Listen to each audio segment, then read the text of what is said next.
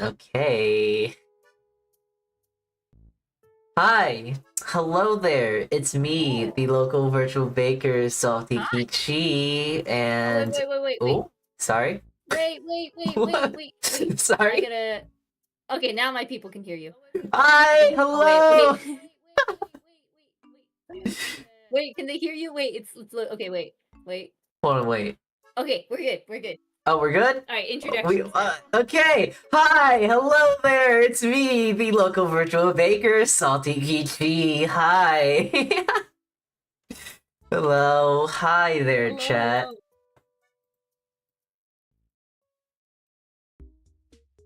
Welcome in, everyone. Yeah.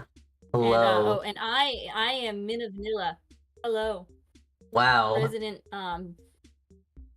mom and kitchen lady. I can't believe it. It's the Minna Vanilla. Oh my god. And we're here with a stream. Oh my god. We've been waiting for this collab for like 2 weeks, 3 weeks. Yeah, we made a time and then that time didn't work, so Then we had to push it back a week, and then here we are today. So Yay. Hey, about time we got to it. So hey, woo. Okay. All right, so today Salty is going to teach cutting skills so I can get better at cutting food faster. Yeah, knife skills. That's gonna be something fun.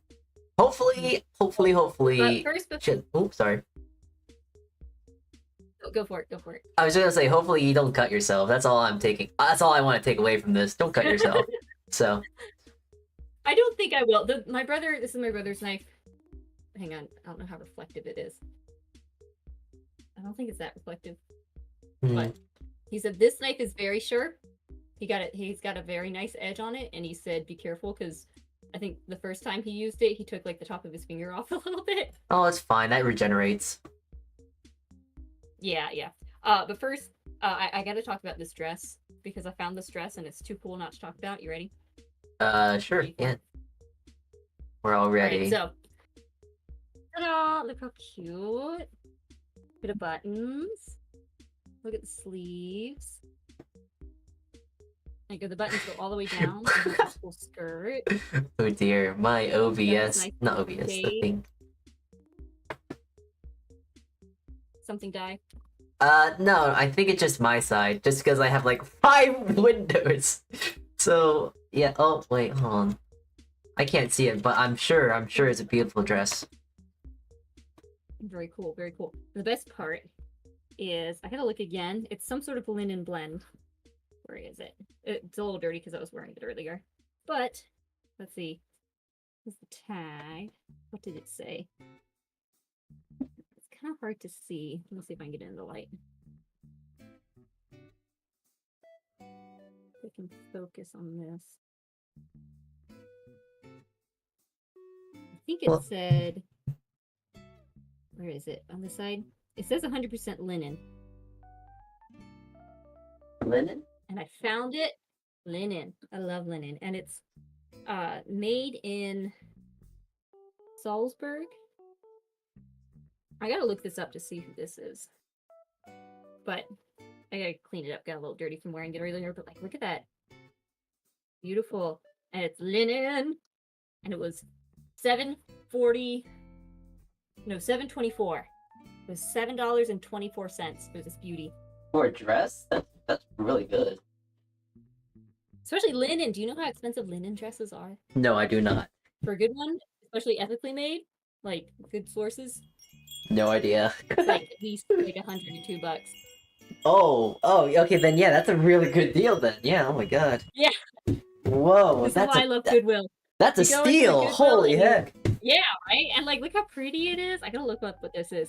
But it's like, you go into a Goodwill and there's all just like the random kind of clothes. So and you find gems like that.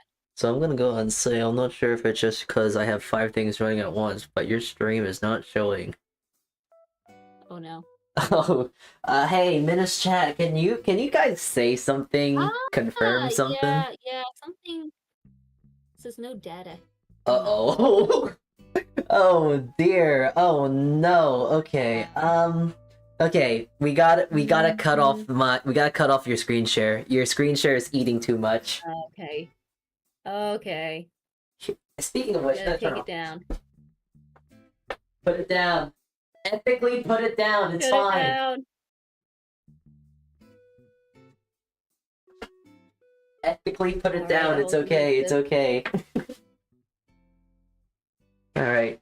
I'm just Okay. trying to Let's see if that fixes it. hopefully. Hopefully. All the meanwhile, I'm just going to start getting out the things that we are most likely going to cut today. Mm-hmm. So, hold on, I gotta try and remember what because I do A have, whole bunch of stuff. yeah,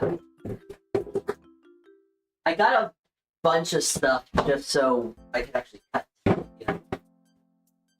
Because there are some things where it's like, oh yeah, it's great to cut. It's you can figure something out, but then there's something where it's like there's better ways to cut things, and yeah, hold on, I'm gonna try and refresh your stream. Let's see. It says no data. How do I get it to?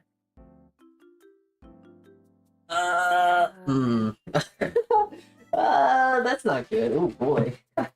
It's connected. It's like the Wi-Fi is kind of weak. The Oh, Wi-Fi's upstairs. the Wi-Fi being weak. At least like in this part of the house. Any technicians in chat?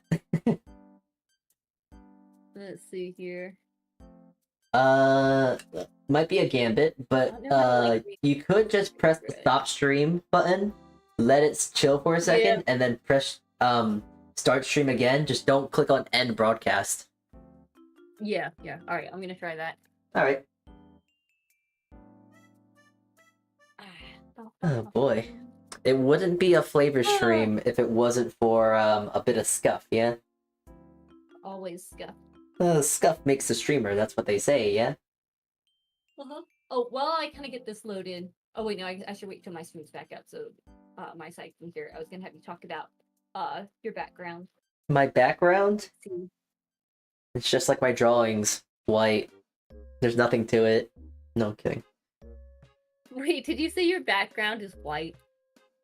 Well, it's like nothing. It's an art joke, Okay, I guess. Funny because when I think background, I think of like ancestry. Oh, background is not white. Oh, well, okay, yeah, no, I am very much not white. Okay. I was thinking it a different way, and you just went another way. That's funny. Yeah. Oh right. dear. My OBS is like stalling on the stopping stream. Uh-oh. What is it doing? Usually I stream in the garage and I get a little bit better Wi-Fi. I don't want to go out there though. I want to be in the kitchen. Close OBS, because as long as you don't end broadcast, you're not ending your broadcast. True. Okay. I've done this before. My entire PC crashed, and it was like, it's fine. Just gotta click on the thing, click on the streaming room, and then you're fine. Yeah. All right, let's try this. Meanwhile, okay, so I'm gonna go down the list of things I have to know if you have them. Actually, we'll do that when you get live. It'd be kind of weird to go over this stuff now and like. Uh-oh. Minna! Minna! I'm gonna see if I can start streaming again. Alright. I'm starting stream on OBS again. Alright, starting stream. Let's see. Well, you know what that means. What's it gonna do? You gotta show your dresses again. Oh yeah. Well, at least your side got it, right? At least me talking. I guess they didn't see the visual. They definitely heard you, but they didn't see you. Can they hear me? Yeah, they can hear you. They can hear you. Hey, chat, say hi to Minna. Alright, I'll show off the dress. Hi! Lung says, damn, linen. Yeah, linen. Linen. I can't remember, like, what's more expensive, linen or silk? I imagine silk would be, yeah? I feel like most of the time, yeah. I don't know. I don't know enough about it. Fair enough. Fair enough. Let's see. For me, I kind of am basing my knowledge of fabric when it comes to, well, fabrics. Been trying to get into plushie making recently, so I know linen's fairly expensive though. It's like, oof. What is this doing? What is this doing? Yeah, linen can be expensive. Okay, start stream. What is it? What the heck? No, no, I don't want stream. Stop. Go away. Go away. I want Nicola this my says regular- hi, by yeah. the way. Hi, Nicola. Hi. Oh my god, is that B Nicola flavor in my chat? Oh my god, that's crazy. I'm about to go do flips. No, why is it doing this? I don't think your stream likes you. Streamlabs. Oh, you're using Streamlabs? No, I'm trying to I downloaded it or connected it once and now it's like popping up. Nice. Have you tried uninstalling Streamlabs? Let's see. Oh, no way.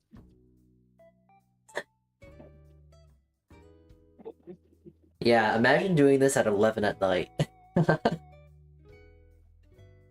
Oh dear, that would be quite the fun time to do. That would just be...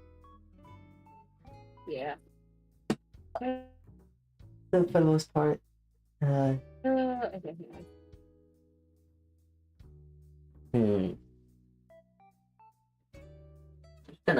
Just gonna I have under all this produce, of course I have bread. I'm just gonna have a little munch in it.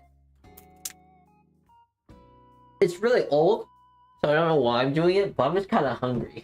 So you might have to connect to a wired connection.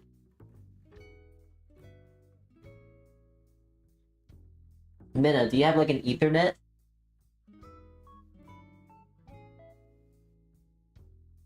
Uh-oh. I think we lost her. Oh no, Minna's dead. No. Yeah. Oh no, she's wait, I just saw her I heard her for a brief second there. The voices are not fake, they're real people, I promise.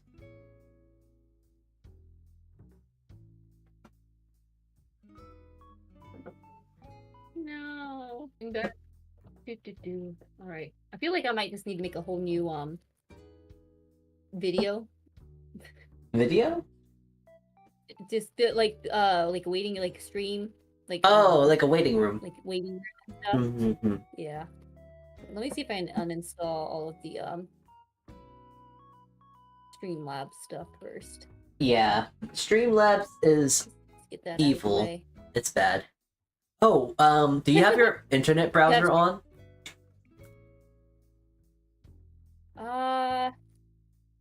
One of them. Yeah, let me make this one go away. Because the moment you the moment you go live, you should probably turn off all your Windows, all your Internet Explorer stuff, because that's going to eat away from your streaming stuff. Yeah, there's a little bit.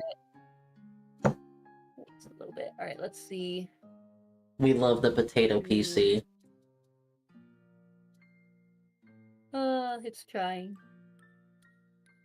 All right, uninstall. Gambate, Minna, you got this.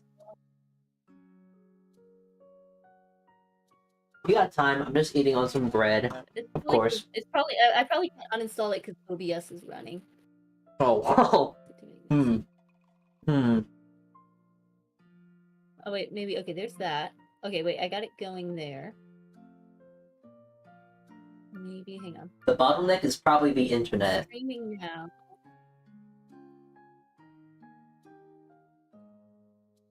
Am I gonna have to go move into the garage or something? If she's on Wi-Fi and the Wi-Fi is spotty. Oh wait, there we go. It says excellent connection. Oh, awesome! Let's go. Awesome. All right, let me just check into your stream again. Catch up? Is it gonna catch up? It says excellent connection. Oh, I see you. I see you on your live right now. Oh my god, that's crazy. I can see you. You're moving. Wait, no, move yourself. Move right or something. I see you move. Oh my god, we're so back. We're so back. She's a live chat. We're so back. She's alive! Alright, Oh my god, that's Can't handle crazy. screen sharing. Yeah. Can't handle screen sharing. Screen I sharing have a just potato laptop, yeah, screen share just absolutely kills you. Sorry, we can't do that. apparently. We're We're back, so boys. back though. back. Let's go. Hold on, wait. Woohoo! Alright, we're only like half an hour into the stream. So Actually, we're only 17, so terrible. like, hey, that's like best case scenario right there. Yeah. There we go. Alright, I'm gonna get my coffee to celebrate. Coffee. I forgot I had a coffee over there. Weak. I don't need coffee. There we go. Alright. Woo! Alright, now I'm gonna show off my dress again. Yeah, show off your show You off guys that ready? dress. Alright, guys. It would so be I've got really this dress. funny. It's The moment you linen. show this dress, it completely Isn't it crashes the pretty? stream again. No, don't speak that. Don't say that. It's the Really fleece! pretty. Oh, that's so cute though. Yeah. Pretty. Oh, that's a Isn't really it? nice dress. Like, Yeah, you that's see the so. lines here? And he said It's like got, like, this $14 on that? It looks even better. Like, I spent $7. $7. That's $7. good. Chat, you gotta go check on her stream. $7 Screw my stream. Go look at her for- stream. It's much cooler. Nicer. Goodwill's where it's at. That's a pretty dress. Because you see all the random. I know. I look at the skirt. Look at the sort of little. The buttons detail though here, are kind of like, cute. little- Yeah. I know. The colors Right? the color's it's got very this pretty, pink especially for like skirt. winter time. It's like very lovely. Oh yeah. Hmm. And it got suddenly very overcast and cold suddenly. It Hmm. had gotten pretty warm again, and now it's back to cold. So it was like, Sounds about right. Yeah. I'm pretty. I don't like being cold, but even Oh. with the cold drop, I don't know what the temperature is. Probably in the 60s. But I don't like being cold, and usually I want to like put longer stuff on. But this did all right for me walking around outside. But it's so pretty. I gotta clean it up. I was wearing it, so it got a bit dirty. Ah, So oh, cute. $7. I love it. $7 or something like that. That looks pretty class. I'm gonna go out and say it looks beautiful. A good deal at that too. I know, right? Right. All right. So All right, so Goodwill is good for forgotten treasure. It really is. yeah, I need to see if I can find a Goodwill or like a secondhand store nearby. Yeah. Really, just any secondhand stores. I found I love thrift shopping and like antique shopping and finding all this fun stuff. Uh-oh, Haggard. All right, introduce Haggard. yourself again, I guess.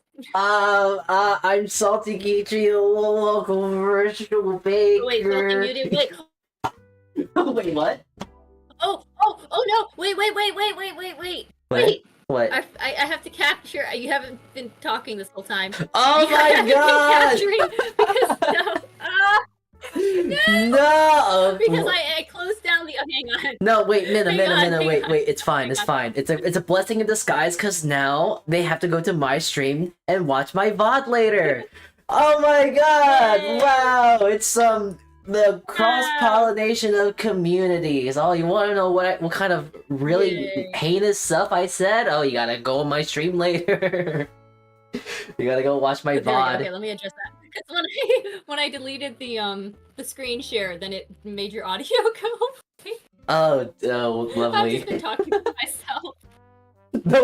Minna, Alright, well, Salty Minna, the thought my voice was voices. great, and that's all that matters. The voices, they're talking again. Minna, Alright, well, take your medicine. I'm not I real. think you're fine. Okay, It's been a figment of my imagination this whole time. I'm not real. Alright, I'm So I sorry. think we're finally set. Okay, let's get the cutting then. Finally Yes. set. Alright, you can hear Salty. You can hear me. Wait, no. First, talk a little bit about your day. Like, I'm kind of curious myself. Like, what do you do at your day job? 'Cause I know you work in the Okay, kitchen, my cooking, daytime job. What is it like? What's your like day-to-day life at your job? Well, it's either a lot of stuff or a lot of nothing. I work specifically in a banquet kitchen, and usually we're pumping out numbers of at least 100 a night or 100 in the afternoons. So we're fairly busy. We do big numbers. And our place the place that I work at is a very nice quality place. We have good food, product, and all that sort of stuff that we push out for our clientele. We have apparently I think we have 1, 2, 3, 4, 5 kitchens on our property. So Oh wow. yeah, we only specifically the one part I work in, we do at least 100 every morning or night. So maybe we're doing around, let's say, 200 people a day. So there's Wow. that. And like that's most days you've got like at least one or two like banquets going on. We have one pretty much every single day, aside from Sunday. Wow. But we still actually have our own operations open during Sunday. We have our breakfast operation, to where we're pushing out like maybe 90 people that come for breakfast to sit down and get something to eat. So there's stuff wow. like that. We do pretty big numbers. From what I know, we get pretty busy. So to say at the very least. Yeah. And No, since my stream's dying again. no. No. No, not like this. No. Someone's Why? someone's DDoSing you. That's crazy. I can't believe that someone's Why? DDoSing the funny anime girl. That's crazy. What am I gonna do? You gotta get a new IP, Minna. You know what? I'm sorry. All right. You know what? I think we're just gonna. I think we're just gonna go to your stream. I was gonna say, do we just want to like wing it and like, okay, if you like, do, if you can capture. yeah, I can capture your you- screen at wait, least. wait. So Okay. yeah, We're just gonna do the collab on your channel then. okay. I think that will be best. Move everyone over there. All right. Well, hey All right, everyone, come on in. Let me set this to raid into over into your channel. All right, I'm going this to is- just do the struggle semantics lesson. here. Hold on, semantics. You probably got a screen share your camera, but you'll be able to do that. Yeah. Oh, I love Right. playing semantics. Let's go. All right. Okay. Well, everyone, I've got the redirect set. I guess I will just go ahead and send everyone over there. Yeah. Here, let me send a message in the chat too before I end. Uh-oh. Oh no, our DMs. Oh no, my DMs. I showed them all. Whatever shall I do? Oh no. Don't worry, Oh, they no. saw very important things, such as the password to this room that we're definitely using, and your Oh, board. yeah. Oh no, what a Yeah. Greek tragedy. They saw such scandalous, incognito stuff that they should have definitely saw it. Oh no. Oh god. It's over. Sorry, Minna, your streaming life is over. My career is dead. Flavor Right. dies and it's my fault. Uh-oh. Salty is gonna take over everything. We'll just be one homunculus of all the flavor talents combined into one streamer. That sounds Living in your horrifying. head. We'll just consume. Wait, you're back, each you're back, flavor oh no, you're not back, never mind. Wait. Oh shit. No, Never it's mind. not worth trying to fight this. It's not worth trying to fight this. Okay. I am now going to stop my OBS and stop this stream. Alright. On my side, I might be dead. However, we shall move on. I shall live. I will be Minna's living legacy now. We will persevere. Perseverance. Oh my god, Minna, thanks for the raid. How you doing? How was your stream? Woo, woo, Man, woo, I'm nice. so Actually, glad to see you.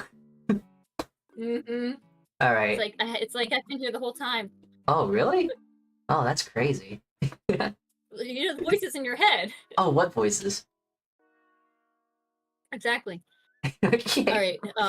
Yeah, do the funny little screen share, and we will get that set. All right. Let's see. Screen share over here. Yeah, I've got mine. Oh, these are your knives. Okay. Here, look. I can't see. Here, wait. You want to be on stream? Wait. I I can't. got screen share. I can't Hang see on, these wait. knives. I Wait. didn't know you were screen sharing. I'm trying to screen share. I continue to not care.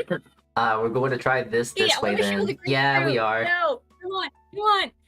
Oh geez, Minna's where getting is it? Minna's getting Discord, sapped. Uh oh. Discord. Go live. Okay, Discord. Oh wait, no. This is. Oh no. You got okay. So just saying, I you need gotta to turn your get- you gotta turn your camera on, but don't turn on your video camera. I'm just gonna let you.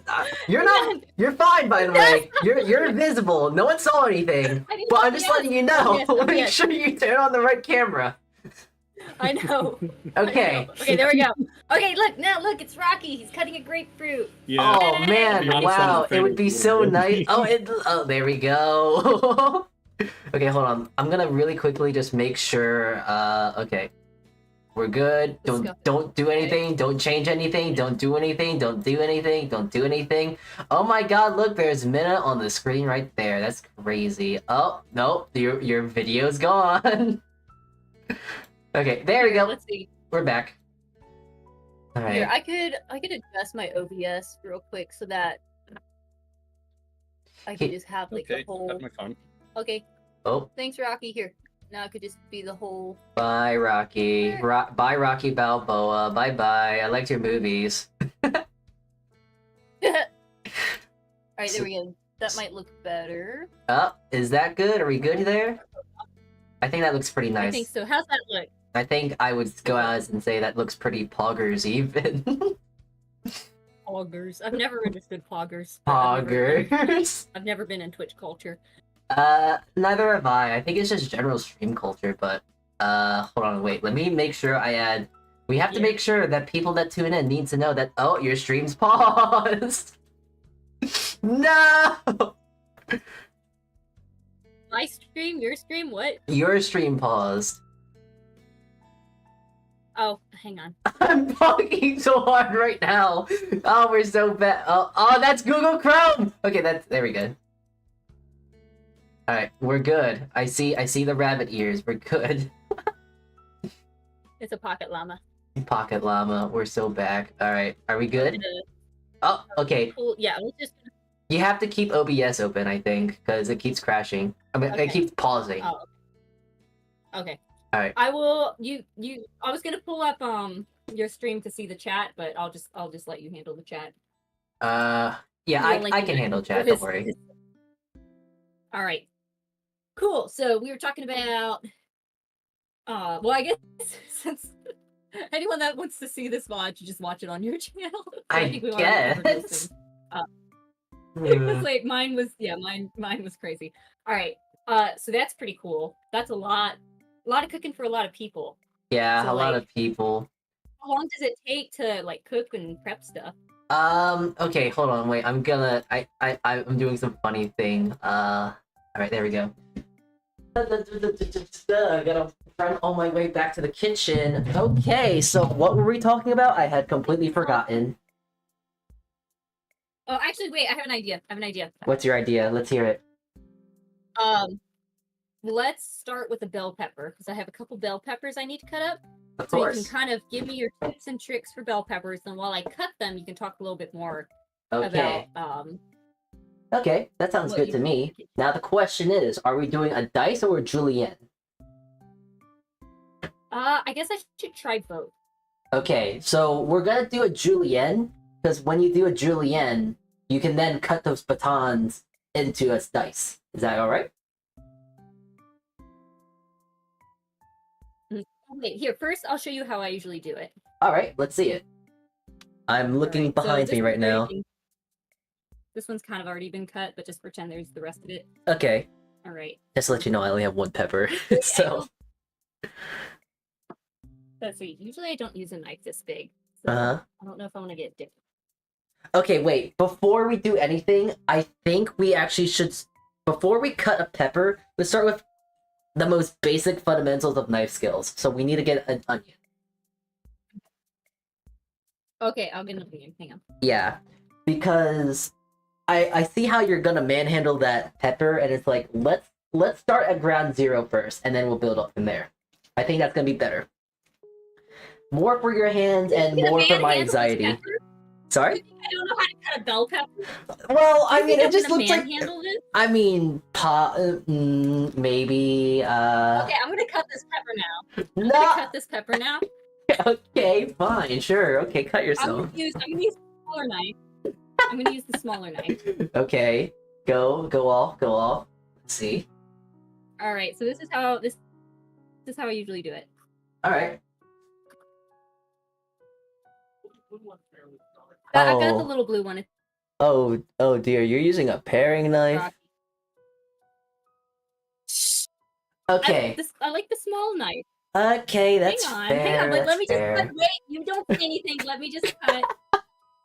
Let me just cut. Okay, and then okay. you can make your judgment. Okay. I'm not saying a word right now. Never mind. Sorry. I'm gonna drink some water and watch. I'm here to learn. But also, I need to try and prove myself first. Well, you see, the best way to build someone's what is it, knife skills is by destroying their ego first, because then they get so mad and they start learning better out of spite. So, it's a joke. Ah, there we go. All right, so this is how I usually do it. Oh.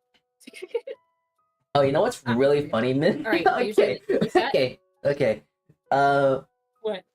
Sorry, the thing just momentarily crashed for a second, but we're back. We're so back. Okay, so Yeah, I saw that. yeah, so All right, let so me I do that, and then I cut these parts.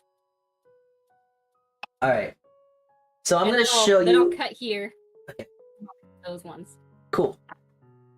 Okay, that's pretty standard. That's pretty like a normal way to cut things, so that's not too bad. This is just doing like a big dice. Yes. So, okay, yeah, that's pretty normal. Yeah. Okay, I can definitely see how you would take 5 hours to do something like that. Then,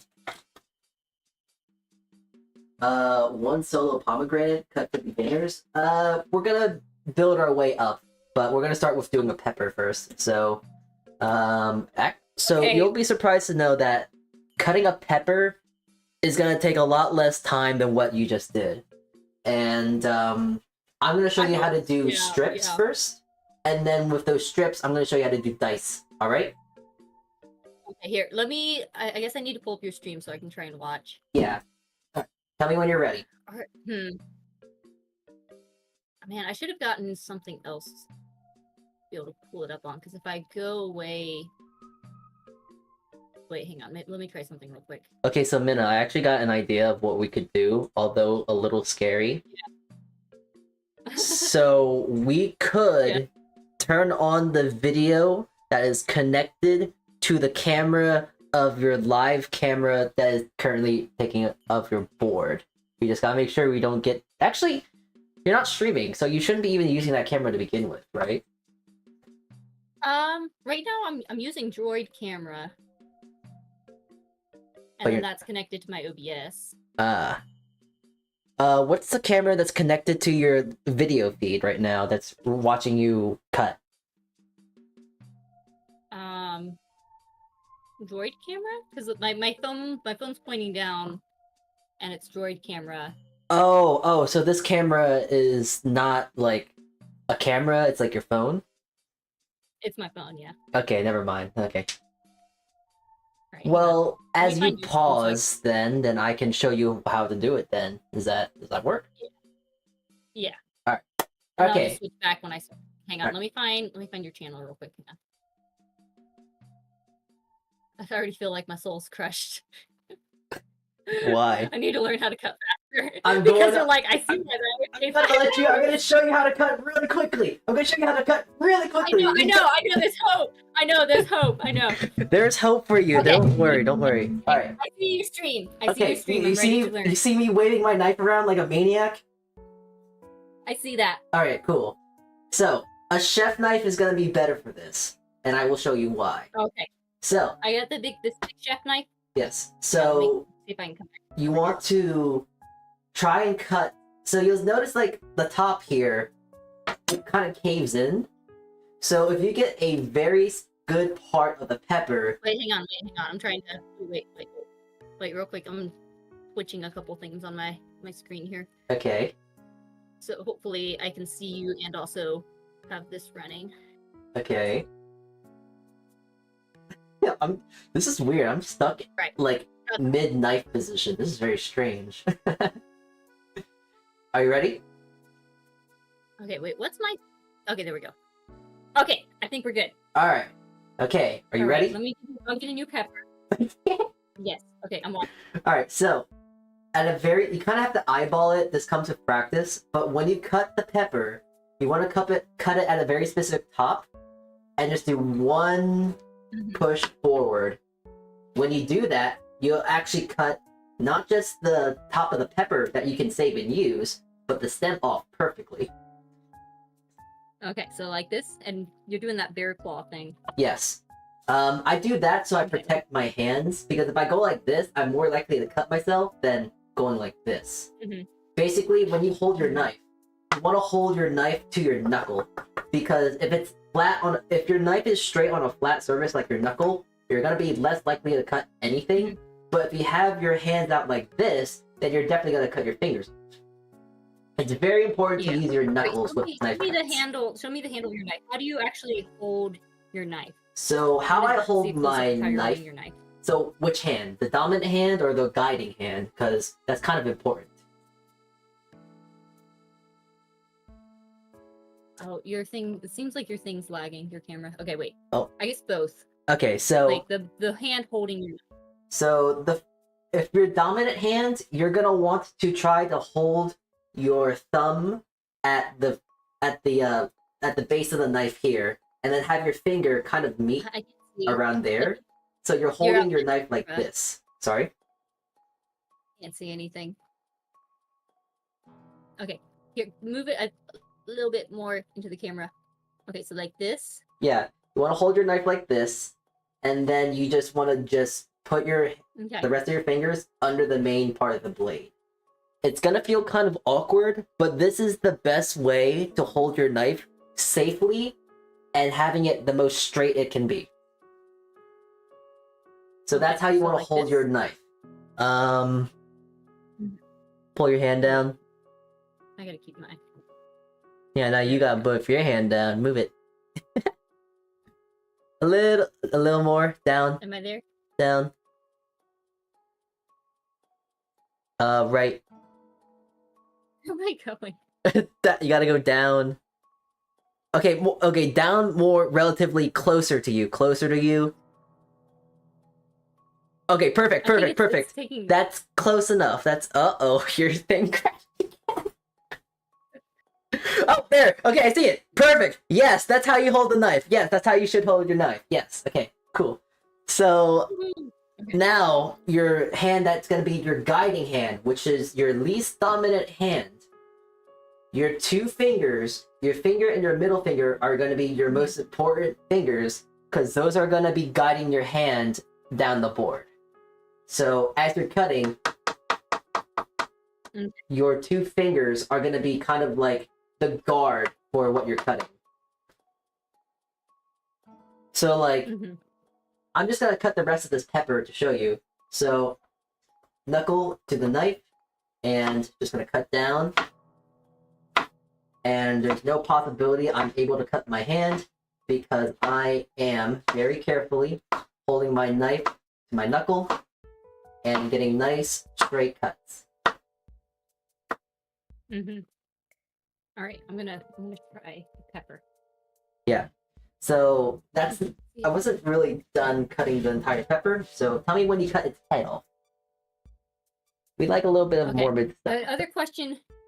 Answer. I guess like the angle. Try to keep it as straight as possible. Your knife. Okay, so you don't want to angle the knife down when you cut. You want to just. You want to be a nice straight cut, almost if you're trying to cut their head off. Yeah. Yeah. So I guess I don't know. I'm trying to figure out how to like. So if you want to make sure that your knife gets the most smooth cut, you don't want to push down on your knife, but you want to do like a nice slide forward. You want to just slide forward with your knife. It'll make the cut feel a lot more natural, and it'll be more slice. Straight. Yeah. So you want the knife to stay straight, and you kind of slide forward as you go down while keeping it parallel. Yeah, you want to try to actually slice and not push down. Slicing helps the blade cut a little bit more evenly, while also trying to slice, and you're not trying to pulverize what you're trying to cut. Okay, I'm ready. All right. So you cut the top off, right? Knuckles. And the knuckles are like. The Okay, knuckles ready? should be I'm cutting it straight now. with Ready. your knife. So I'm not sure if I'm able to show this on my stream. Yeah. It's really hard. It's really awkward to angle this without hitting my camera and accidentally doxing myself. But like, you need to have your knuckles essentially this. straight to your knife. And yeah, that's really it. There's not much more to explain. You want to have your hand. You want to have your knuckle to the knife to where you're gonna cut, and then I forgot to mention, but your thumb, your ring finger, your pinky is gonna be kind of what holds whatever you're gonna cut. Like your two fingers are gonna be used to cut whatever and whatnot. Okay, I'm gonna try it. but, Ready? Yeah, I'm watching. Okay.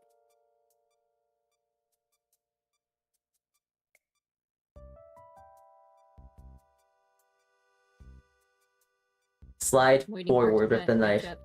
Yeah, slide forward with the knife. Okay, that was a clean. Okay, good. That was a clean cut. Perfect. And the stem is still there. Leave that what it is. That's a perfect cut. That is perfect. What? All right. So... That's good. That's good. Yay! Okay, actually, I'm thinking because it going through OBS and then back to Discord is kind of making it really laggy for what you're seeing. Like when you see. Mm-hmm. Are you able to? If I can get. See if I can get it straight to Discord. Okay, somehow? before you do that, let me just turn off your camera. So just in case, you'll. Okay, go. Yeah, just in case. Yeah, go ahead. You're good. Okay, let's see. Trying to think how I can get. All right, chat. While she's How I doing can that, I'm gonna start dicing some red pepper then. I'm gonna do this. Let's see. Maybe. Oh wait. Maybe. I think of what I'm gonna use with this diced pepper though. That one? I'm gonna make a romesco sauce or something. Or maybe do like some sort of Holy Trinity ordeal. Southern food.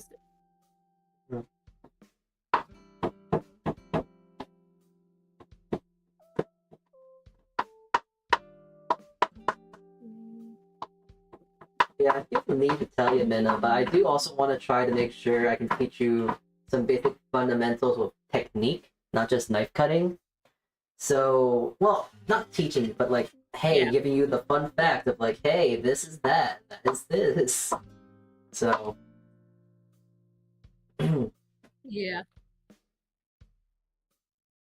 but yeah, did you know there's... Way... Sorry? I'm just trying to think how to get my droid cam to go straight to Discord, but I'm not sure how. Well, how is it connected to your OBS? Through like a plug-in for droid cam. Okay. Yeah, that makes it hard because if it's plugged in via if it's connected via a plugin, that's gonna be kind of hard. I'll do like a quick Google search. Okie doke. Yeah, let me do a quick Google search. I'm going to actually just start not cleaning, but I'm gonna just mess with some stuff that I can throw into a stock. Gets that ball rolling. Yeah. Because I'm going to be making a lot of waste today, and I don't feel like wasting it, so I'm going to be making a vegetable stock as well today. Do you often make vegetable stocks at home, or not really?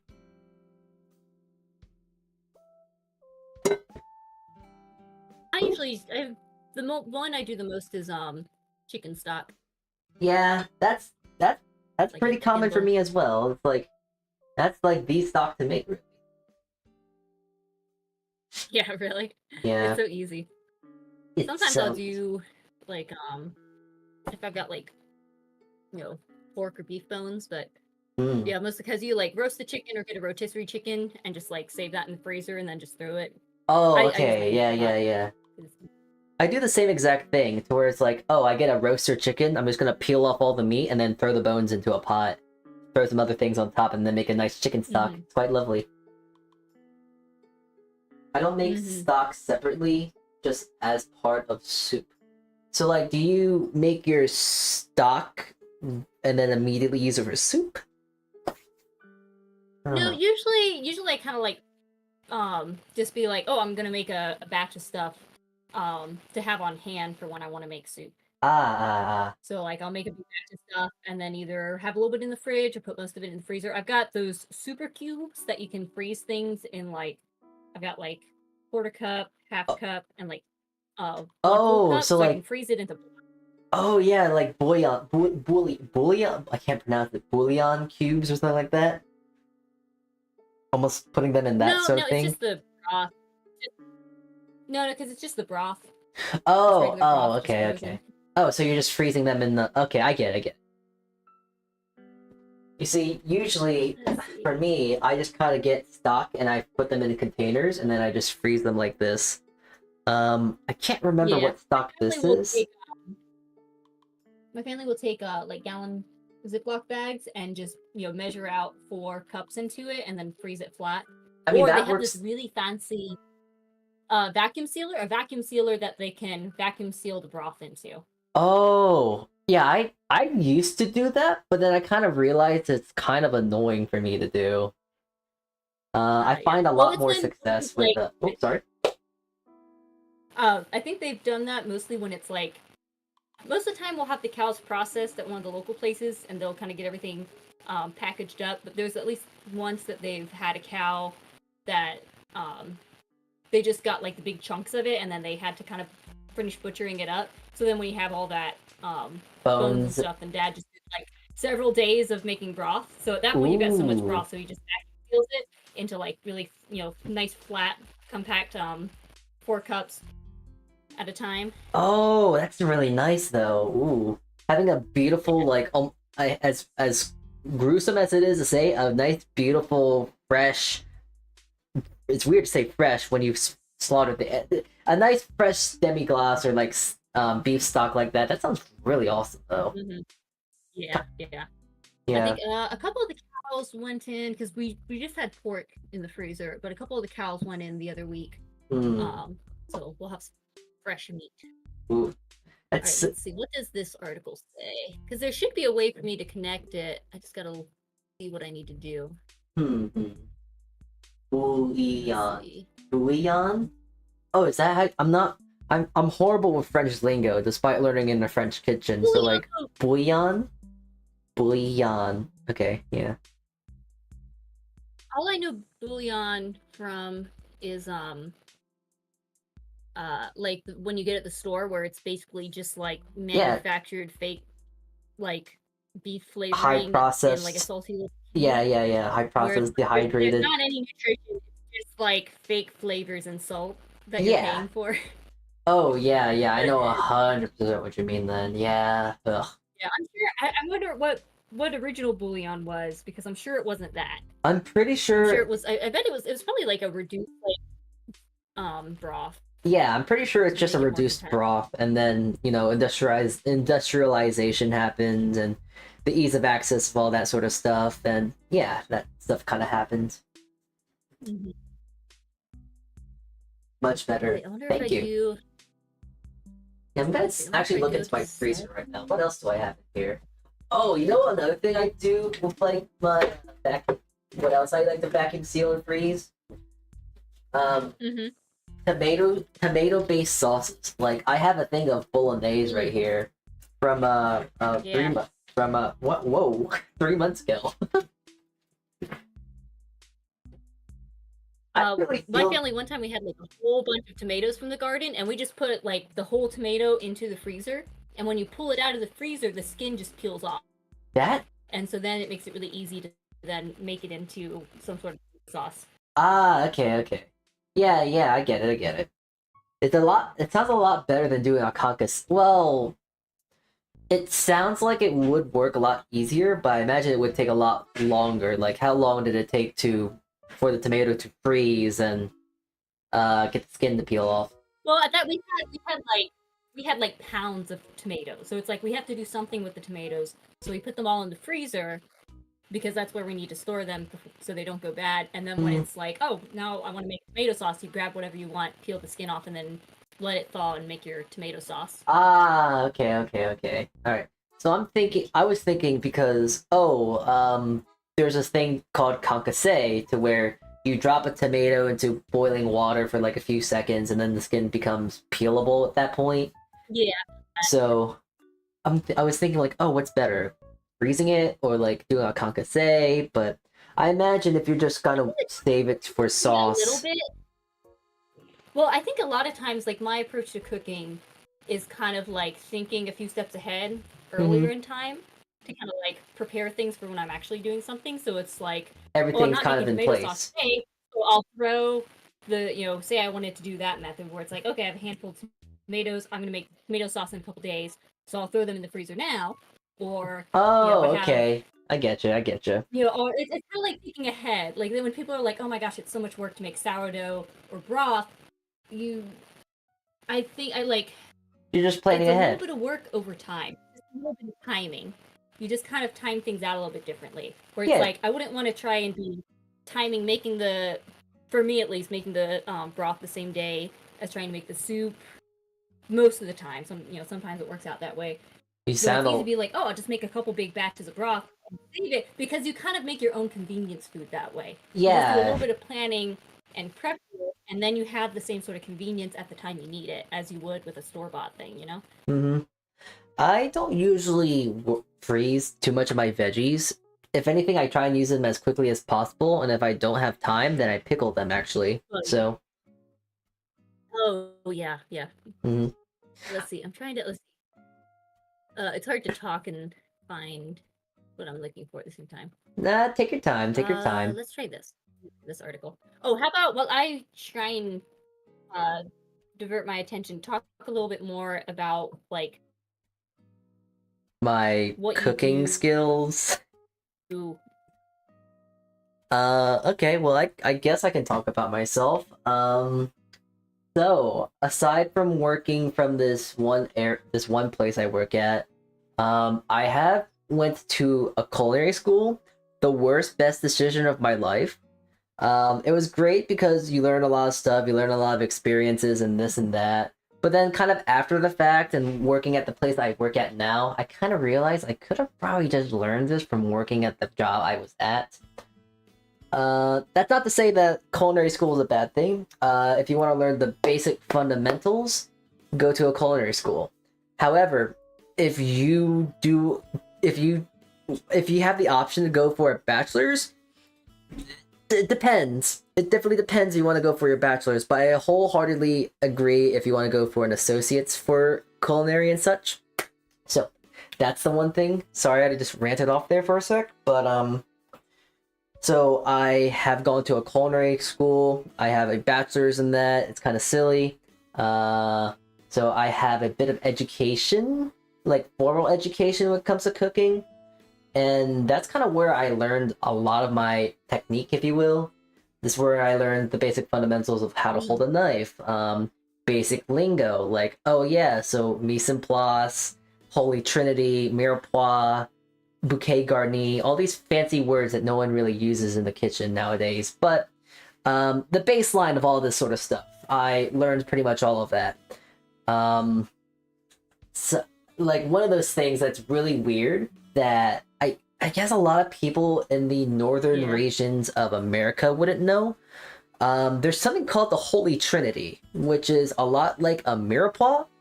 And I guess I should explain a mirepoix. A mirepoix is the basic celery, carrot, and onion. In and out for me a little bit. Who, me? Am I bugging out? Your audio was cutting in and out for me for a little bit. I'm not sure why. Are we better now? Yeah, I think it's good now. All right, cool. I'll continue yappage. What was I talking about? I forgot. Oh, yeah, you were talking mirepoix. about the like basics of knives and stuff, and something about an onion. Yeah, so I was talking about mirepoix. That is the basics: carrot, celery, onion sort of ordeal. And there is something that is very similar to mirepoix, which is what I'm going to be using these peppers for. It's something called the Holy Trinity. It's kind of silly, But it's the southern version, the American southern version of a mirepoix. I don't always remember it, but I believe it's celery, onion, and pepper. And I believe the reasoning to that is because carrots are a lot more, was a lot harder to grow back in the day. So instead of doing that, they used bell peppers instead. And they would use that in the basis of all their kind of cuisine, especially in Cajun cuisine. They'll do that to make like gumbo, dirty rice. I can't really remember any other Cajun food right now other than gumbo and dirty rice, because those are two like the oh yeah, that's very very Cajun sort of things. Aside from blackening seasoning, but I can't really think of anything else that uses the Holy Trinity. Mm-hmm. And like there's different cultures have their different variations of the like 3 main components. Yeah, like I'm pretty sure at the very least, onion is non-negotiable. Every culture will have at least some sort of variation of an onion, such as maybe, I don't know, Asian cuisine's gonna be using a leek, for example, for their onion. So I don't understand people that don't like onions. I love onions. Yeah, I feel so bad for people because this is very often that happens, but at our job, we have to worry about like, you know, not illnesses, well, ailments such as being gluten intolerant and dairy intolerant and stuff like that. Very common. We find a lot of people with a allium allergy, and allium is pretty much anything from the allium group: garlic, onion, leeks, scallions, chives, anything. That would be awful to have that allergy. That would be worse than gluten. Yeah. Gluten, celiacs, dairy. Yeah, I've had to give up dairy for a bit before, and I'd rather give up gluten than dairy. Yeah. And then it's like, but if you can't have like onions and things, that's like you don't get to have like the yummy sautés in the same way. You can't have any flavor, and like everything has onion in it. Everything. Statistically speaking, the most commonly used vegetable in a kitchen is onion. So it's hard to avoid it.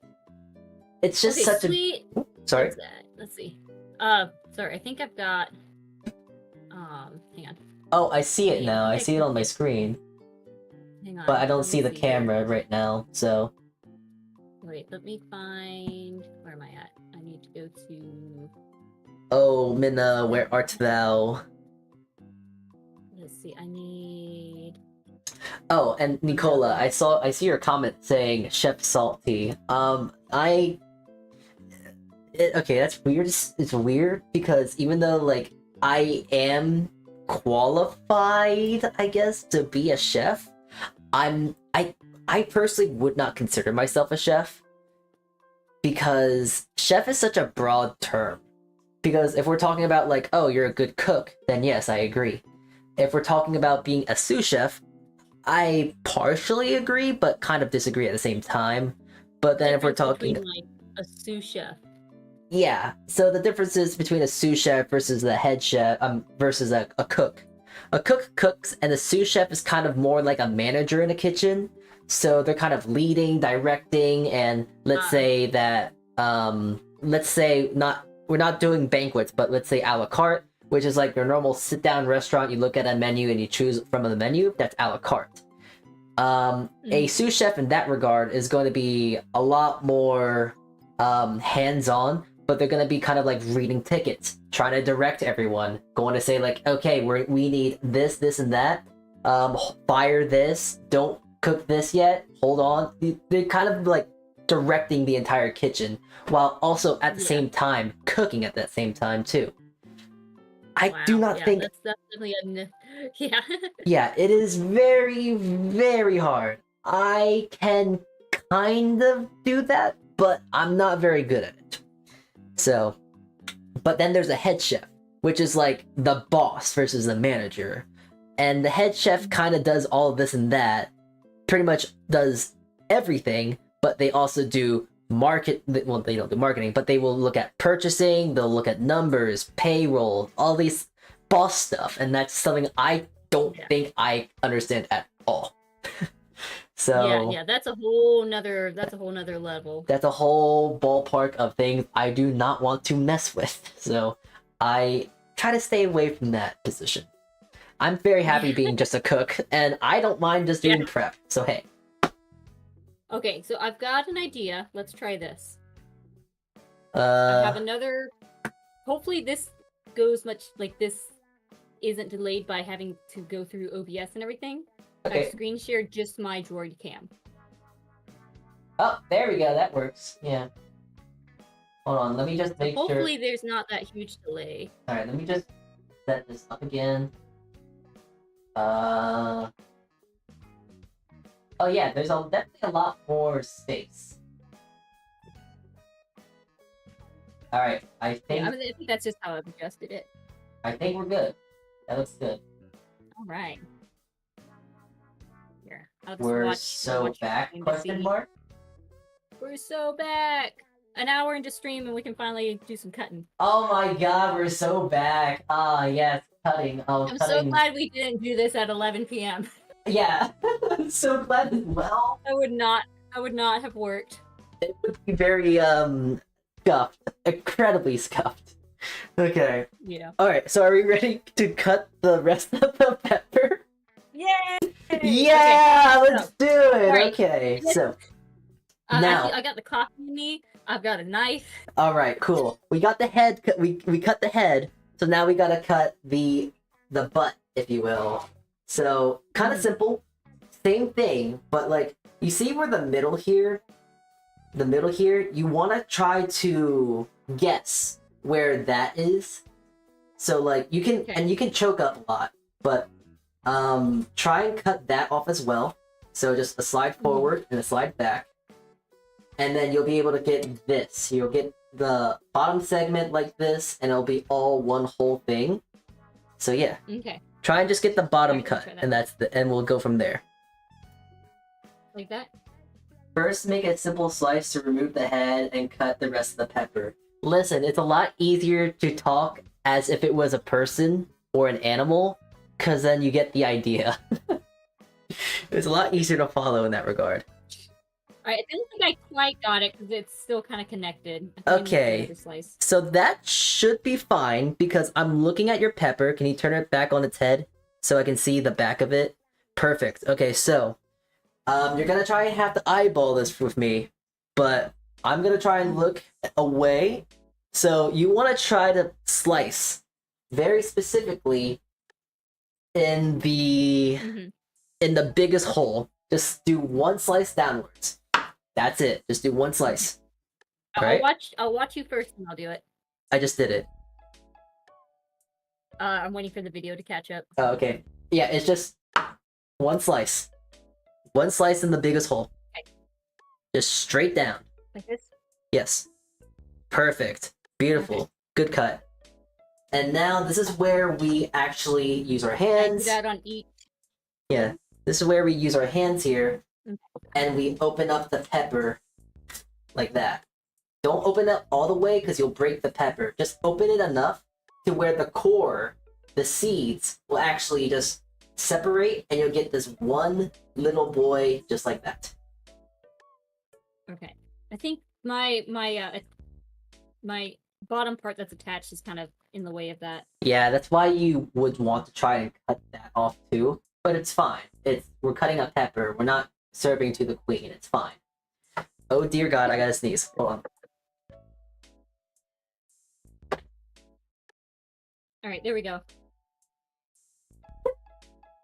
Now I Alright. just take the seeds out.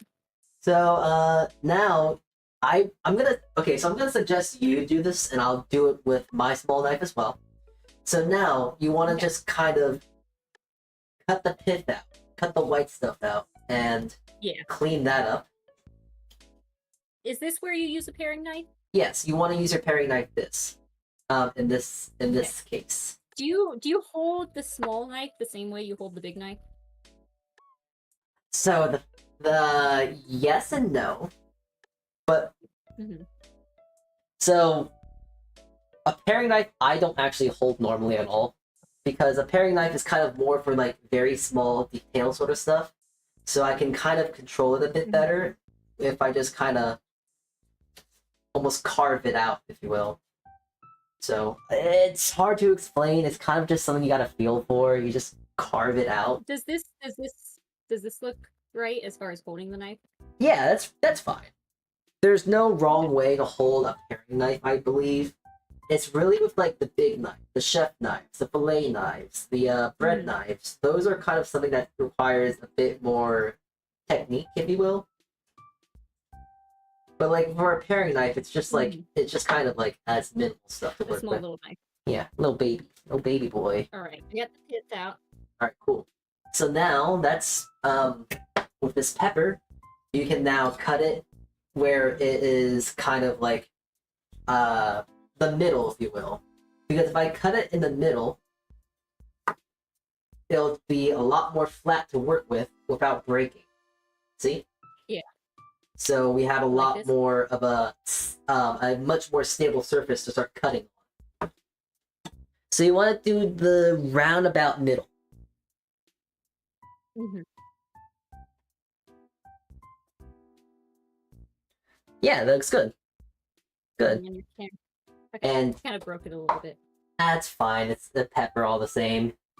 So now... So usually I cut it with the inside facing up and the skin down. Do you cut it with the skin up? So it really doesn't matter, though I will tell you I have a preference cutting this way. Because if you have a bad knife, let's say, and you're cutting this way, since the skin is so fibrous, you might not cut all the way through. But when you cut on the skin, you know you're going to be cutting through that thing all the way, all the time. But it really is a matter of preference and how sharp your knife is. So you can do whatever you'd like. There is no right or wrong. It's just preference at this point. And That way. sorry? All right, I'm gonna watch you cut. All right. And then I'll cut. So I'm gonna now, watch you cut and then I'll cut. all right. So now I'm gonna do some slices. I'm gonna do some matchsticks, juliennes, whatever you want to call them. And I am just going to do.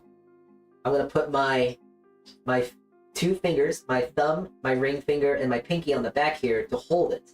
But then I'm going to use my knuckles here to kind of guide my knife as I cut. So, my knife to my knuckles, and I'm going to push, up, push, and then eventually when you get really good, you can get into the rhythm of it, and it just becomes almost like muscle memory. And then you just cut real quick. So your back fingers are pushing. Your back fingers are pushing the what you're cutting forward. Yes, your back fingers are kind of like you're using your back fingers to push as you're like cutting, as you're cutting the vegetable of choice here. It's almost like so fast. I don't know how to explain it. It's almost like I don't know how to explain it, but it's just you gotta you just move the vegetable with your hand, and then you let your knife do all the work. The easiest way to make sure you get a safe cut, a clean cut, is making sure you have minimal movement with your knife and your knuckle. The only things that really should be moving is the vegetable and then your back fingers that are pushing the vegetable forward. Okay. I'm gonna try it now. Can you see my camera? Hold on. I'm putting my my peppers in a container. I'm gonna make curry with it later. Okay. All right, watching. All right. So I got it like that, and I just go. I focus on keeping the knife straight, and I slide forward. Yes, just slide forward with your knife very gently, and as you move your knife back up, to almost do a reverse motion, so then you get yourself back in position and slice forward again. You're essentially almost like rocking your knife back and forth in that regard. Yeah. Not very even, but I think I'm getting the motion. Well, when you're learning knife skills and stuff like that, you're gonna get bad cuts. It's just kind of something that is slow and steady, and also just a lot of just muscle memory and just cutting. The most important thing if you want to get good with knife cuts is repetition. The more you cut, the better you get. Yep. Yep. All right. I think that was decent. Yeah, that was a good cut. That's a good cut right Technique. there. I mean, if And then I'm assuming if you dice it, you just line up, yeah, you know, then your juliens and then just do the same thing. oh yeah, hold on, wait. I'm gonna just cut this real quick so I can actually do it. So, if you want to do a dice now, you pretty much just line up your matchsticks, or you line up the pepper, and then you just kind of push your knife and get them to the size of the pepper that you like. So I'm doing a very small dice here. You should do ASMR. You should do an ASMR stream where it's only like you put the microphone really close to the chopping and you just chop things really fast like that. I probably could do that. Yeah. That was scary fast. I have it fast and aggressive chopping ASMR. Passive aggressive cutting. Oh, that's funny.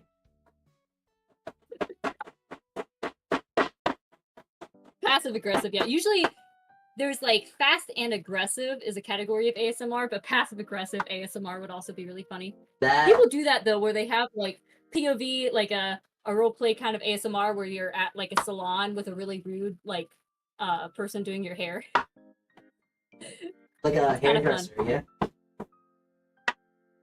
Okay. Yeah. See this is how I tend to hold the knife. Do you see this? This is Hold what on. I automatically go to. So yeah, okay. So that holding like this is very beginner friendly. It's like Yeah, that's kind of pretty much how everyone holds the knife at first. But like the issue about holding your knife like this is that you don't have much control. You won't be able to get a flat cut. You won't be able to get a straight cut, more importantly. And also, this is a personal thing, I think, but like when you can pinch your knife, the hilt of your knife like this, you have this feeling of more control. Yeah, I definitely feel that. I gotta get used to, I don't know if it's like the height of this counter, but trying to get my wrist feeling good. Yeah. I gotta lower my arm a little bit. Like if I keep my elbow up too much, then I'm kind of turning my wrist, but if I try and keep my elbow level. Oh, that's another small thing. Posture. Posture is also surprisingly important when it comes to knife cuts. Because if you have bad posture, because then you're doing a whole lot of chopping. Yeah, because if you do like a bad knife posture, like I'm like I don't know, I'm like hunched back right now. I naturally want to kind of adjust my hand to where my back is.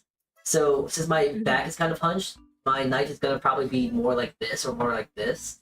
But if I have like a straight back, looking down at the board, and then looking down at the board, my knife is gonna be inherently a little bit more straight.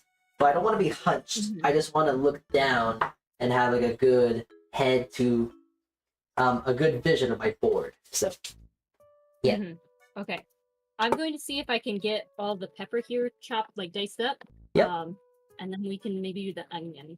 Oh yes. Oh, I love cutting how onions. many I wish I had my Ulu board because that's my favorite way to cut an onion. It's a little square cutting board with a dome on the inside. Or like a little, kind of hollowed out little dome, and then you've got a curved knife, so you just kind of like go with the curve, and it sounds weird. The dome kind of helps keep everything together. That's so weird. I'll have to show you. Well, I don't have it with me, but I'm sure I've used. You'll have to show me a different picture of that. streams. Yeah. Find a spot to show you. I'm trying to see how many. Yeah, trying to see how much of the pepper I can do at once. Let's see. Right, don't try and overdo it if you can't do it. But yeah, don't try and be a hero. Just do what you need to do, because you want to have your hands kind of learn the muscle memory first, and once you start adjusting to the position of your knife, you'll be able to get used to it and go faster. Because I used to be able to not cut at all. Like, I would just be really bad with my cuts, but now I can cut an onion without looking. I can dice stuff very quickly. Wow. I can do this and that. Like, that's yeah. It's not. Right. It's all comes with time. So yes. Yep. Good enough. Just trying to get this chopped up and out of the way. Yep. Take your time. I'm actually gonna get myself a few onions here because I am assuming that you have a butternut squash. Yes? I do. Yes, I have a Okay. whole bunch of stuff. Alright, sweet. Because I want to make myself a nice butternut squash soup today. And it's very Yeah. easy and very funny of how easy it is to make a butternut squash soup. It's stupid easy. So I'm not sure. I'm pretty sure you would know of how to make one. So Oh yeah, I love butternut squash soup. I Mhm. love roasted butternut squash too. I'll Ooh. probably put my butternuts in cubes and then roast it with some cinnamon. That sounds good. Did Yeah. I say butternuts? Yeah. Butternut. I think I said butternuts instead of butternut squash. Butternut. Yeah, a lot of butternuts. Uh huh. That is that is what it's called, butternut. So I like Barber ASMR. Dang it. Oh, it seems like you called out Spectre here then with the sort of hair salon stuff. I mean, there's like regular kind of just like, oh, you're in a barbershop ASMR, and then there's some videos where it's like specifically rude hairstylist gives you a bad cut kind of ASMR. I've seen really strange ASMR meme videos where it's like ASMR, but your girlfriend is beating the living hell out of your family dog, and then your mother comes in and kicks her out. So it's like I've seen some very strange ASMRs. I think it's also kind of a meme. On slicing and not cutting. Yeah. Huh? Oh yeah. Focus on your knife stuff. Don't let me distract you. Oh no, I can do it while I talk. I love GB ASMR because she did like the entire B movie script. Oh my god. As an ASMR, and she just did Shrek recently. Oh jeez. She's expecting her first baby too, which is exciting. Oh, very lovely. Yeah. I was gonna say though, one interesting thing I've realized is a lot of ASMR videos will be like, follow this light or look over here, this or that, kind of an eye movement thing. Mm-hmm. And there is actually, like if you're like midbrain, or like if something is kind of off in your brain where something's not like coordinating, or like one part's too active and things need to be like kind of connected better, doing different things with eye tracking, like if say for some reason, like if you just have someone like move your finger back and forth and like you can't track like their finger, then it shows like something's off and needs to be like connected better. So doing different eye movement exercises of like following certain things, or just there's certain games and different things you can do where it's the eye movement and it's helping trigger different neurons to get things balanced out better, like calm down the midbrain, bring the frontal lobe more working better. So like ADHD, what it sounds of it. Yeah, like okay. There's okay, like, I got a really great idea then. Okay, chat, jingle. I hope you guys staying stimulated after today's stream. Jingle. Listen to the keys. I mean that's not connecting any neurons. That's just grabbing attention though. Certain ways.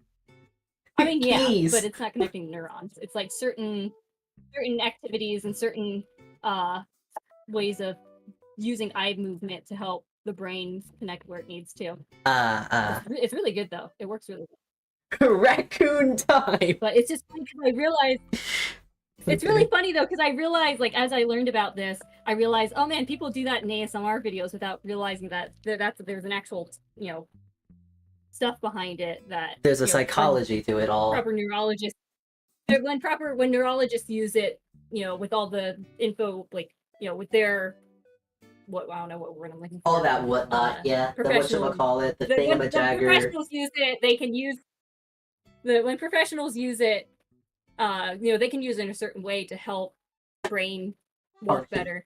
Yeah, and or like calm down, like over, like if your filters in your brain for like sensation aren't filtering enough, and so you're getting overstimulated easily by noise and touch and stuff. Mm-hmm. Doing that kind of work helps bring those back online and filter what they need to, so that you're not getting overstimulated by different things all the time.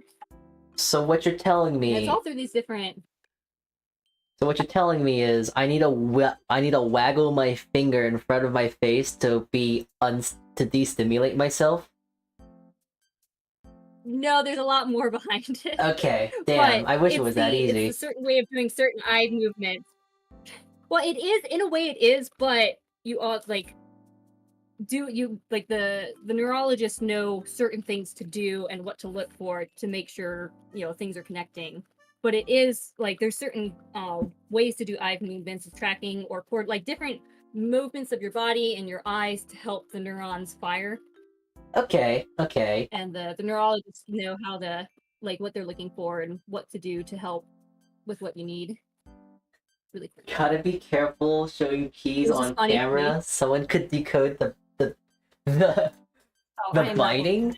Oh no! Oh no! My keys! If someone's trying to get into my house that badly, I think I'm already dead. So, I don't think that's much of a worry. They take a picture and somehow make a 3D model of your keys, and then they have your keys. That's a lot of work. That's a lot of work. That's true. Yeah, that's the thing. I'm kind of paranoid about the internet, but at the same time, someone has to really be committed. Yeah, if you do something like that, you have to be a big-time criminal organization or something. I'm looking. Check out the difference in these dices. I'm looking. The red one was what I started to do. This one, some of them are a bit long, but they're a little more uniform. All right. So I'm looking at the screen. Yeah, the green peppers do look quite nice. I will say that they do look a little bit better than the red peppers. And I can definitely see if you start... It's just some of them are a bit longer. Yeah. Some of them do look good. I imagine some longer, some smaller is just because of, well, this is a new way for you cutting. So your hands have to adjust accordingly as you start cutting more and more. But so far, that looks pretty okay. That's good. That's a good way to start. So, yeah. Thank you. Trust me, it doesn't look pretty the first time you start cutting, so that's pretty good, all things considered. Yeah. It looks better than the way I was cutting, so I'll take it. Hey, as long as it looks better than what you were initially doing and you're happy with it, that's the best takeaway from this all. Mm-hmm. This is here to educate not just you, but also chat as well. So as long as someone getting educated here, we good. Mm-hmm. So what I'm prepping with the bell peppers is I like having onions and bell pepper with little chunks of like a pork cutlet or something. I don't know what the word is. Pork chop. Cutlet. Little pork cutlet. So I'll chop up the pork cutlet and then oh man, yeah, cutting meats. Maybe I don't know. Maybe if we have time, maybe we'll do a stream just about cutting meats. Ooh! Can we? We should definitely. Oh! We definitely need to butcher a chicken. I do that all the time, and I love butchering chickens. They're fun. So. Butcher Are you saying you need a live chicken to butcher? Oh no! Sorry, okay, that's butchering a chicken. Yeah. Okay. Not, you could cut up a chitlab. Yeah. Just butchering a chicken to me is. Oh. Yeah. Just to be clear. There was a YouTube video I saw. Not on YouTube. Mm-hmm. Facebook. There was an Instagram video I saw where someone was like, "Oh, I'm gonna make this chicken pot pie." I forget if she said this simple way to make a chicken pot pie or something, but it starts with her going out and grabbing a chicken. I mean, that's the best way to get your chicken fresh. So it was. I know the comments were really funny. It's like, "Oh, you mean homemade?" Homemade. Oh, jeez. Oh, by the way, thank you. This is actually a really good knife. This is actually not just a really good knife, but a really cheap and sharp knife. This thing was $22. $22. And this economy for a beautiful and sharp knife like this, oh my god, it's so shiny. Yeah. $22 is not that bad. Yeah, that's good. I want to go back to that street in Tokyo, I forget the name of it, where it's all cookingware, and it has all the Japanese knife stores. And I didn't have time to research and figure out what knife to get, but I want to go back and get some really nice Japanese knives. If you want to get a good knife, carbon stainless steel and full tang. That's it. That's all you need to know. Mm-hmm. Carbon stainless. Pretty Japanese knives. Well, that's kind of the general rule of thumb with any knife, really. German steel, Japanese steel, carbon stainless steel. Just a carbon stainless steel is good because it holds edge holds its edge very nicely. It's durable. It's sharp for a good period of time and doesn't rust too easily. Carbon stainless steel is like industry standard of kind of knife. So yeah. Now those knives are pretty expensive. I think like one knife is probably like $100 or more. Oh, you're talking about like a Japanese shun, yeah? I'm not sure. I'm not sure like what all was there, but there's a whole bunch of knife stores with like really Okay. nice knives. You'll have to tell me about this One thing place in too. Tokyo. I want to probably go there as well. I know. I need to send you the Tokyo recommendations. Okay. But there's a very popular kind of knife in America that a lot of chefs will go out and buy, and they are from Japan. They're like folded like 17 somewhat times. I don't know. They're folded knives. They're made like katanas, but they are very sharp and very expensive. They're called shuns. I think they're overrated, but they do look pretty. So, but you see, prettiness is more in the price tag, and this beautiful knife was like $24. I'm not sponsored with this knife, by the way, but it's a really good knife. It's an extremely good knife. Does anyone know Binging with Babish? I'm assuming someone does, because this is his knife line, and they are really good knives. Cheap, sharp, and durable. Very, very good. I use them all the time. I use a knife that's similar to this. It's a Babish knife still, but it is sharp. It has been at my side for 3 years, and it is good. It works very well. So, Okay, question. How do answer. you cut the like tops and bottoms? Tops and bottom. Oh yeah. So, okay. So cutting the tops and the bottoms is kind of just the best way I can tell you is just go for it. There's just because when you cut the tops and the That's not what I bottoms, figured. yeah, you're not gonna get like a nice straight cut either way. It's gonna be kind of bumpy. Some will be longer, some will be thinner. So you just kind of go for it. Just get as best as a dice or whatever you're trying to do, a slice as you can. Yes. Heard of it, but I don't watch. Yeah, Binging with Babish is pretty good. I don't watch them as much as I used to, just because I don't really watch cooking videos that much anymore. But I think he's still making content. Yeah. Last one I saw was him making like, well, I think it was like Alvin, I think, because there's now anything with Alvin, and he made like this really big burger. Like, if anyone knows, like really old. We could talk about. Sorry to interrupt. Okay, let me just finish this thought. If anyone knows like really old internet history, the burgers they were essentially making was like epic mealtime worthy like burgers. Like they were big, really huge. So. Oh, epic mealtime! Oh my god, someone else knows what epic mealtime is. I feel incredibly old, but not alone. So.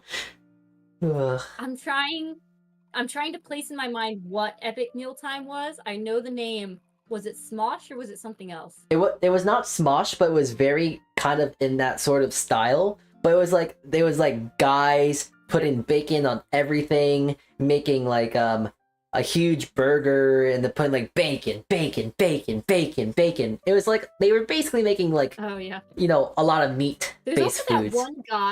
That one guy that all his videos, they look normal at first, but then he just starts throwing eggs at it, and it's like fast sped up, and he's just throwing food everywhere. Yeah, how to basic. Oh, that's a classic one too. Yeah. Ooh. It's like the food waste is something, but it's quite. It's funny. It's real. That's classic internet humor too. It's classic old internet humor. Yeah.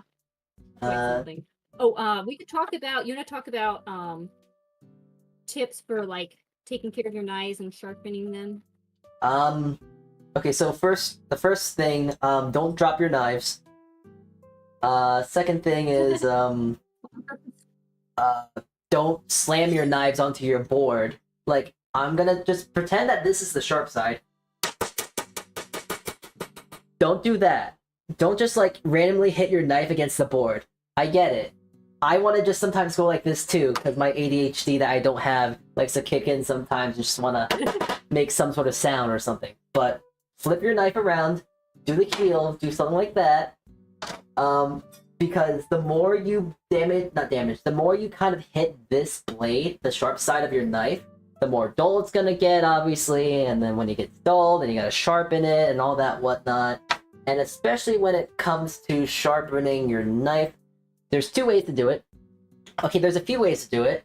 There's one way where you get this like hand grinder thing. I don't know what it is, but it's like, I don't know what it looks like because I don't have one. But it's like you essentially you just kind of scrape the metal off your blade essentially, and it sharpens your knife that way. So there's that. I don't like doing it that way though. It's not very, what's the word? It's not very good for your knife because you essentially just kind of whittle away metal from your knife, and then eventually you're gonna have to buy a new knife. But then the idea is, if you're gonna whittle down your knife to be thin, then why not just buy a new knife at that point? That's me. There's another thing you can get to sharpen your knife. I don't have it right now, but there's something called a whetstone. And a whetstone is kind of like a block of stone, essentially, that you use to sharpen your knife. They are at like certain grits, which will help kind of get your knife a little bit more sharper. And then you have your classic steel. I do not have my steel with me because my knives are just inherently very sharp. They hold their edge very nicely, so I don't really need to steel them as much. But a steel is like that one thing to where it's like, oh, you see like people going like this with their knives and stuff like that. That honing, that rod that they hold while they're doing that with their knife, that is a steel. It's called a honing rod specifically, but some people call it a steel, honing rod, potato. It sharpens your knife. That, but the honing rod is what kind of realigns your edge. The whetstone makes your edge, but it's not straight. So the honing rod is usually what you use to straighten your edge. Interesting. My wrist is feeling it. Yeah, oh yeah, that is definitely something that's gonna be a thing. If you start cutting a lot more often, your wrist is gonna get real tired. It's all in the wrist, you know? Okay. All in the wrist. All right, I've got my onion. All right. Are you ready? Ready for the classic. All right. So Yes. now this is kind of important because slicing or dicing, they are both completely different of how you cut them. What do you want to do first? Okay. For this, so I have a yellow onion and a red onion. Mm-hmm. So let's do dice for the yellow onion and then slice for the red onion. Okay. So let's do a dice first because that is going to be the hardest. So with the dice, you want to obviously cut the root and, well, cut the head off or whatever. I don't know what the stem, I guess. Cut the stem off. Nothing crazy, nothing really intuitive there. And then you want to cut the stem off. You just want to cut those two ends off.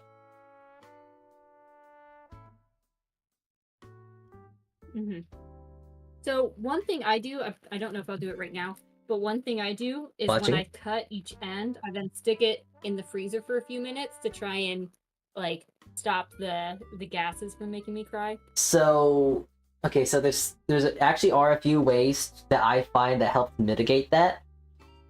The first way is to have a sharp knife, because the more dull your knife, well, if you get a dull knife, you're gonna get a bad cut, and the more you bruise the onion, the more you're more likely to cry. So there's that. Yeah. And the other way to make sure you don't cry, you just cut it fast enough. So, yeah, true. Yeah. And then there's one more thing. All right, I got the bottom off. All right, cool. You want to do the same for the other side as well. All right, so I got both ends cut. All right, sweet.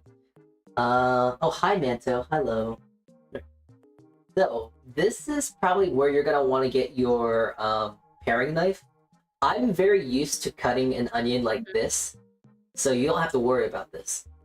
But with your paring knife, you want to try and cut a little small and thin incision with the skin, because then you can get all that parchment off without trying to peel at it too hard. And then you get under that layer that you cut, and then you can just peel all around your onion. Well, I kind of did a bigger cut, but oh well. It doesn't really matter. It's all practice at the end of the day. Okay, so here's my onion. This is what I got.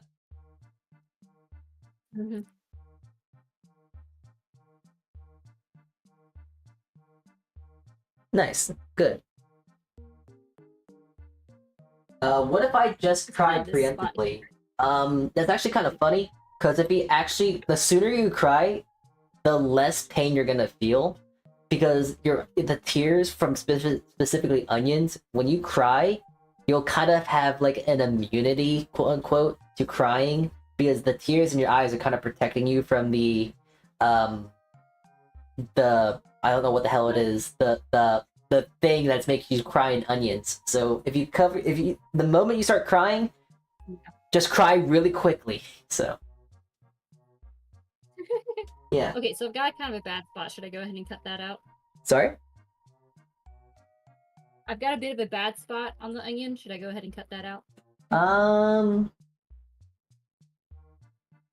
I'll be fine, actually. It's not that much of an issue. We can actually peel it off when we actually cut it in half, because that's the next thing. Cut your onion straight in half, and if you have a weird onion, like a weird skin, you can then just kind of peel it off like this way, and it'll be a lot easier that way too. Does it matter if you cut with like the root facing up or like the top facing up? You want to cut directly downwards.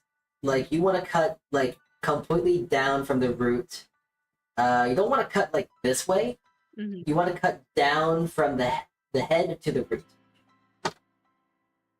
Okay. Start at the head and cut down to the root. Yes. I'll just follow that slice. I'll follow that slice that I started to make. Yep. When I was peeling the skin. I gotta try and slice, not, there we go. Okay. There you go. All right. So this will be kind of a little scary, because you're gonna be cutting towards yourself, but you just gotta be smart about it. And you also gotta trust your knife. And you gotta trust your hand with this. You do have a sharp knife, yes? Yes, it's all very right. sure. Cool. So this is where we hold our knife differently. I will hold my knife like this, because now I'm gonna first take my Apple Watch off. I can't see. Okay, so I'm gonna take my hand, put it right on top of the onion, and then I'm gonna move the blade to where I want to make the dice. I want to do like a medium dice, so I'm holding it to like almost like a small dice. This is kind of something that you kind of have to just eyeball, but like I want to do a small dice, so I'm gonna go kind of up, and then put my hand on top, and then slowly slide my knife. And if I need to need to help push my knife a bit, I'm gonna use my fingers right here to push the knife in. But I want to make sure that if I cut, my thumb is behind the blade of the knife, so that if I am cutting, and if, let's say, I do slip, I'm not going to cut my finger because it's on top of the onion. Yeah. So I'm going to do that one more time. And there we go. Now, you don't want to cut all the way through. You want to cut just enough to where the back end of the root is going to still hold. Like, if you look at my onion here, it's not cut all the way, but almost like 2/3 of the way through. Yeah. I'm just gonna do the same already with my others. Yeah, I'm gonna watch it. I'm gonna watch it again. There's a bit of a delay between what I hear through Discord and watching the video on your stream, so it takes a minute to catch up. Yep. And then when you get to that point, and when you're cutting all of that, actually, I'll let you get the inner cuts first, and then we'll go from there. Okay, so how many slices do you do? Was that like 3? It depends on the size of the onion. Okay. I don't really have a good answer the there. You concept. just kind of Alright. have to delegate from your own. Yeah, I kind of get the feel for it. All right, let me try this. Can you see pretty good? Yeah, that's good.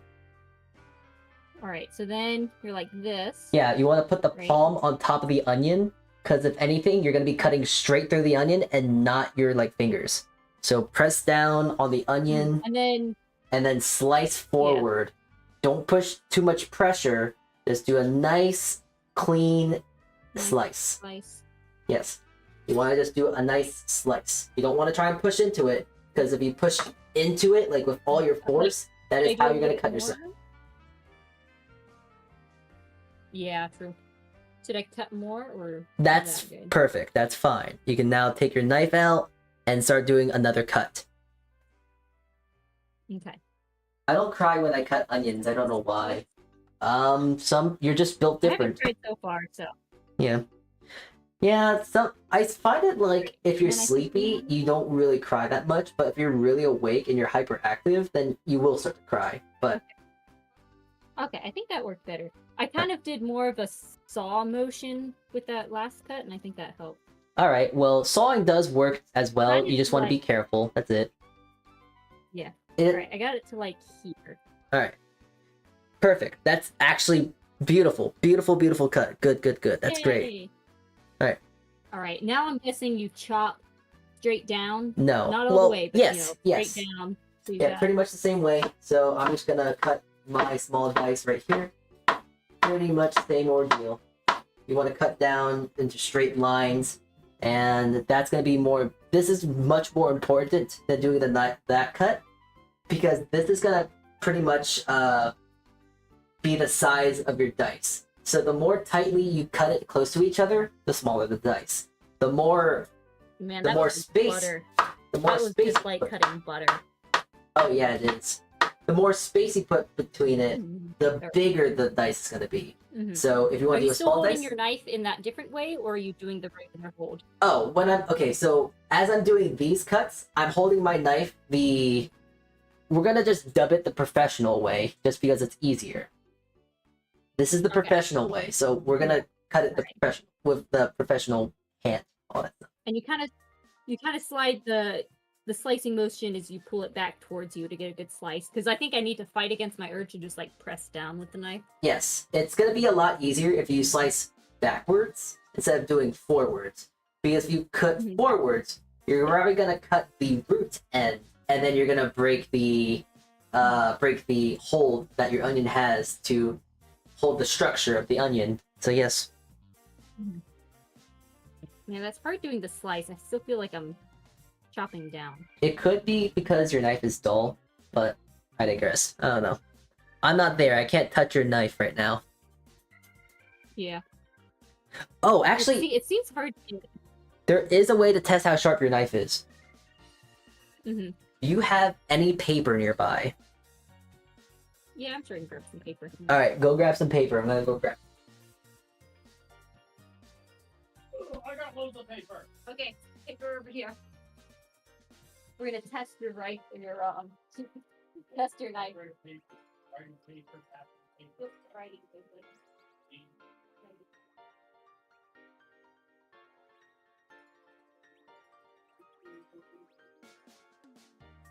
All right, chat.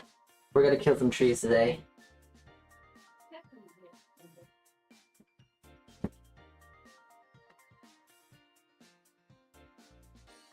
All right, I've got some random paper. All right, so I got loose leaf.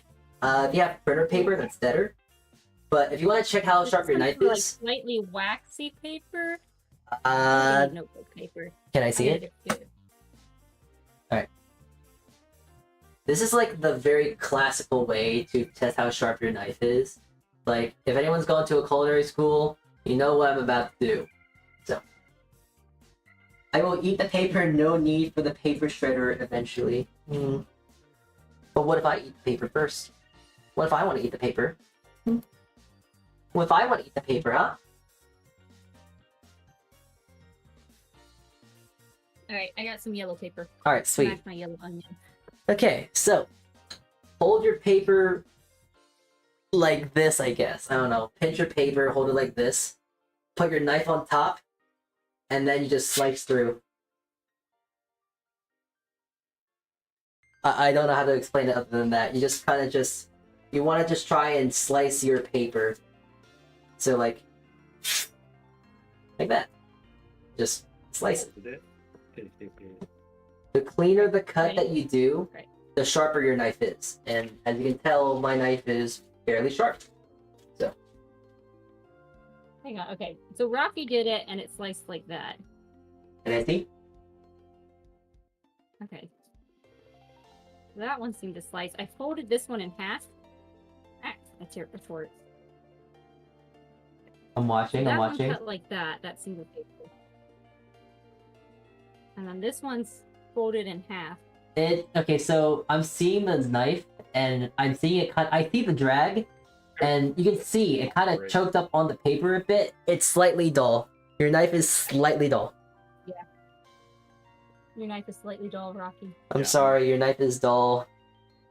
Oh no, it looks like you gotta spend $200 to go get that $50,000 Shun Japanese folded carbon stainless steel knife. Oh well.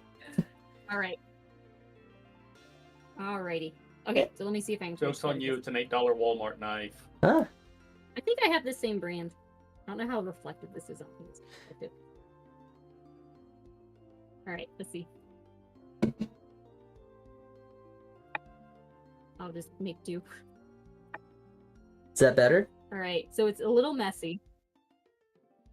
A little bit of a seesaw motion helped. Well, hey, as long as you can get that cut, it's fine. So, Falling apart. yeah, this is kind of the hard thing now.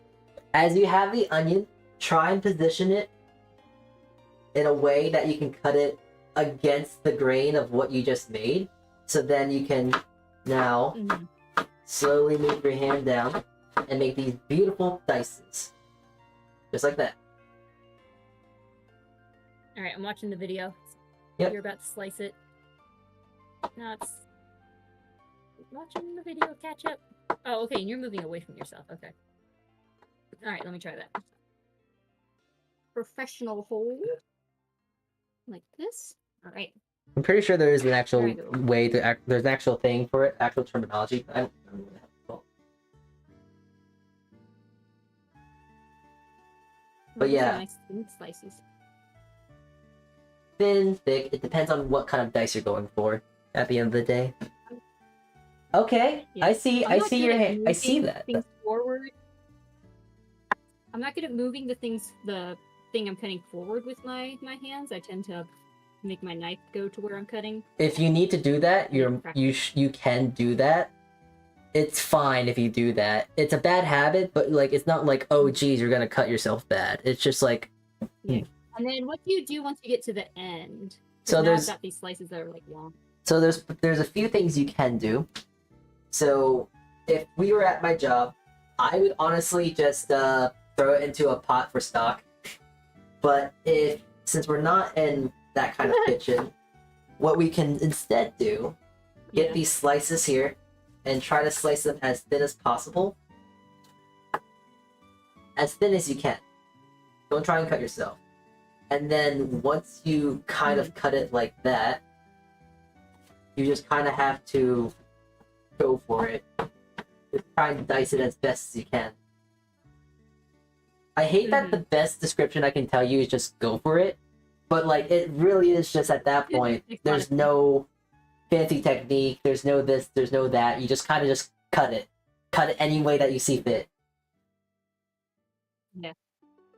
Because at this point, I have like an onion that doesn't have the slots in it to make it dice. So if I just cut it as it is, it's going to be the little kind of Here. little arches. Let me try and So- show it real quick again, because I have my other onion here.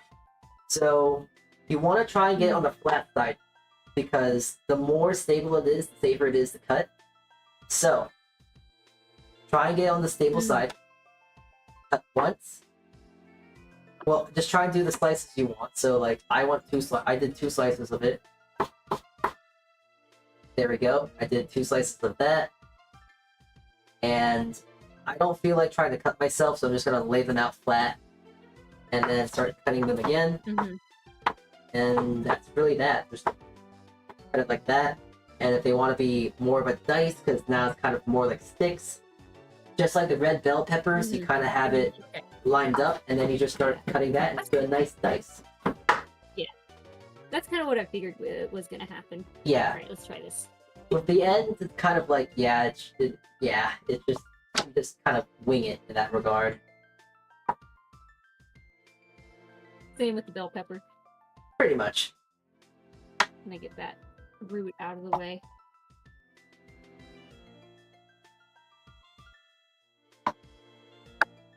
So dicing is actually one of the more harder techniques of knife cuts, so don't feel bad if it's like hard, because it will be. Yeah, because But- it's hard getting like keeping the Knife straight, yeah. things all together. Well, like the like for the pepper, like all the little things straight. All right, so there's that one. We get another Ziploc bag. Minna, your camera. I got this really bad cold. Sorry. Yeah. What's my camera doing? Oh no! Why, camera? Why? Camera, what are you doing? Camera, come on. Camera-chan, ganbare. Camera. I guess I'm just gonna speak out loud here, but I'm assuming at this point we are probably gonna want to slice an onion. Slicing an onion is a whole lot easier, so we can do that if you want. Yeah. So Okay. much so I can Let me probably do it get- under 5 seconds. So Oh wow. Okay, that's fast. actually, I want to actually time this. Mm-hmm. I'm just gonna preemptively grab another onion because I want to time myself. All right, camera. What are you doing? What are you doing? What are you doing? Let me try this. Try that. And then let's start.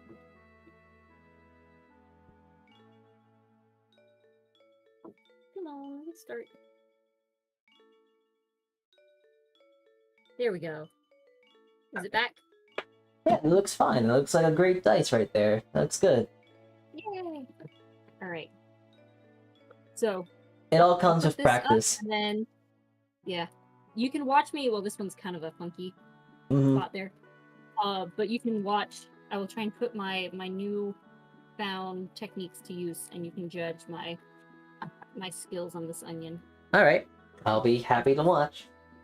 Meanwhile, I'm gonna be just doing I guess a knife speed run, a cutting speed run, if you will, a slicing speed run, and oh god, am I gonna cut my fingers off speed run? I don't know how long it's gonna take, but I'm including me peeling off the skin too. I'm just gonna do a slice of onion. So, hey, does anyone have anxiety when I cut really Random fast? question. Answer? Yeah, the peeling is always the thing that takes. Were you asking Sorry? a minute ago? Were you asking a minute ago when I was trying to get the camera up? Were you asking the camera if it was all right in Korean? Sorry, wait, I can't hear you. My knife cutting is really, really loud. You can't hear me? No, I couldn't hear you because my knife cutting was loud. Sorry, say that again? Oh, I said a minute ago, did you ask my camera if it was okay in Korean? No. I think it was really bad Nihongo. It was really bad Japanese. Oh, okay. It sounded like, because my sister, she'll sometimes, whatever it is, she'll say, what does she say? Oh gosh, now my mind's blanking. I don't know. So whatever the word is in Korean for like, are you okay? Or I don't know. I think it's in K-dramas a lot. And I can't remember what it is. I can't remember it My either. mind's blanking. But I don't really remember. the bad Japanese sounded like Korean to me for a minute. Oh. I mean, I guess that's good because I'm actually Korean than Japanese. So hey, wow, that's good. Yeah, that's why I asked, because I thought at first I was like, oh, it must be Korean. Oh, it must be Korean. Why is he laughing? He All must be right. laughing at something else. I'm Alright, laughing let's at see. myself. Alright, so cut. Alright, I'm cutting. Ready? Yep, Judge I'm my watching. cutting skills. Let's see. Alright, let's see. Oh. Okay. Oh, I messed up. I gotta go this way. It's really whatever with whatever way you do it. It's just that when you cut it like that way first, it keeps the onion a lot more it's not together, as you can see. So Yeah. Yeah. Okay, we'll just go with that. it is what it is. Just keep going, keep going. It is what it is. Alright. It is what it is. It is what it is. Now I will say you're cutting that onion, you're holding the onion wrong in the sense that you're gonna cut yourself, and you give me a bit of anxiety. I'll try to be better. Alright. Do better! Do better. Okay. There we go. Now time for the chopping. Yep. Which is the easiest part. Usually. At least for the onion. Yeah. This will all be saute, so it doesn't matter too much. Yeah. It don't really matter. If it looks good enough. Yeah.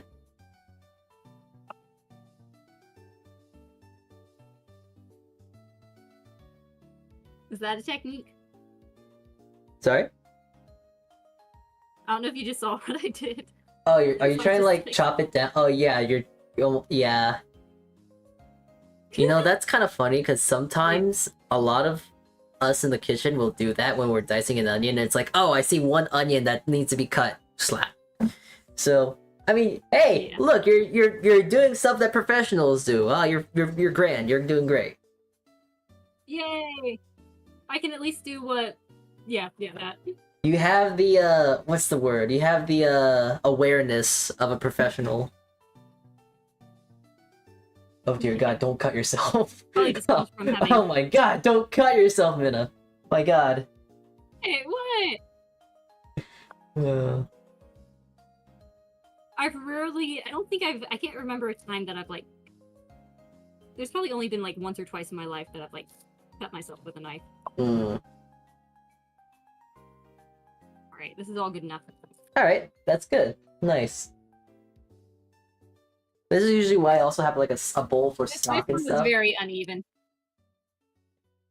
Do you have any tips for transferring the chops to something else? Do you just like use the knife like this? So, using your knife is valid, but the best thing to do is getting a bench scraper. That is the absolute best way of doing it. Yeah, Because here, I'm gonna just do it right now. definitely. Oh no, I got all my onion on the table. Now it's back in my container. Wow, because your bench scraper kind of scrapes up everything, and then you can use your other hand and just grab it and Yeah. put it into your container. So, bench scrapers work really well. I've got one of those. Oh, okay, you do? Okay. Wow, careful. Rocky's got a bench scraper. Nice. Is it? Oh, things are all here. Where It'd probably be in like a drawer, right? I have some bench scrapers back at my place in Japan. Well, just fly to Japan. You'll be I got one fine. that has, We'll like, be a here. little lip on it. It's a long flight. Um, Alright, well there's that. somewhere. Mhm. So I'm just gonna say, as you're doing that, I'm actually gonna start cooking off my onion. Actually, no, not yet. I'll wait for you to. Okay, I'm ready for slicing the onion. All right, slicing is gonna be marginally easier. So much easier, you're gonna feel silly and go like, "Why would you ever dice an onion? Because it is so hard." Okay, so same or actually, it's a lot easier. So cut the onion straight in half.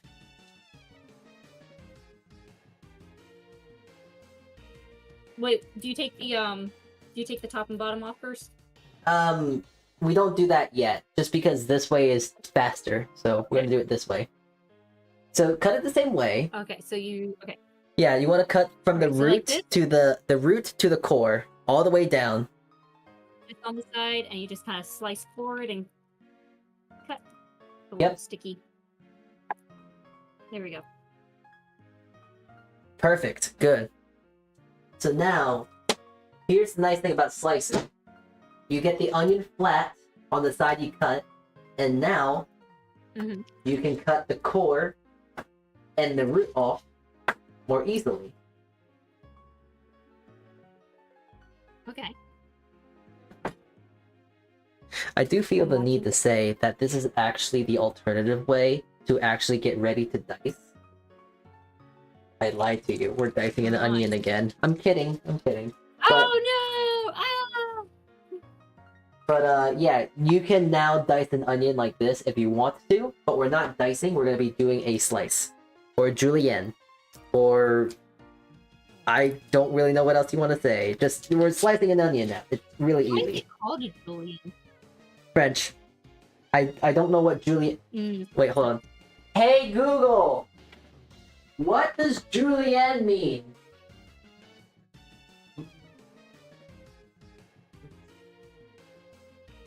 That's thanks. I guess. Alright. It says like Say. my Google said something about Julius Caesar, and I don't think that's right. So You probably needed to ask like more specifically, what does julienne for cutting a vegetable mean or something? yeah, fair. I'm not sure. Here. Let's see here.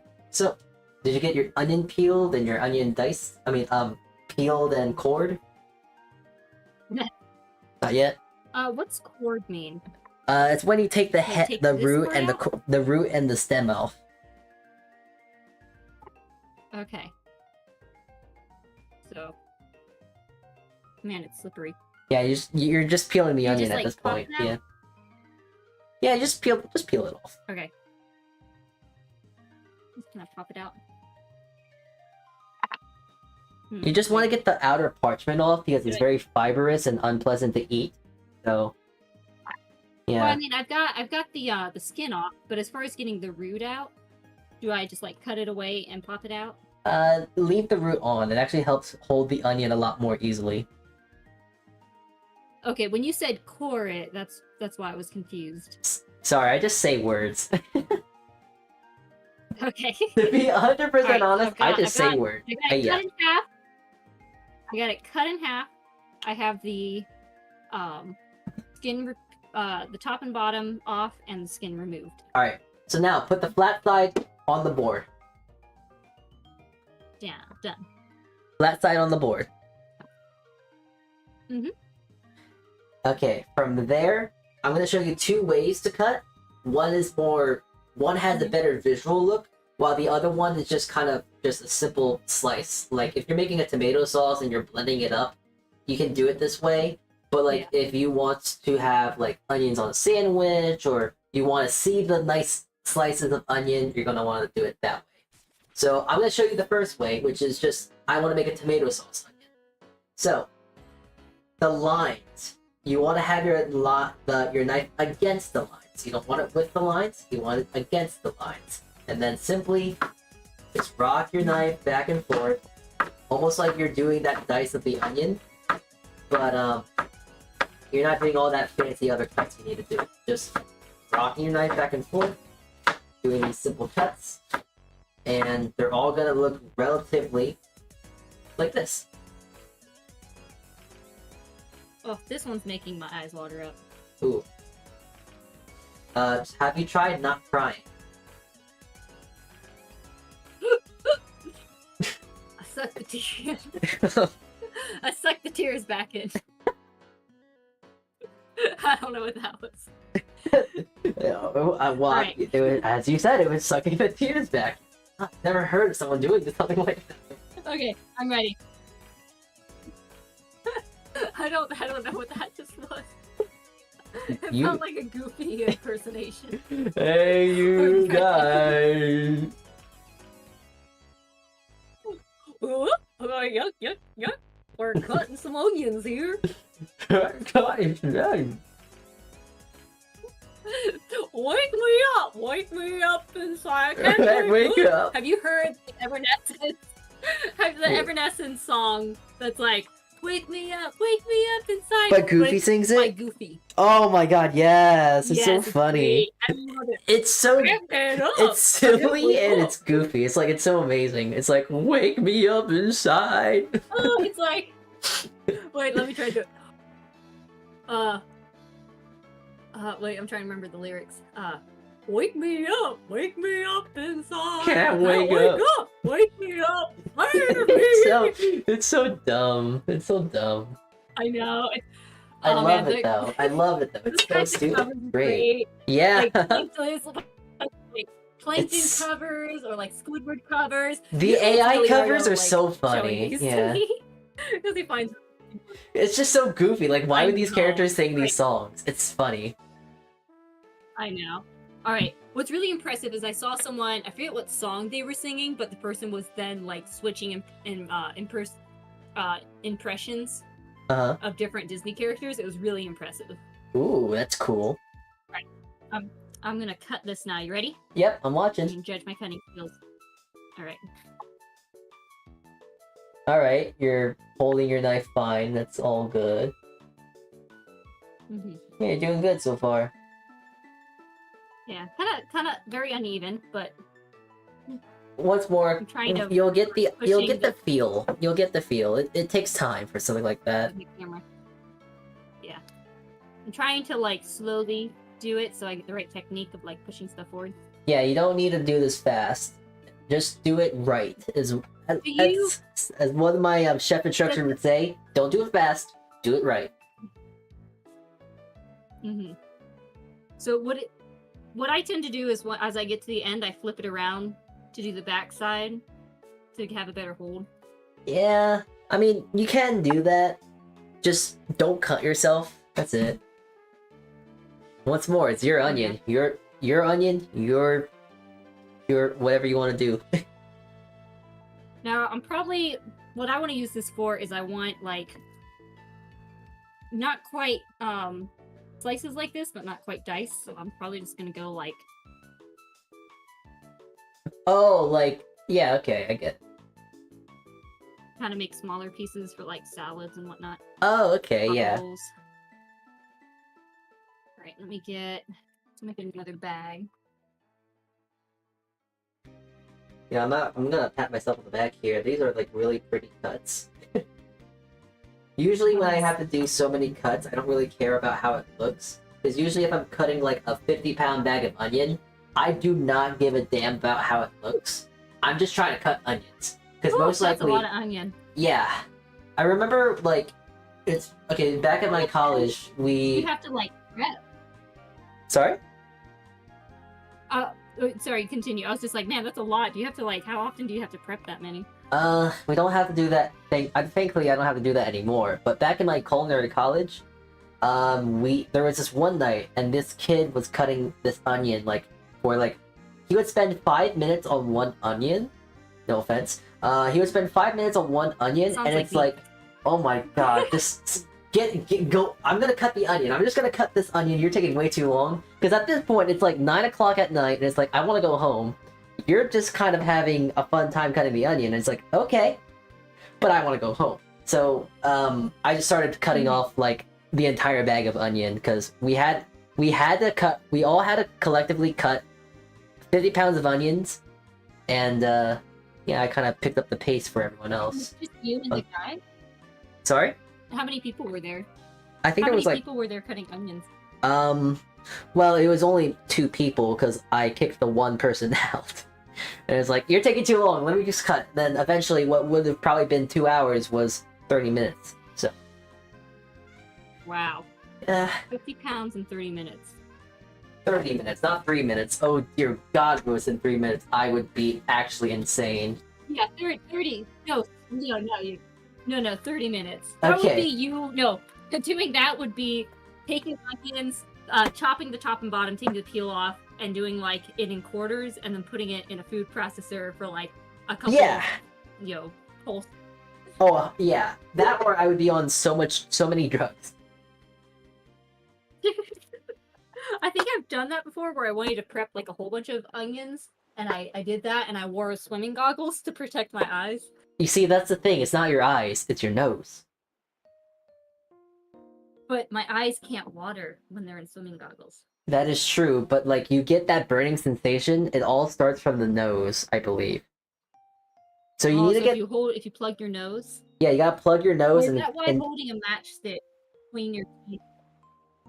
Well, actually, the thing is, since you can still breathe in the fumes, and that fumes gets into your nose, and then into your it gets into your nostrils that way from breathing it in. You need to get like a face mask and like the snorkel goggles. If you know what I'm saying, like the snorkel goggles that cover your nose as well. You're gonna need that. I've seen funny pictures of like someone will be wearing a hoodie, and then they put like a clear hot top in the hoodie, and then pull like the hood of the hoodie, and then pull the strings around, so it's like this giant like face mask. Oh yeah, I know what you mean. Yeah.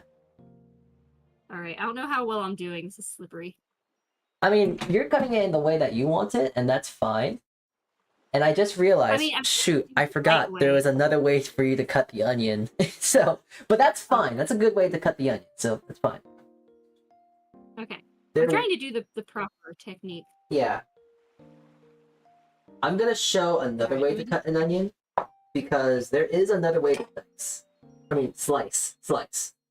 Because that was kind of the... Okay, I'll just watch you. Yeah, that's kind of like the normal way to do it, like the basic, like, I'm just trying to cut something for soup and such. But if you want like a nice pretty slice, this one's a bit more technical, because now I have to cut with the onions, the line of the onions. So, this is really weird. Okay. But now I have to have my knife at an angle, and now I'm gonna slowly, as I go up the onion, I'm gonna slowly move my knife with where the onion is to get even cuts. They all look straight and the same. So then you got these really nice, pretty looking slices here. They're all kind of more straight and less jagged versus the other. Because as you can see, these have a bit more uniform look to it. While this one is a little bit more round. There's a slight difference, but this is going to be visually more appealing when you cook it down. Versus this, where it's going to be kind of weird. Okay. So, like, did you cut... Like, like, when I cut it, I had the root and the top facing parallel to me. Yeah, like, if you... So the best way to explain it is, like, you know when you cut an onion and you see the lines? When you cut the way I just cut, you want to cut with the lines. Okay. So I'm just gonna I understand. I'm actually now just gonna throw all my onions into a pot here. I'm gonna actually start slowly get into the process of making dinner for myself. Okay, I'm not gonna use all these onions. I'm gonna save some of them.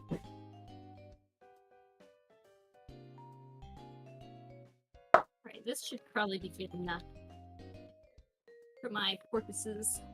Okay. Alright. So we've managed two items so far. And we have 7 more to go. But I think I got the technique. Sorry? Something like that. Okay.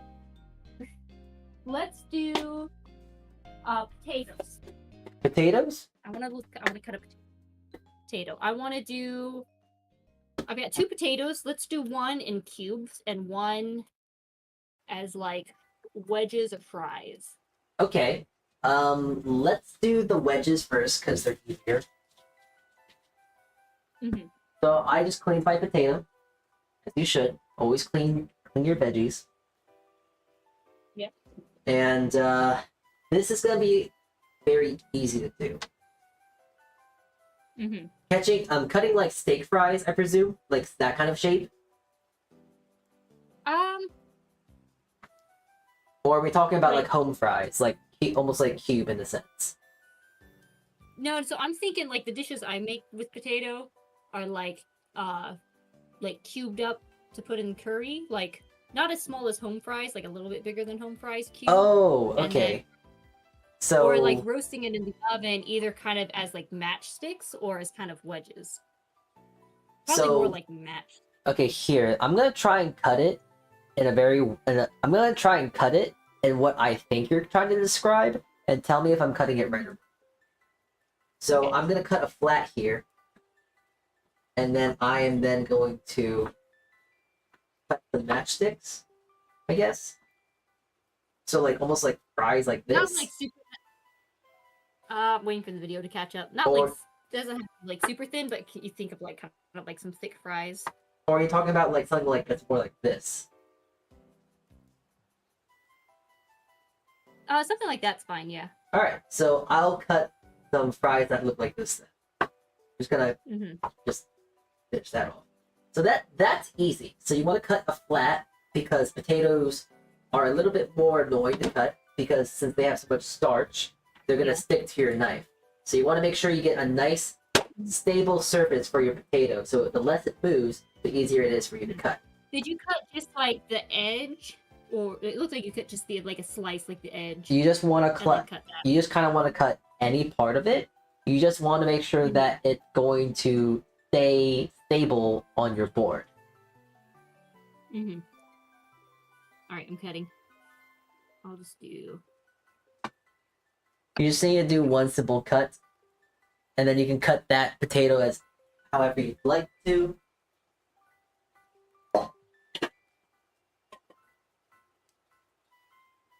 Further. Alright, there's that. Oh, do you...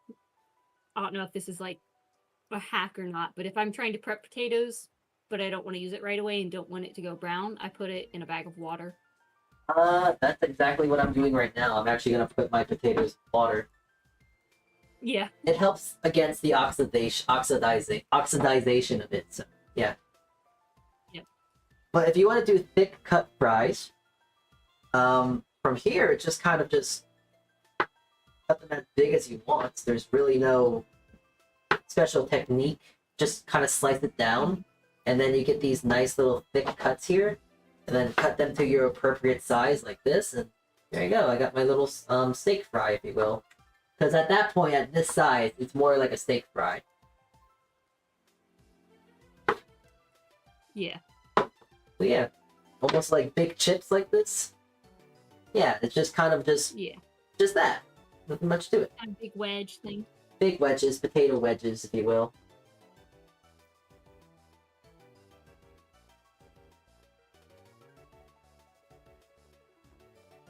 Yeah, I'm probably gonna roast them off some today or tomorrow. Have myself a nice potato dinner, maybe. Yeah. I noticed you like hold the sides, like you just do the cuts and hold the sides. Yeah, there's not much technique with it. You just kind of just slice it into sizes that you think is good for you.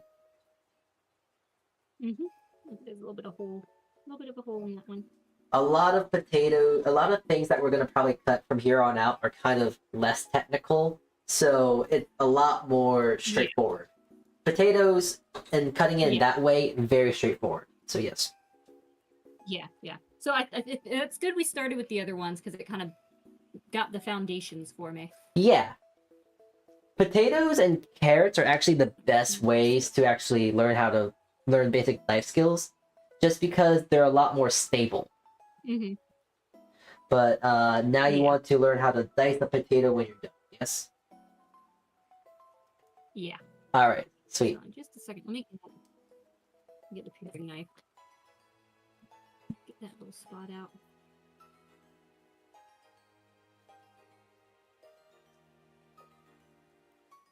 Oh man, why are you cutting that potato's eye out? And you got to see. It was like in the middle of the potato. Yeah. It was an inner eye. Well, that's where the third eye is. It's inside of us. Yeah. It's inside of us. The third eye is not on the outside. It's what makes you on the inside. What counts. Yeah. Now I've got this nice little stack, so I can get all of them at the same time. Mm-hmm. And yeah, just cut straight down through. No special technique, just cut it. How do you Alright, here keep we the onion tears away? Let me put. You don't. They all come to us all the same. It's inevitable. You cannot run. You cannot hide. It will get you. Like I said, I cut the ends off of my onions and stick them in the freezer for a few minutes, and that tends to help. I've heard there's like there's like 50 ways. There's like apparently 50 hacks to make yourself from not crying. I've Like heard, holding your nose, I've running heard it underwater. hold a knife, not a knife, hold a knife in your teeth. Hold Oh. a matchstick in your teeth, which I guess helps deter the stuff from getting in your nose. I guess, but that's really silly. Like, why would you hold a matchstick in your mouth? At that point, you might as well just smoke a cigarette. Yeah. Alright, I got my potatoes and carrots here. I'm definitely also Now going to be for using. cubing. Yeah, you want a dice, yeah? Yeah. Alright.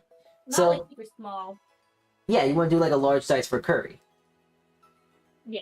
So, for curry, I am just going to peel my potato. So, I don't know.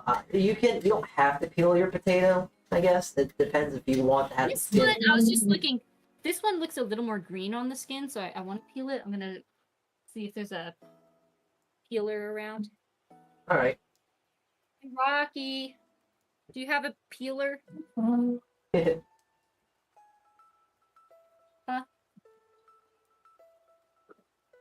I'm gonna peel the potato. Any tips for peeling?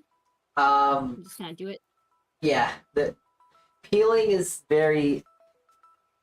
It's personal. Peeling is a personal thing, but you just figure it out. Yep. Oh, you have like a. Oh, you have one of those peelers. I have a Y peeler. This is what Rocky has. Oh. This is the kind I prefer. I don't like the ones that are like the larger head. I got one of those for kiddo to use because he likes to help me peel. Yeah, out of all the things to do in the kitchen, I think that is the most easiest for a child to do. Peeling I the need to potato. put him to work more. I mean, sometimes it's good to have them join you, especially at like a young age, to like nurture that helpful spirit. But it's also like sometimes I want to just like vibe in the kitchen and cook, and not be like interrupted. Yeah. But sometimes it's also good to have them like Learn. participate. Yeah. Slow down and have a lot more patience. Yeah. A lot more patience. Patience is truly a virtue. So I'm actually gonna be making a potato and leek soup with this because I might take. Oh, we'll see. Because I know we're gonna cut leeks later, but those are gonna be easy. So. For cutting a potato though, this is gonna be very simple. It's pretty much just like exactly how we did for when we cut the fries, but except when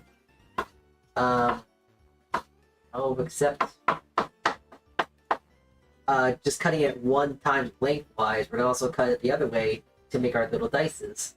So Yeah. it's very straightforward, all this right now. Just kind of cut off. You still want to make a flat. It's all like it's pretty much the same I do. Like it's kind of the same.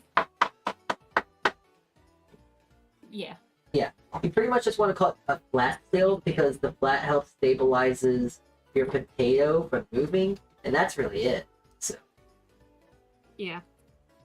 So like a lot of this stuff is like how I cut things, but I think the factor is having that better knife technique so that you can chop faster, and then having a sharp knife to help that. Yeah, possibly, maybe.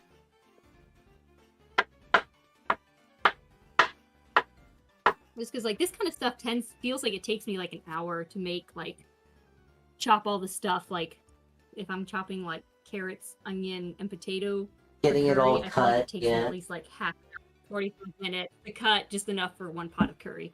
Well, it's all once more in repetition and practice, really. Yeah, it's been a while. Like But I didn't have the right thing to be practicing, I guess. Mm-hmm. I mean, if anything, what I would recommend for you to get really, the first thing is just a sharper knife that really will help you, and just kind of practice your knife skills with a potato or carrots. Potatoes and carrots are the best way to learn your basic knife skills because they are usually the most stable thing to work with. Usually. Yeah, onions are really slippery. Yeah. Onions are a bit more difficult, but like they're not impossible. Mm-hmm. Pretty good. Yeah, I'm gonna try to make a vichyssoise, but instead of being cold, because I don't like cold soups like that, I'm gonna make it warm because I don't like a cold vichyssoise. It's kind of weird actually for me. If you cut faster, you won't have time to feel bad for the onion. Exactly! The faster you kill the onion, the less likely you will cry. This person gets the idea. You just have to cook it. You just gotta cut it. You just gotta be faster. I think I'm getting the hang of the bear claw grip. Yeah. Okay, that's feeling better. I'm probably gonna roast all the potatoes together. What I'm probably gonna do. I'm probably going to use the bigger cuts, dice them down, and then put them in a curry. That's probably my plan. Oh yeah. This is probably about I think this is the size Milliardo usually does for curry. Sometimes I do my cuts a bit bigger. Oh, that's kind of relative to what I would do too. It's a general rule of I thumb will if say you're the way making. we like to make curry is much different from the curry in Japan. Fair enough. Usually, there's usually like Well, a one thought. thing is, Oh, sorry. Oh, sorry. Go ahead. I was gonna say the biggest difference is pretty much everywhere in Japan is all like thin sliced meat for most like meals. Ah, and, like, yeah. curries and stuff. Where we like getting a big like stew beef and cutting thick cubes of this like fatty stew beef. Ah, cooking yeah, the yeah, curry. yeah. More like Indian style, I guess, because usually they do their chicken and beef curries and stuff like that, and they're usually in diced bits. I think it's Indian. I'm not sure. Yeah, maybe. I don't know. I just know we like having big, thick cuts of fatty stew meat when we make our curry. Mm-hmm. I And like then to you do the get same. then you get it like nice and tender, like Mhm. big chunks, and then the fat really nice and juicy. Yeah, yeah. That's pretty much how I like to do mine as well. So Alright, do you want to do the leek next? yeah, we can do the leeks. Yeah. Good.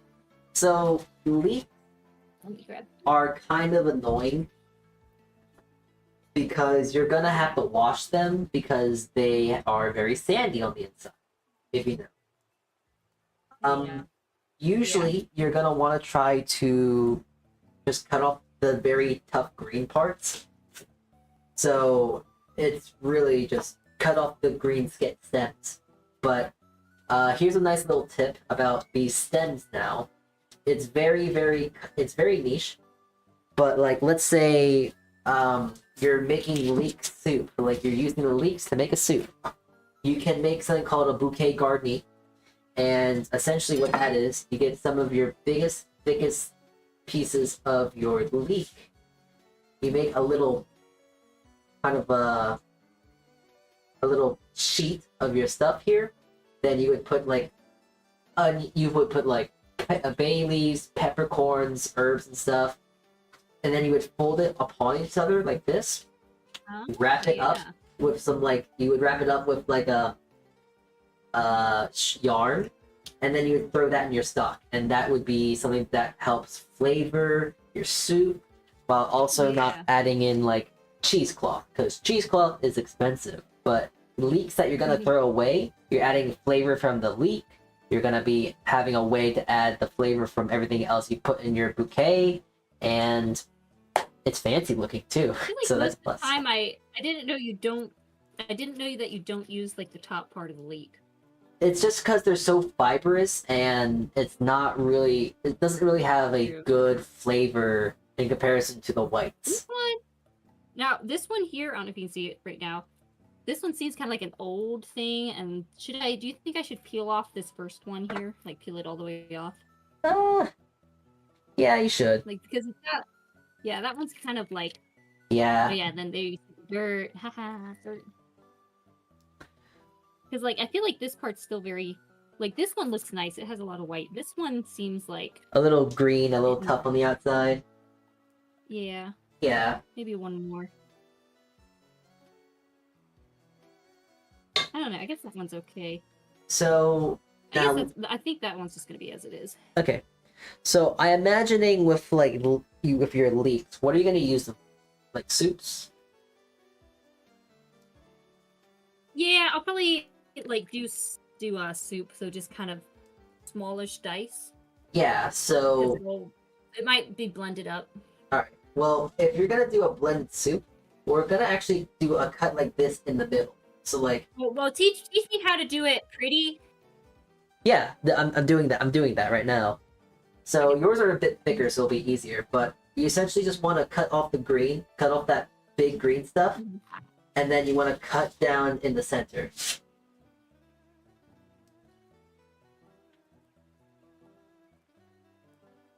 Okay, yeah. Let's take that off.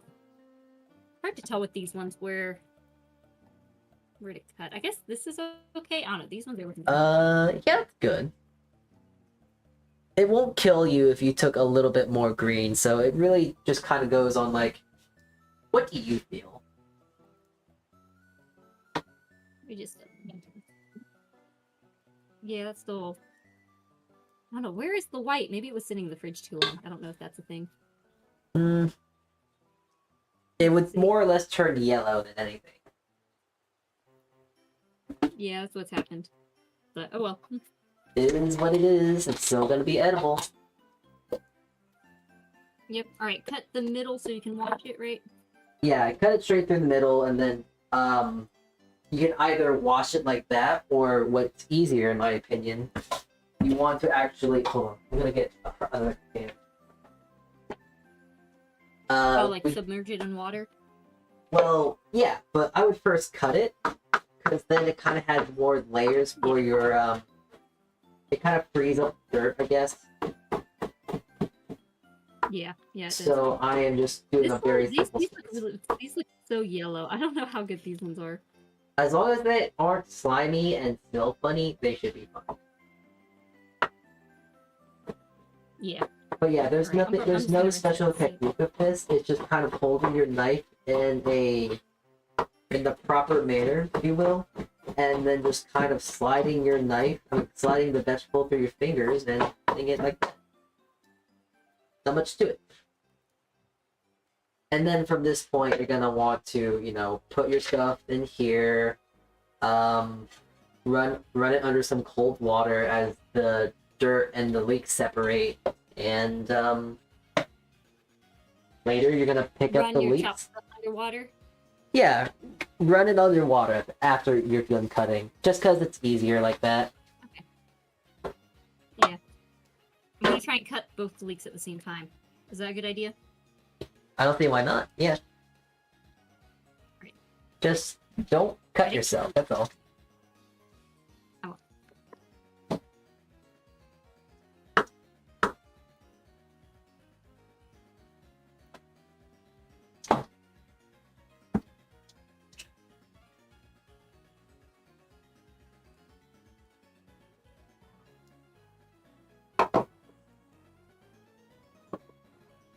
And you just cut all the way to the root?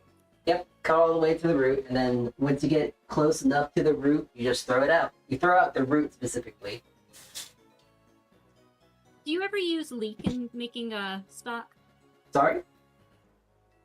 Do you ever use leek in making stock? Like the greens and the roots, or at least yeah, I will use the greens. I'll save that for stuff. And that's what I'm planning on using it for. Look at this piece. So. Look at this. Ooh. Yeah, that's just showing you need a sharper knife.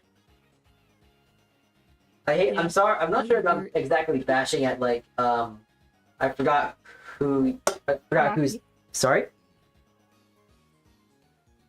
Rocky. Yeah, Rocky. Yeah, I'm sorry that I'm bashing at Mr. Balboa there, but he needs some sharper knives.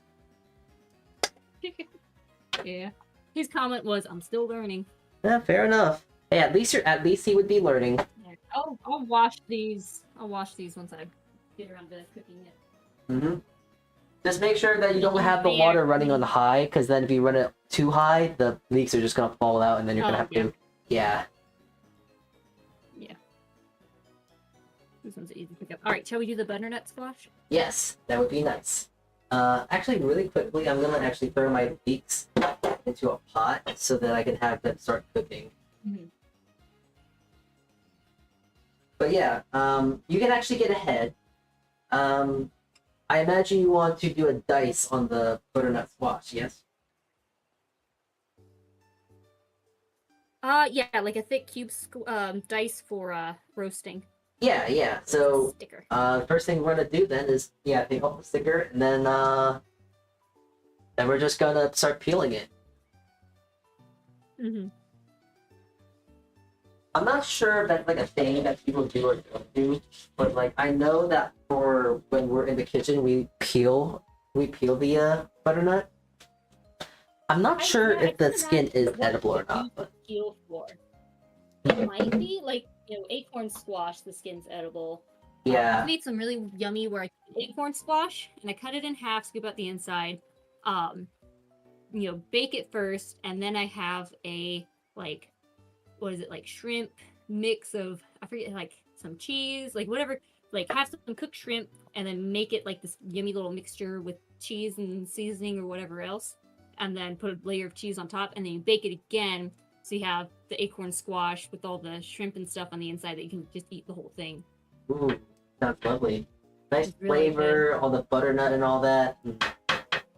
Butternut is like a very underrated vegetable, I believe. I'm not sure how you feel. It is. Yeah, it is really good. Like, especially for like fall. Yeah.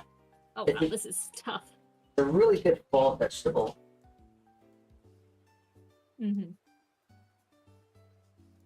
I'm gonna save the leek for the stock too, I think. Sorry?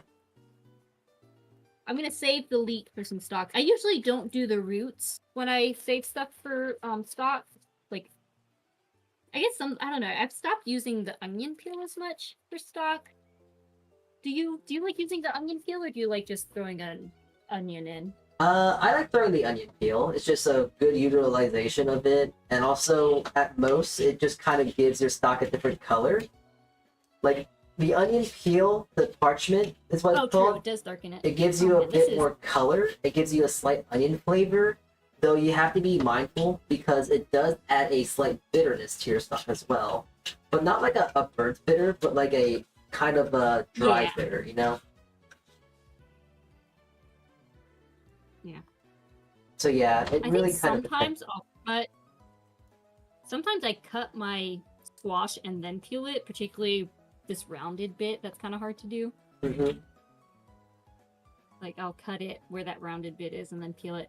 This is really hard to peel. You see, I actually do the opposite. I cut the long side first. Well, yeah, I'm cutting the long side, but it's hard with that curve. Yeah. And so I think a lot of times I'll cut the squash in half to separate the round part and the long part, so it's easier to peel. Mm-hmm. I'm mangling this thing. To be honest with you, I'm gonna be 100% honest here.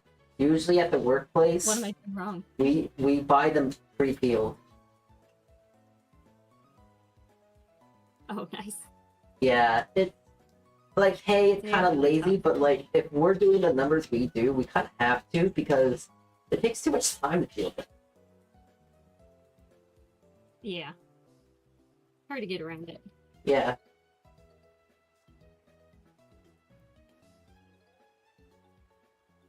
I'm not so actually thinking about that. How do you feel about like pre-made product that you can buy at the store, like the diced onion that you can get pre-cut, or like the pre-shredded carrots and all that whatnot? How do you feel about that?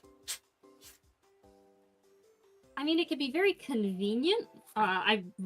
Very rarely do I get anything like that. I think the only times I've gotten like pre-cut stuff like that was like really thin sliced cabbage for like coleslaw or something. Yeah. At the stores in Japan, you can get that really nice thin sliced cabbage that they put on like tonkatsu sandwiches and stuff, which is nice. Ooh. There's like maybe been times where I've like at the store and gonna go home and have to cook dinner really fast that I grabbed like a pre-cut broccoli maybe. But, Oh yeah. I feel like usually, you know how I like cutting my broccoli? Yeah. Like into I'll florets, show you after right? this how I like to cut my broccoli. Okay. Yeah. Do you ever use the or how do you feel about pre-cut You see, I stuff feel like that? it kind I of guess for depends. someone that can chop really fast, it doesn't really matter. But for someone that it takes like 30 minutes to chop like a handful of things, it makes a Yeah. big difference. Yeah. You see, it really does depend because, like, if I want to get like myself a pre-cut onion, I feel like this is a waste of time and also a waste of money. So getting like pre-cut onion, I'll never do. Getting pre-cut like Yeah. potatoes and stuff, I'll never do. But the only time I'll get like pre-cut stuff if it's like broccoli or cauliflower, like stuff where it's like it really doesn't matter, no matter how. It doesn't really matter in that regard, but just kind of think for convenience. Then I'll do like the broccoli, I'll do the mushroom, I'll do the cauliflower and stuff, but not the onions, not the garlic. Oh, I hate pre-cut garlic. That sucks. Oh yeah. Because it's I it's have this watered really down.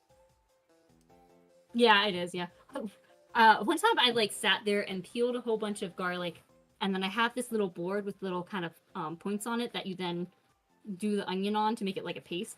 Oh, that's cool. I forget about that. Oh, it's so nice. I love it.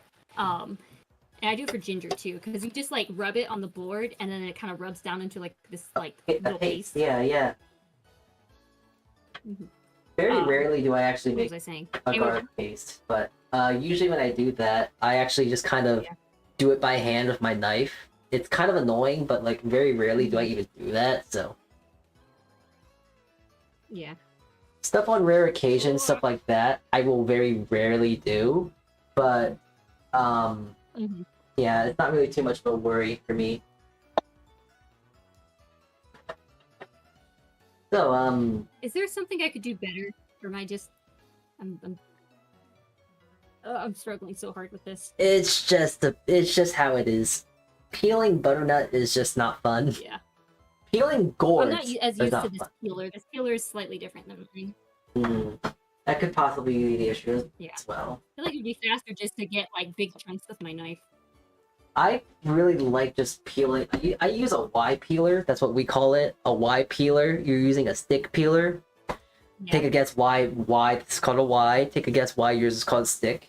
But yeah, I use a Y peeler. I just feel a lot more comfortable with it. So, hi Sprocket. Hello there. Yeah. Yeah. Oh, my hand. Ugh, Did you cut yourself? it's terrible. Oh, okay. No, okay. it's just like from holding it. I have not cut myself. Don't worry, I won't cut All myself. right. Okay. Good. Good.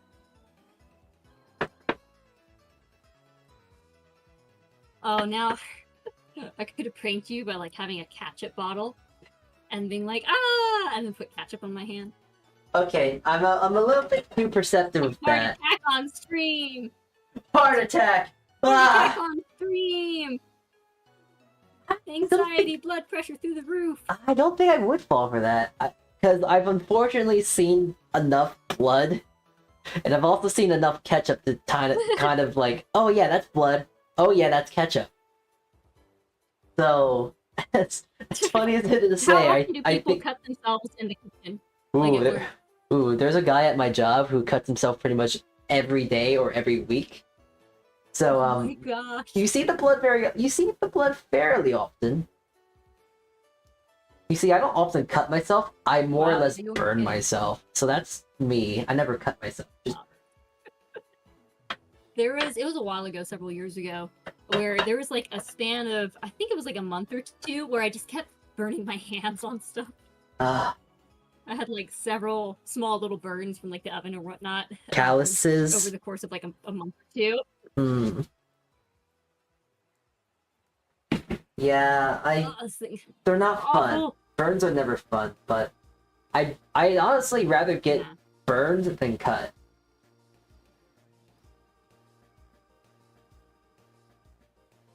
Do you have like an opinion burns, on that? Like cuts, like, they heal up.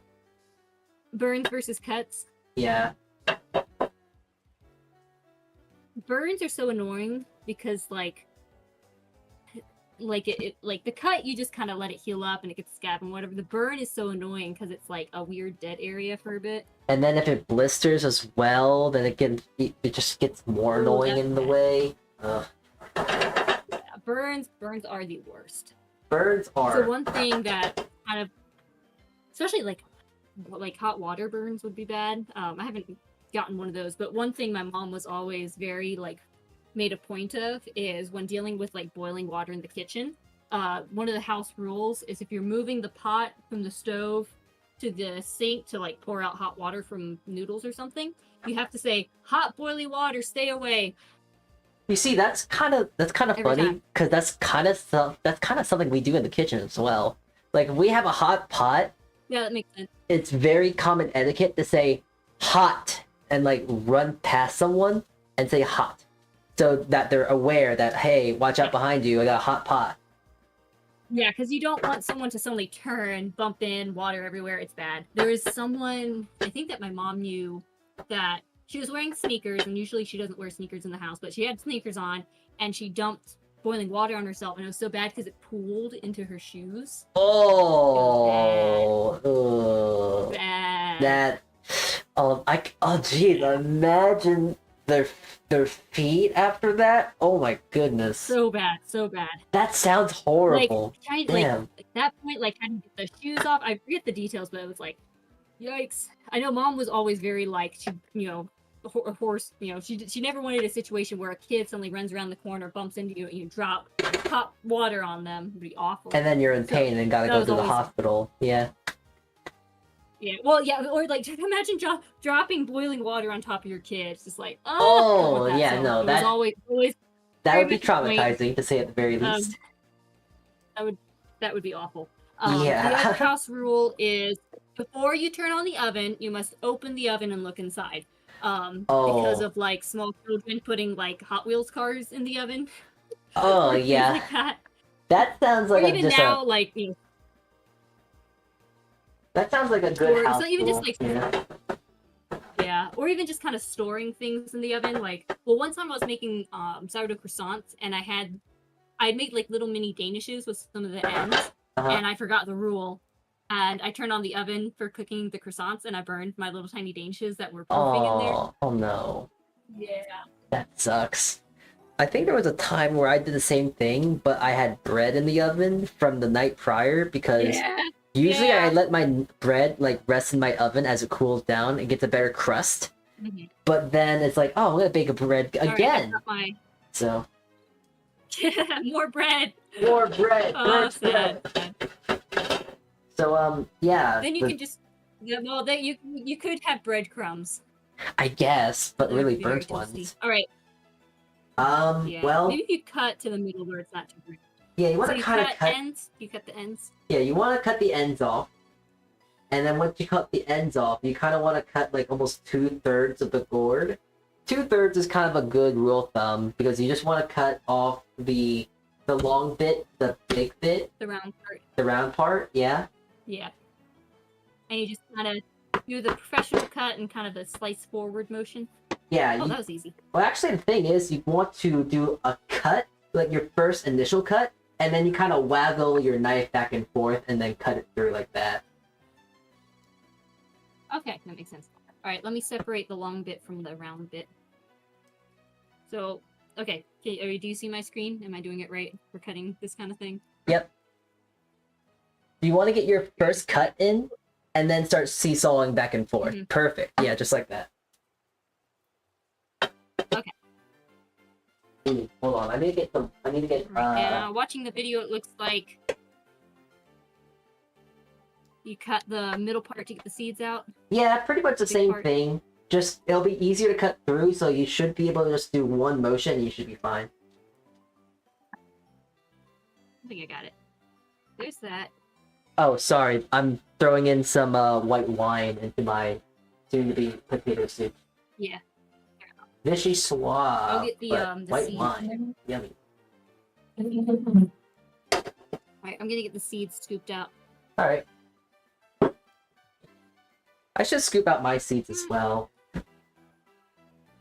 What do you usually do to scoop out seeds? Because I just use Do spoons. you like roasted pumpkin seeds? They're okay.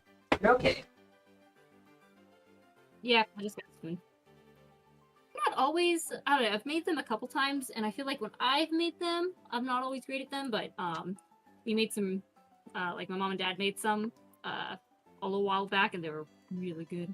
Even the kids, like all the kids, were eating those pumpkin seeds. I never really grew up doing that, just because my parents didn't really find interest in that. Sometimes when I have the time, like right today, I'm actually gonna do it for my soup. I like to save some of them and then roast some of them, but I always forget to set a timer, so I sometimes burn them. Oh yeah, But the I've done that. nice I thing think about it's like you get the oh, sorry. right amount where it's crispy but not burnt. Yeah. Want to get into that nice Goldilocks zone, if you will. Yeah. All right, I'm not sure how much to scoop out, but I think that should be good. All right, I've got the seeds scooped out. And then what did you do with the... You haven't done the long bit, right? Nope. The long bit is just the easiest one to cut. So, when I usually cut stuff, I like doing the harder task first, and then once that's done, then I worry about the easy part.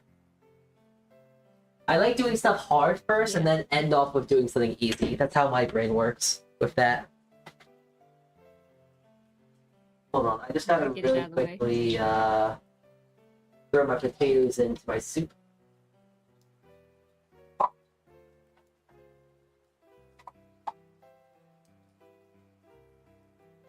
Alright, so you ready? Alright. So, well, I mean, if you're gonna do a dice, it's kind of straightforward.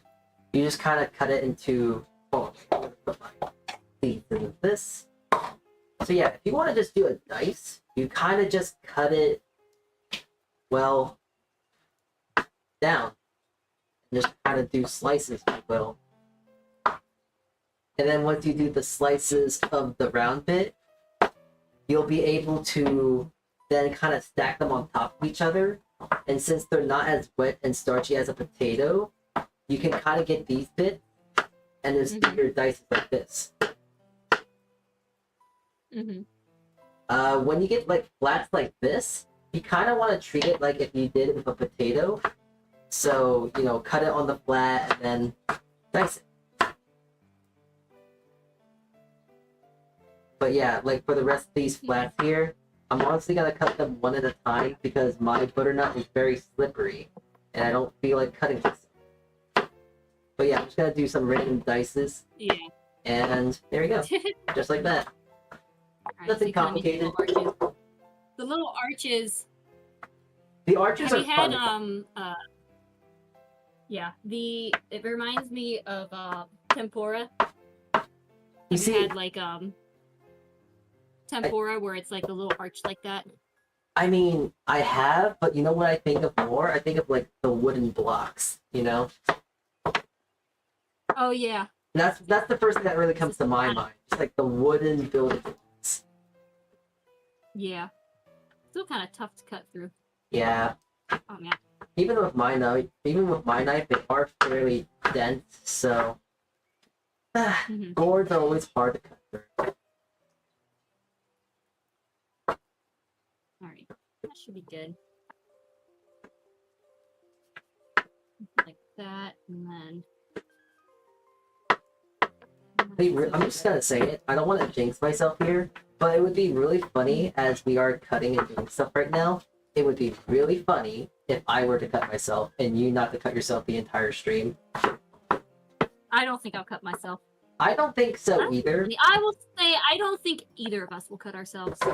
That's a better way of thinking of it like that. Yeah, I like how you're Oh, look, thinking more. I mean, I guess that was the bottom. I was like, oh look, it makes a circle, and I'm like, duh, that was the bottom. It's the round bit, of course. Yeah. Yeah. I did it Oh, like this to then cut it like that. yeah. Little- I'm not sure if you're able to pick up with the majority of these cuts, but every single time we're doing cuts like this and that, I'm always trying to put the vegetable on the flat, stable side. If you do that, you're making sure that your thing that you're cutting is gonna not move, and that's just kind of a general safety thing. The less it moves, the easier it is to cut, and the less likely you will cut yourself. Yep. Control, control, control is the name of the game. Sounds like you heard that a lot in culinary school. Oh, you didn't just hear it, you definitely saw it as well. Oh. Take that for what you will. Alright, let's see. I guess that way. You know, it was this way. Yeah? Yeah, it was that way. I'm actually gonna take some of these meat. I'm actually gonna roast them all, so. Oh, I saw your streams about it. How do you feel about oil? Neutral oil, stuff like that. You're asking my opinion on seed oils? Yeah, I know you have a whole thing about that. Well, it's mainly just most seed oils that have, well, pretty much I think all seed oils are polyunsaturated fats, and your body doesn't know what to do with polyunsaturated, and so there's like it'll just whatever part of the molecule will bounce around your body until it dies, and when it dies, it causes inflammation. So like the saturated fat absorbs into the body in a way the body understands. The polyunsaturated fat can't do that in the same way, and it causes a lot of inflammation. And so pretty much, and like things like olive oil that are like technically seed oil, like you can like, you know, I tend to use that for cooking too, and it's like technically it's better to use that in just cold things like salad dressings and whatnot. Yeah. I guess sunflower oil isn't so bad. Avocado oil is good. You know, it's got the saturated fat, and then I mostly like cooking things like lard. If I'm doing like, you know, especially like roasting or something. Lard or tallow. So that's the main thing, and I think that's also why a lot of people have trouble with pasteurized milk, is because the homogenization breaks up the molecule so that the fat doesn't separate it. Now it's a polyunsaturated fat instead of a saturated fat, and again, it causes like I can't remember all the nitty gritty science stuff behind it, but it basically the polyunsaturated fats don't know where to go in the body, and they cause inflammation. Yeah, that sounds about right. I'm assuming I'm taking a lot of what you say for assumption here, just because I personally don't like using seed oils as well, but I do find that out of all the seed oils, rice bran oil is the middle ground. It's like, yeah, it's a seed oil still, not bad. but it's not bad, so I use it. I think, yeah, I've gotten that some. It's just funny because back like 30 years ago, they were like, "Oh, canola oil is so healthy," when it's like, no, it's not. Terrible. It's horrible for you. Now it's in everything. Now seed oil is in everything. Yeah, and it's just like just use butter, and it's we like have a friend that yeah, and it's cheaper. It's probably cheaper, which is probably why it's in everything. Yeah, the way it's manufactured. It's ultra processed. It's not even. Like, it's not even processed. And all kinds of stuff. It's a very artificial. I think a lot of seed oils are made in a very artificial way, and then they're on these machines. I don't know. I guess a lot of things are on machines, and the downside of being on machines is pretty much everything has probably like low amount of like lead and stuff in it. But then when everything has a low amount of lead, then it's a lot of lead. Yeah, a lot becomes a little. It's the world we live in. It's like when people are like, "Oh, why do you stress so much about, you know, trying to do things a little more crunchy or low toxin?" It's like, well, okay, sure, there's a little bit of amount in that, but then it's everywhere, so you just try and do the best you can. Yeah, it's just trying to minimize the problem. Yeah, especially things like fragrances are so bad, especially for women messing up hormone What? endorphins blockers, all kinds of stuff. Sorry about that. I accidentally turned on my I actually just accidentally just All right, turned on my garbage disposal.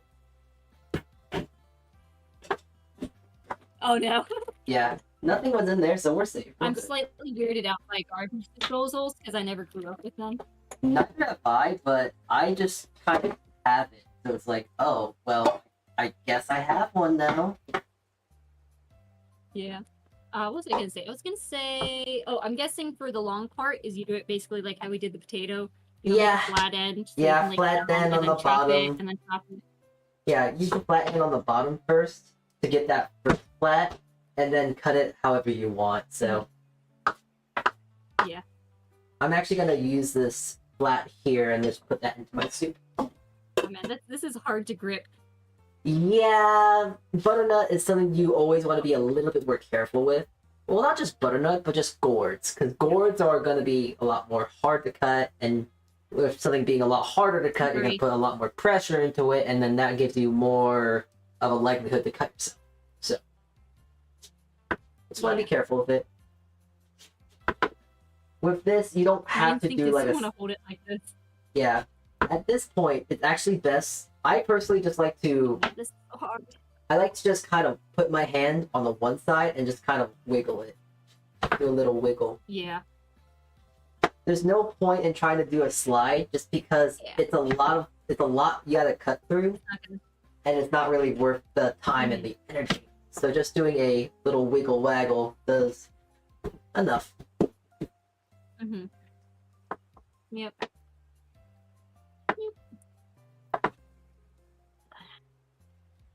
I'm gonna dice some of this, but I'm gonna probably put the majority of this into a soup. Yeah. Butternut Little squash butternut soup. squash soup. Woo! Slippery. Goodness gracious. And just don't cut I might yourself. actually turn it this way. I'm gonna turn it this way. and Hey, I then mean, cut it any way you want. kind of thinner. Sometimes you just gotta go with it. Yep. Any way you want it. That's the way you be it, any way you wanna. I don't. It's just so. It's kind of funny that it's like, oh, I can pick up what you're saying because it's like, oh, I understand it. I understand the reference you're doing. A lot of time, My song. yeah, it's from a commercial, right? I can't remember what it's from, but like I know the jingle. No, it's just a song. It's just a song. Oh, okay. Yeah, from like the classic rock station. But yeah, now okay, that sounds more like okay, that makes sense of why I've heard it so much before. Because most likely what happened is I probably watched it when I was like young, and my parents just put something on the radio. I guess it's a video. I don't know. I just know it as a song on the radio. Fair enough. Maybe you watch like the music video or something. No, I'm saying like my parents probably put that in the background when I was younger and such. Oh, right, yeah. While they like driving me to school, for instance, it's like, oh, they're just putting on the radio. It's like, oh, I remember this. Neurons active. I guess not neurons, Yep. but like Stored in the memory hole. memory activation. Yeah. Are your parents Gen X or Boomers? Okay, so what year is Gen X? I don't know. I think like maybe late 60s, early 70s, or like maybe late 60s through the 70s is my guess. Maybe through the 80s. I don't know. Hey, Rocky. Do you know what's the years for Gen X? Like, well, maybe the mid 60s to approaching the 80s. I can look it up real quick. That's kind of what I was thinking. Oh, right, these are recent ones. I'm gonna assume that my A parents. lot of times, especially this, I want to. Is it too bad to like angle your knife? 65 to 1980. 65 to 1980. Okay, that's what I thought. Is Um, it bad to like angle your knife down and then like push down the rest of it? Rock it down. yeah. Like, as long as your knife is straight, it's fine. Well, like it's not straight at first. Like I do it at an angle and then push it down. Is that bad? Show? Here. So like, for say this whole thing, I'd like push it in.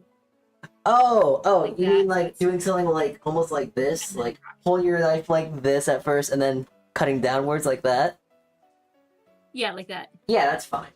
Where you kind of put the front edge down and then okay. I mean, your I don't know- knife I didn't know is if that was still like that for the technically knife. straight. What I thought at first, I thought you meant having your knife angled like this, and then cutting like this, because that's not good.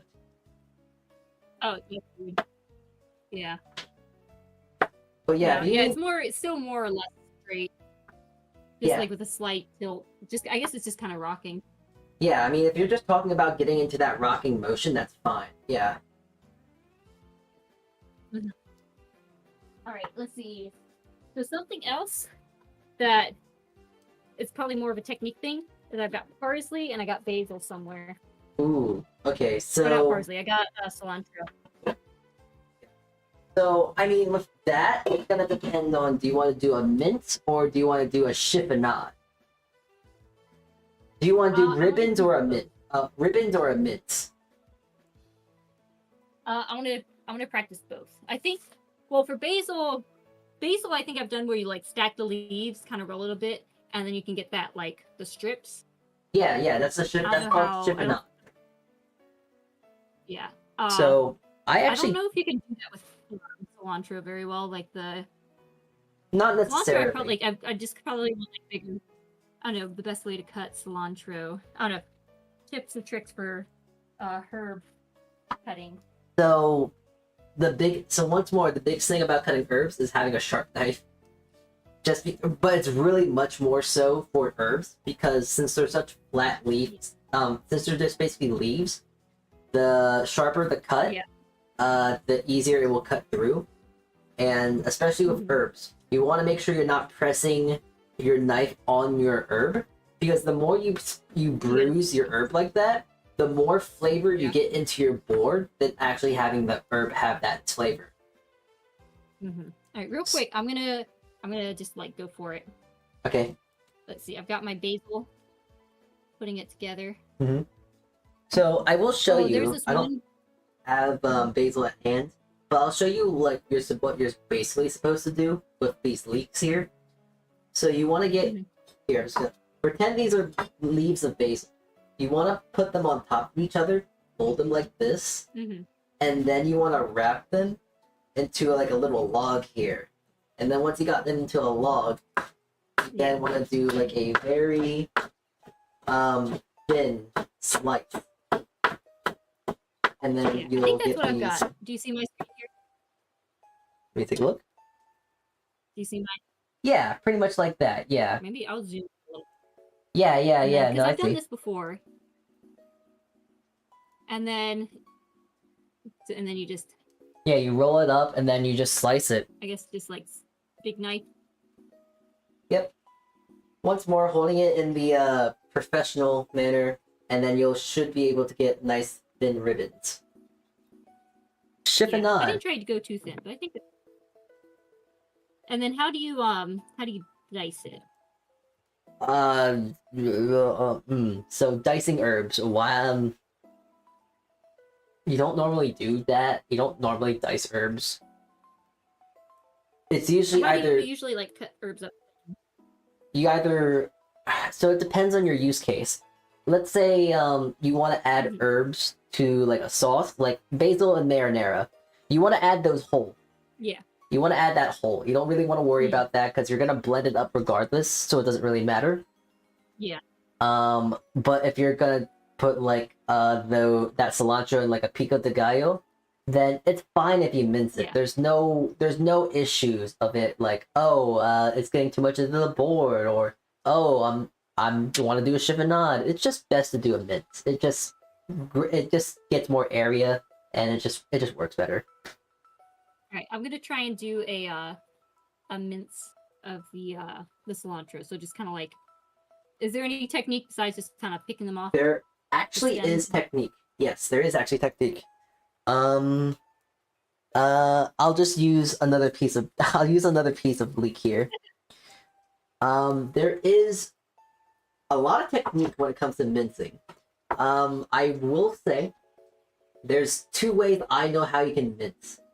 So, you know, there's the one way where you know how to mince, where you just kind of do a rough chop and then you're just kind of going like this. You want to put your two fingers on the tip of your knife, and then you want to hold your knife normally, and then you're just kind of doing a rocking back and forth, going back and forth like this. And you're just essentially just going back and forth, trying to cut all the pieces until they're nice and fine. Little small little mince like that. Mm-hmm. Now there's another way, which is a lot harder, but it is a lot faster. And I'm trying to learn how to do it. So essentially, you're trying to cut your whatnot. You cut it first, but instead of doing this, you're going faster and you're trying to do a seesaw motion like this. The thing about doing this versus going like a seesaw, if you go your seesaw really quickly, you can do it really, really quickly without just focusing on going up and down, up and down. You just kind of go into a constant motion like this. Yeah, And it's you a like lot. put that tip down and then move the back end kind of back and forth like that. Yeah. But the main thing about like the both ways of cutting, the tip, you're putting two fingers on the tip, and then you're really holding and pinching on the side here, and then you're just doing a seesaw back and forth. That's it. Is there any technique for taking like the cilantro or parsley off of the stems, or you just kind of pick it off? You just pick it off. Especially with parsley and cilantro, it's okay if you get the stem in because it has flavor. It's all pretty much the same. It's a bit different in texture, but like it's not too drastic that, oh, I have a little stem in my parsley. Oh, the world's over. It's fine. There's no issue with that. Yeah. This has got a little more like crunch and water. Now, do you like, are you one of the people that cilantro tastes like soap, or do you like cilantro? I like cilantro. I really like cilantro, actually. I think it tastes great. I love cilantro. Yeah. It's so yummy. I will, however, say that even though cilantro is tasty, the use case is very specific. Like, I will love cilantro rice. Yeah. I will love pico de gallo with cilantro. But I don't want cilantro on everything. Yeah, true. It's very Mexican dish sort of oriented, I feel. Yeah. We make lots of little like taco bowl plates where we just like have the rice, throw some beans, throw some meat, whatever we want, and then we just have like this big like clump of cilantro in the fridge that we just kind of keep in a clump, and then we just like grab little pieces off and like tear it off real quick and throw it on. You know, it's like a really like simple kind of, it's not really a sauce, but like an accompaniment. You get a little bit of cilantro, you roughly chop it, like you don't mince it, but just like rough chop. Getting a bit of lemon juice and getting a bit of white onion, and you mix that together and you put that on top of tacos or carnitas. Ooh, it's so great. Ooh, it's so good. Oh, yeah. You have that freshness from the cilantro, you have that nice bite and clean flavor from the fresh onion, and the lime just kind of brings it all back together with the nice acidity and citrus flavor. It's great. Okay, I'm gonna attempt to cut the cilantro two ways, so I kind of bunched it up like this.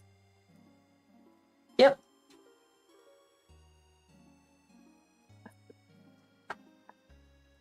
The beauty of mincing, there's not much technique. You just kind of go for it. Like, yeah, there is technique for like humans. Probably about the size I'd want. Yeah, there is technique in some sense, but at the same time, it's just like chop quick, go fast. Yeah. All right, I'm gonna try this other way. Mm-hmm.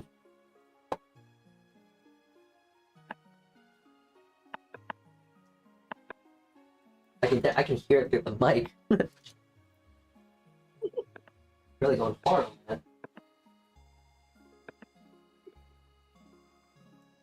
Got some little nuts here. I mean, nuts, seeds. I don't know why. I always want to preemptively just call everything a nut. It might not be a nut, but it's like, oh, I like these butternut nuts. Yeah. All right, I'm gonna. There's that bench scraper. Save some of this. All right, let's see. So, because I feel like if I don't go through, I'm gonna see what else I've got and what like things I want to do the most with. Because we might be able to breeze through a couple. Or I think I've got like the basics, and I'll probably just like kind of like say for like a zucchini. Yeah. Like, just kind of ask like which way you cut it first usually. So I've got one down. you want to do zucchini then next? Yeah, I got one right here. All right, I got mine right here as well. So, very simple. Wait, I'll wait. I just want to jump the gun already. Mm-hmm.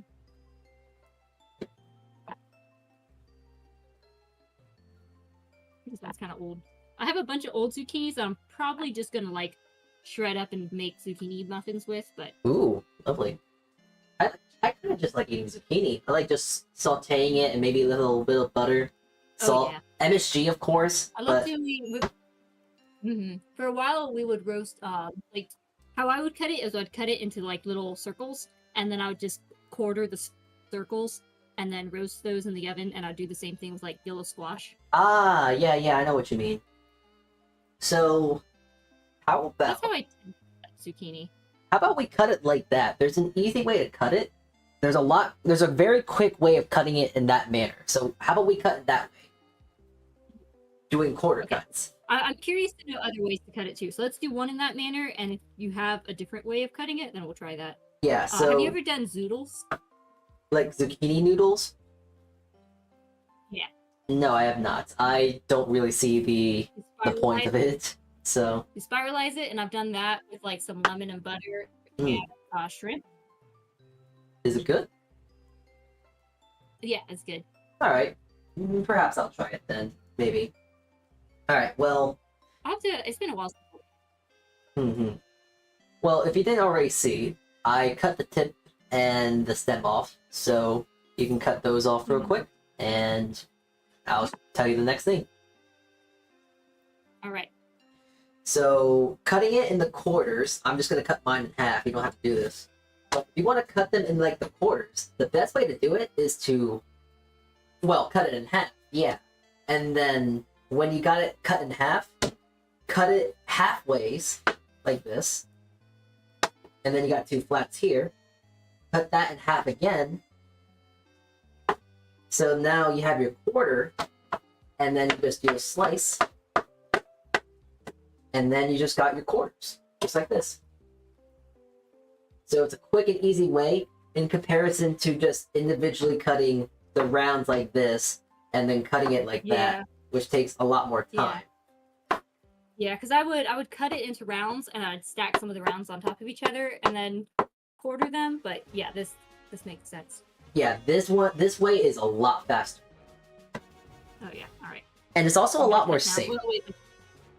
Yeah, true. All right, let me see if I can fix my camera again. Oh, I didn't even notice. Yeah, I noticed that it came down. Oh right, dear. My computer. Oh, my computer seems to be freezing a little bit. I'm gonna give it just a second. All right. See what it does. I'm gonna check the other things. Let's see. I had asparagus. I had Brussels sprouts. Hang on. Ooh, okay, those two are extremely easy to cut. Yeah. Asparagus, you just cut the most white part off. That's it. You want to cut off Usually, the stalk. what I saw to do one time is you take it and you kind of like bend it, and where it snaps is where like you discard it. Yeah. Like you kind of find where it snaps at naturally. Yeah, that works.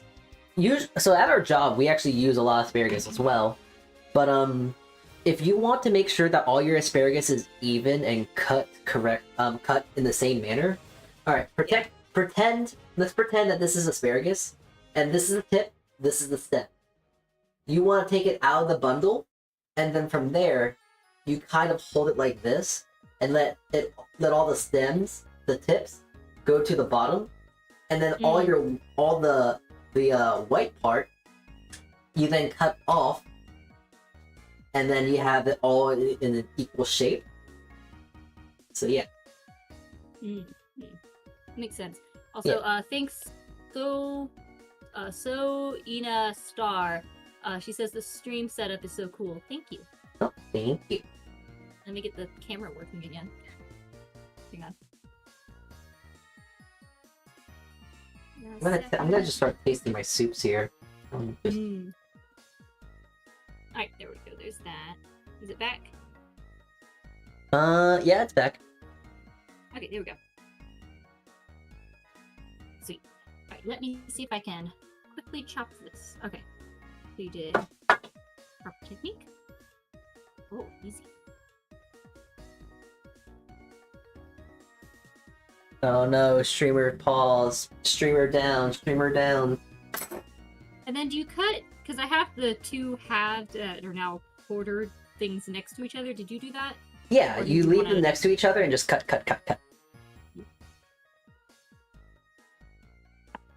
It's kind of weird because I feel like I need to split my fingers between the two of them to do the knuckle thing. No. Since zucchini kind of holds itself together very well, you don't really need to worry too hard about it. Just move the knife to your hand and you'll be good. The more hard you think about it, the harder the cutting will be. Just don't think too hard about it. There's a certain amount of just like going for it. Yeah. That's the motto, go for it. Yeah, that's kind of, when it comes from me and cutting something, I just don't think, I just cut. Just like, okay, I want to do this kind of cut. Yeah, well, you've also had a lot of practice. That too. That too. Alright. That is also so true. Was there a different way to cut a zucchini? So there is, but it's like completely different. So we're gonna cut it the same exact way. So we're gonna cut it down the center, and then we're gonna cut it down into the quarters again. So half and then into quarters. Oh, is that just to make like zucchini sticks? No. Yes and no, but we're gonna do something. We're gonna make planks essentially. Planks. Okay, I'll watch. Also, your thing is unpaused. It's paused. Just to let you know. But as you are doing that, I'm gonna show off how to do it. So this is the one of the few times where you actually want to have your knife angled, because we want to cut off the seeds on the inside. I don't know why. It's just, I think it's just because Seeds tend to get mushy. they kind of mushy and the texture's weird. So we want to get to where the seeds are, and you can do two ways. You can cut it this way, which you get to the top and just kind of slide your knife downwards. And since the seeds are so easy to cut through, you don't have to worry about cutting yourself. Or, how I often do it at work, we will cut it from here, have a slight angle, and just slice. It's a lot easier, it's a lot faster to do it this way, because you kind of get into that rhythm, you get into that motion, and you also don't have to focus on, okay, I need to balance it correctly, I need to now position my knife correctly, slice. When you have it like this, you have it at an angle, then you slice it very simply. So the way that you like to do it is you have it standing straight up and just slice it down? Not straight up, but I actually have it at an angle. The way that is easy is cutting it like this, where you have it standing up on its side, standing up on its, I guess, top and bottom.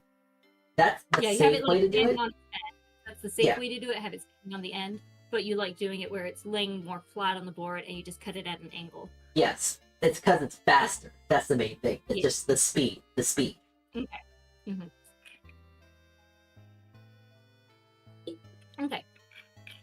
I don't think I'll cut that right now. I want to try and get through the rest because it's already like 7 p.m. here. Okay. Usually when I start bedtime. Oh. The stream's gone a little too long. Yeah. Well, guilties. So I kind of want to just touch on a couple more things, I think. What's up? Okay, let's see. Yeah, the asparagus is pretty super easy. Yep. Any particular way you like to do Brussels sprouts? I'm probably just going to cut one or two for an example. You might Usually want what to. I would do Yeah, you might is want to just, make your camera visible for that. oh, yeah, let me get that back on. But the way for the way. Sorry, what was it again? I forgot. Brussels sprouts. So the way to cut Brussels sprouts, you want to cut the stem off and then split it in half. That's the best way of doing it. What There about the is root?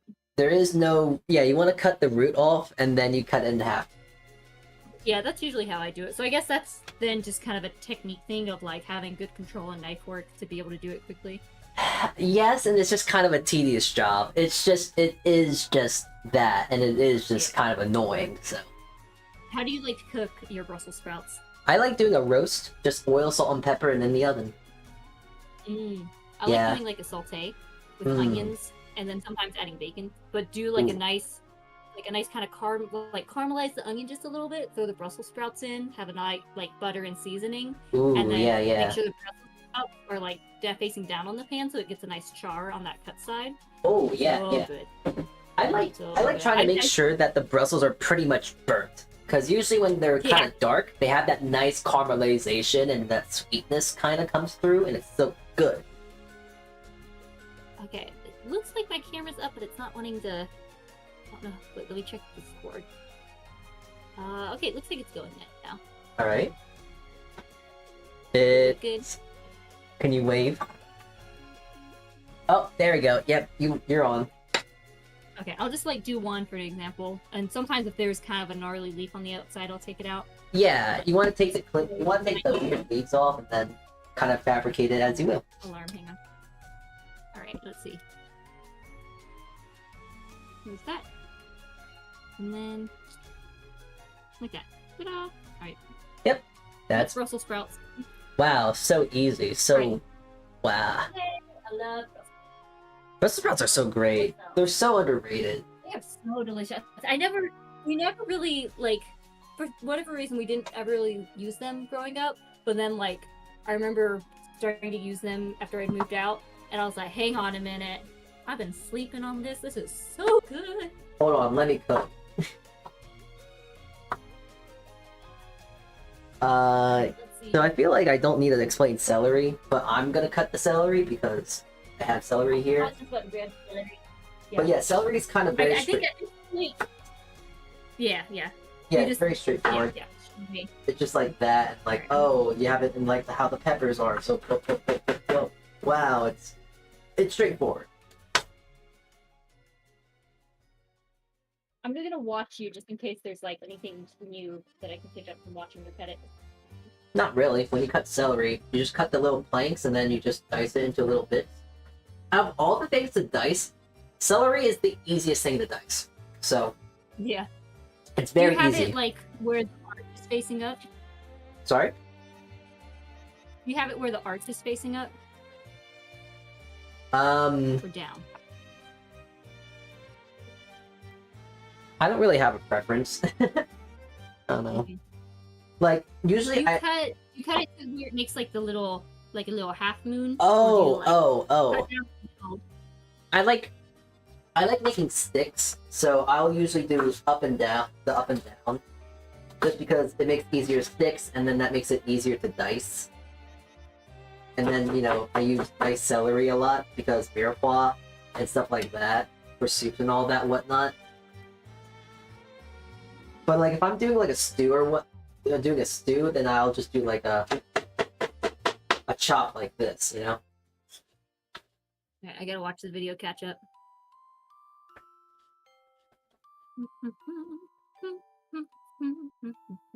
It really does just depend on what you're using it for. Like, are you making a soup? Are you making a curry? Are you making Okay, I see six now. Okay. yeah, like it really doesn't Okay. matter. So yeah, okay, I see. I'm just gonna like do a little bit for practice. But, like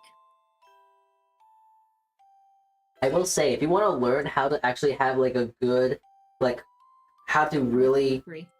have your hands kind of memorize the bear claw, I guess.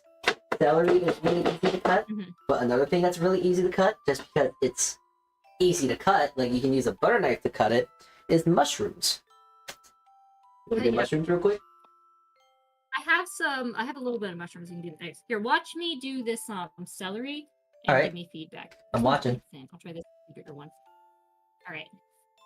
So, got my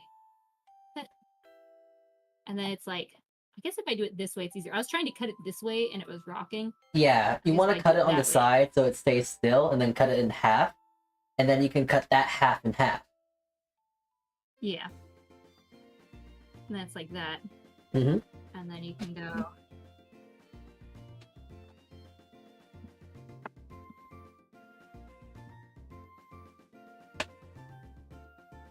I still feel like I want to go like angle like that. Yeah. Try to like keep like You- just the habit. Try You and must focus break on- the habit. You must break the habit to make a new Yeah. habit. Alright, so that's celery. Mhm. Alright, I have some funky mushrooms that were in the fridge. Ooh. We love funky mushrooms. Those mushrooms make you go ha ha he he. Sometimes I don't know if I want to. I don't know. Hee hee ha ha. I don't know sometimes if I want to keep the stem or not. Do you usually keep the stem when you're like making a little dice? It kind of depends. Usually, but more often than not, I take the stems out just because it's easy to cut when the stems. Mhm. That's the big thing. It's a lot easier to cut Do when you the then also cut the stems? no, or I you actually just- I just Or kind you of just throw the I stems? just kind of pop them out, just using my hands. Just like just use my thumb, just Yeah. gently press them out, and that's it. Oh yeah. But then, yeah, that's what I usually do. But then once you take them out, that's also something. Kiddo had fun doing that with me one time. But once you once you take the stems out, do you chop the stem and put it in? I often don't. The stems are a bit more woody in comparison to the actual cap of the mushroom. What I usually do is I usually then throw them in stock. So Ah, okay, that's yeah. Mhm. Because Now, I don't always know if I want the stem, but stock is a good idea. Because I like doing dried mushrooms, Mhm. so maybe just using the stems That- for the stock is good. Yeah, like nice umami flavor and all that. Yeah. All right, I'm Uh, just gonna watch how you do it because I think mine's a little bit different. So Just watch your technique. So very rarely will you ever dice mushrooms, and when you dice mushrooms, you can just easily mince it, because it's just the same use case. But if we're talking about slicing, it's really straightforward. Like, you just kind of move your knife up and down, and then you got these nice sliced mushrooms. Mhm. There's nothing much to it when it comes to slicing mushrooms. However, the nice thing about learning how to slice mushrooms, since they're so easy to cut, you can be really slow and try and learn like the basic hand movements, the arm movements that go into the cut. And then, I mean, not then, but like there's also, like, I'm gonna look to the right real quick. I'm looking behind myself, and I'm still gonna try to make sure I cut these mushrooms pretty much the same Oh, way. man. Not even looking. So yeah, Wow. it really helps your hand-eye coordination, if anything. Yeah. Nice. But yeah, mushrooms are really fun, really easy to cut, and if you want to just learn how to cut better, mushrooms are a very good way to start learning. Oh, okay. So here's okay. I guess these are two. Okay, here's a couple more. I've got an eggplant, I've got tomatoes, and I've got cabbage. Speed run this. Okay, so you got tomatoes, eggplant, and what was the last one? Cabbage, like Cabbage. a small cabbage. All right. I'm So gonna start with the with eggplant, you basically want to cut that as if it was like zucchini. So there's nothing special about yeah. that really. Tomato is okay. So are we dicing a tomato, or do we want to slice the tomato? I feel like dicing is what's hard for me because of how soft the tomato can be on the inside. Mm-hmm. All right, cool. And I'm gonna show you a life hack about dicing tomato. Mm-hmm. So, yeah, get your tomato, obviously. All right, first I'm gonna cut this eggplant real quick. Yep. So if I remember right, because it's like towards the middle is the seeds. Not so much up here. Yeah, so you want All right. to get the Like more the round part, zucchini- really. Yeah. Let's see. So you kind of say I could cut this in half, and then I have okay. Wait, I got like so. Say I go like this, and then would it be better to? I guess I could either cut it in half and put the halves down and then cut it, or I could cut just the end and then that sounds better. I cut just the end, and then I'm able to do it. Yeah, that's like good. that. And then you can And then I cut the can seeds cut, out too. you know, Yeah. like that. Oh yeah, I guess if you don't like the seeds, like you can have a slice. Mhm. Well, the seeds are hard because it's like all in there. Yeah, with an eggplant, you're gonna cut I've made this with you would good, cut like, off a lot of the seeds, but if you wanted to, you can. Eggplant is kind of one of those things that it's kind of fine to dice it versus zucchini because the eggplant itself is kind of just a mushy thing to eat, so it's not too weird to have it like that in comparison to zucchini. So it's like you can dice it, you Whereas can the slice zucchini it. has a bit more of a texture difference. Between Yeah, there's a much more and a small different bit of texture and all that. So slicing a tomato, though, when you're ready, there is a fun little hack. Honestly, I think what I'm gonna do is I'm gonna take these big slices and roast them. Ah, that's I think that nice. will be really good. Have you ever heard of I just- what is it called? I'm trying to remember. I forgot. It's a Mediterranean thing, but it's like you get eggplant and then you mash it. I forgot what it's called though. Do you know what I'm talking about? Oh, I know what it is. My mother-in-law made it last visiting. I know what you're talking about. I forgot the can't name remember of the name, it. but I had it because my mother-in-law made it last. Yeah, like I It's really know good, what though. it is, but I always forget the name of it. I feel like it starts with a T. Can't remember. It's not tabbouleh, because that's Right, with that's that's something else. Sounds like it though. It's not tabbouleh, I know that. That's all I know really though. It's not tabbouleh.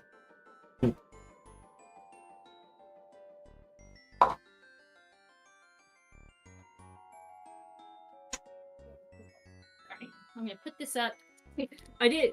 I'm just like cutting all this, and then I have a bunch of chicken in the freezer, so I'm just gonna meal plan around these That- chicken and veggies.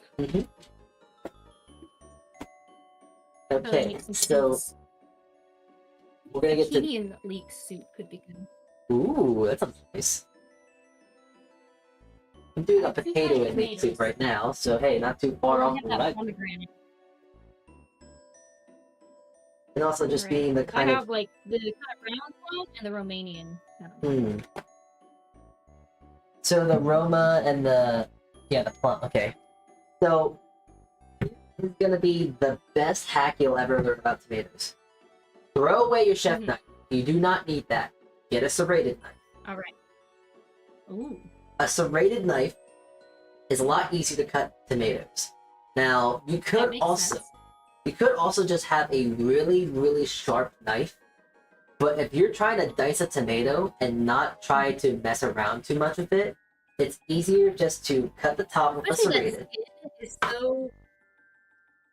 It's so easy to like smush it because of how the skin is. But if you have that serrated, then it grabs the skin better. Yeah, and then you kind of just dice it. You cut the head off so you get a flat surface, and then you cut the sides off to what you like, and it just cuts like butter with a serrated knife.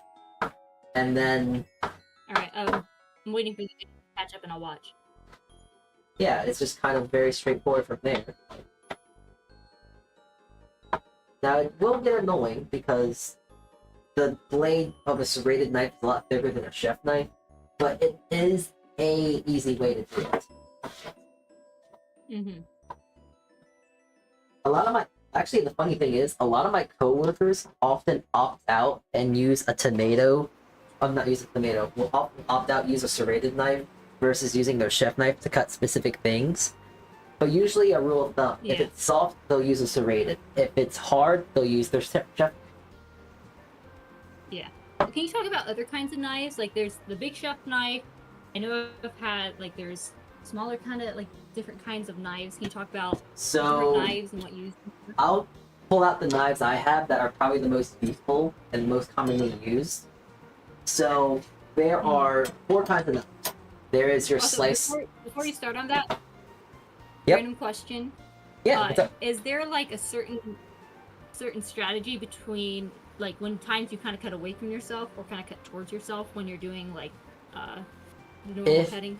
Yeah, there are some strategies, I guess. If it is hard to cut, you want to cut away from you. Like if you're cutting meat Yeah. specifically, if you're butchering or if you're like filleting a fish, you want to cut away from yourself, just because it's a lot easier to do that. But if you're cutting like vegetables and stuff, it really doesn't matter. Like you cut towards yourself, you can cut away from yourself.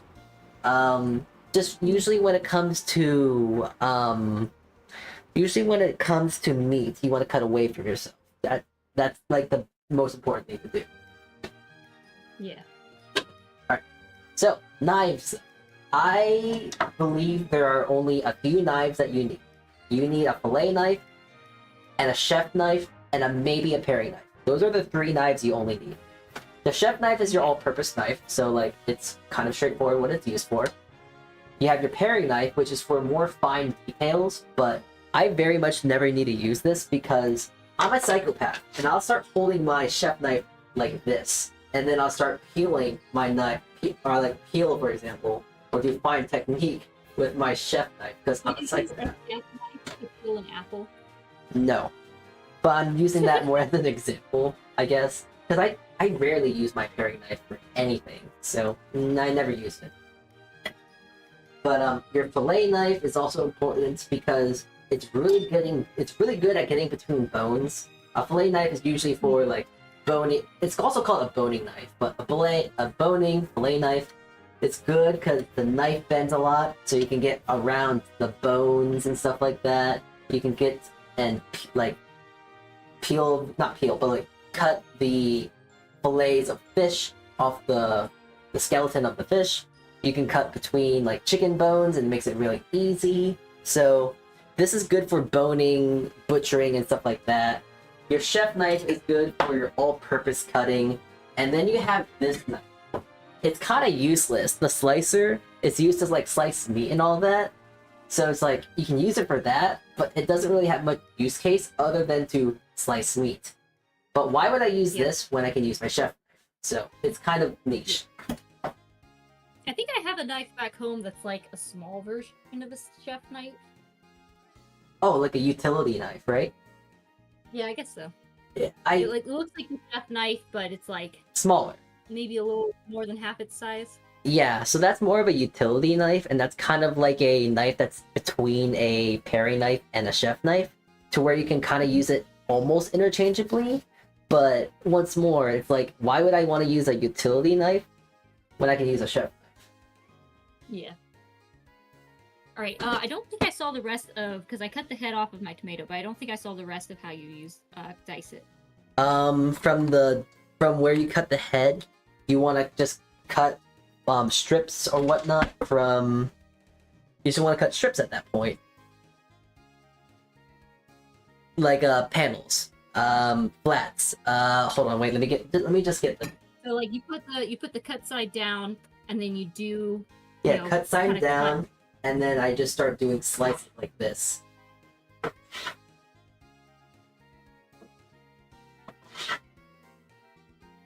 Kind of like that. Just waiting on the video. Mm-hmm. As you do that, I'm actually going to start blending my soup. I think my potato soup is pretty much done. Ooh, yummy. Ooh, potato and leek soup sounds good.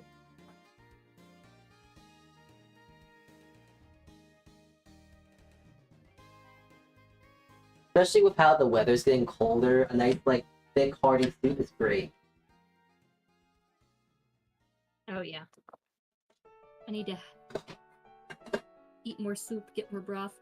And even with, like, the other knives, you kind of do the same holding technique. Sorry? Sorry, say that one more time? With the, what's it? even with other knives, you do the same holding technique. Yes. But with the serrated one, you're going to do more of a seesaw motion. Yeah. I mean, if anything, the only knife that you don't hold like the proper way is the fillet knife, because you're kind of more or less manhandling. And then once you cut the tomato into sort of little like big slices like this, then you just kind of Yeah, you kind of just do. into... Yeah, you kind of do your dicing. I feel this is hard because I feel like it falls apart. Can you see what I'm doing? Yeah. To tell you the truth of like tomatoes like that, it's also kind of dependent on the tomato as well. Yeah, because this one's easier to cut for sure. Like this one has a lot of juiciness on the inside. Yeah. But I guess at this point, like, kind of like you only really have to dice the middle part because the rest just automatically kind of comes off like that. Yeah. The softer, the more wet it is, the harder it's gonna usually be to cut. So. And unfortunate, it is what it is. It is what it is. It is what it is. I'm gonna try and... if you make, because yeah, these are kind of ugly. What tomatoes do you use if you want to have like nice diced tomatoes?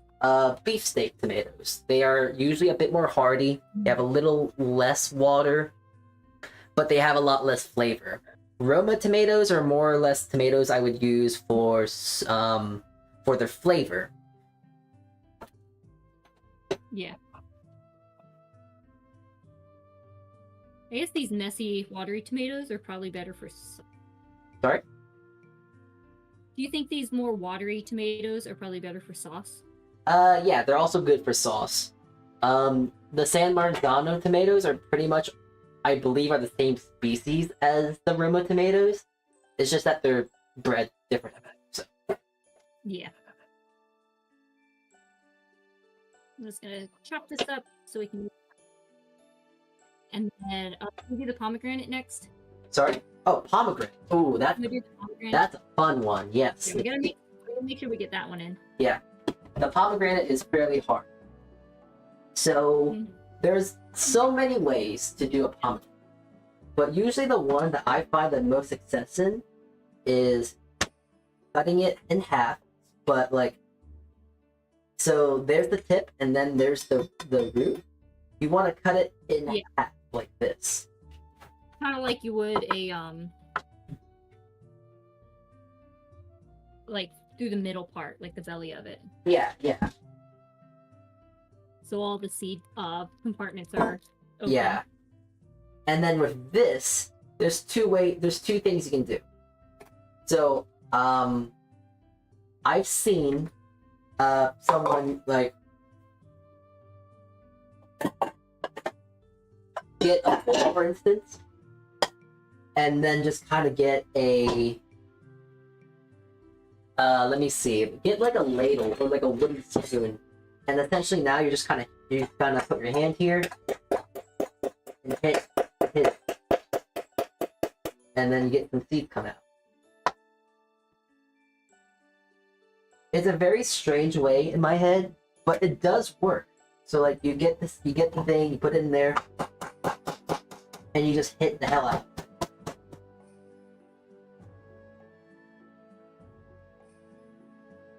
Alright, I'm watching. Essentially, you're just trying to hit it. You just like hit it with like a wooden spoon or something. Mm-hmm. And as you hit it out, all the seeds will fall from the membrane. There you go, you get the seed. How long did it take to do that? It takes a few minutes. It takes like a minute or so. But like, there you go. I got pretty much all the seeds out. Bit of the membranes here, I just take that out. But I have a whole bunch of now fully cleaned pomegranate. So yeah, you cut it in half and then you start whacking at it. Now, I love pomegranates, so a lot of times I find I have like a wad of seeds in my mouth that I have to spit out. Uh-huh. I don't always want to like eat the seeds. So unfortunately, Like at that eating the point, you kind of either have to like maybe squeeze out the juice yourself because there's no way to actually get the seeds away from the flesh. So that's it. Just it is what it is. Unfortunately, there's no way I to know. make That's it. why I'll take a hand. I'll take like a mouth. I'll take a mouthful of pomegranate seeds and I'll chew it, And and then then once spit it them kind of out? becomes like a little mash, and then spit them out. Oh yeah, I do that too. But yeah, this is the most effective. Just like hitting it with the back, hitting the skin side with a spoon, and they all fall out. This is the most effective way. It's the most easiest way, and also just the most cleanest This is way not too. working for me. Maybe, I guess because I have it flat. I guess you have to have it suspended somehow. Because it's not working for me. Yeah, don't have it flat. You gotta trust yourself and not hit yourself. So like if you put the flesh side on your hand, and just start hitting it with your spoon, and just make sure you're hitting all the parts and not hitting your hands. I But then think it will- I see it a little bit.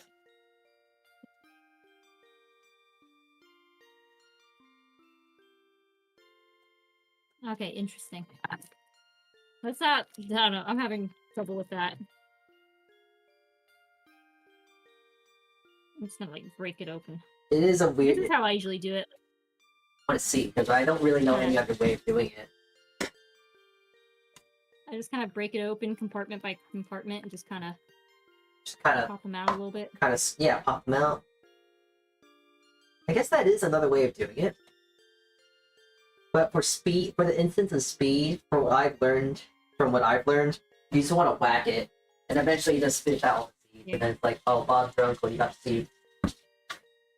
I have to practice that technique because I was having a hard time getting it to pop out. Maybe you're hitting it too hard, or maybe you're not hitting it hard enough. Question of all time. I'll try Maybe- this one. So if I Maybe hold you're it like just this- doing it wrong. Okay, this one's working. Okay, now it's working a bit for me. I've got it more like this. Strange. Okay, this is working now. Hey, there you go. Yeah, now it's working. But at least it It's worked. pretty handy. Yeah, it's real fun. It's real fun. Especially if you do like the sides like this. Sides is like, what do you mean by sides? Like this instead of going flat here, kind of right here.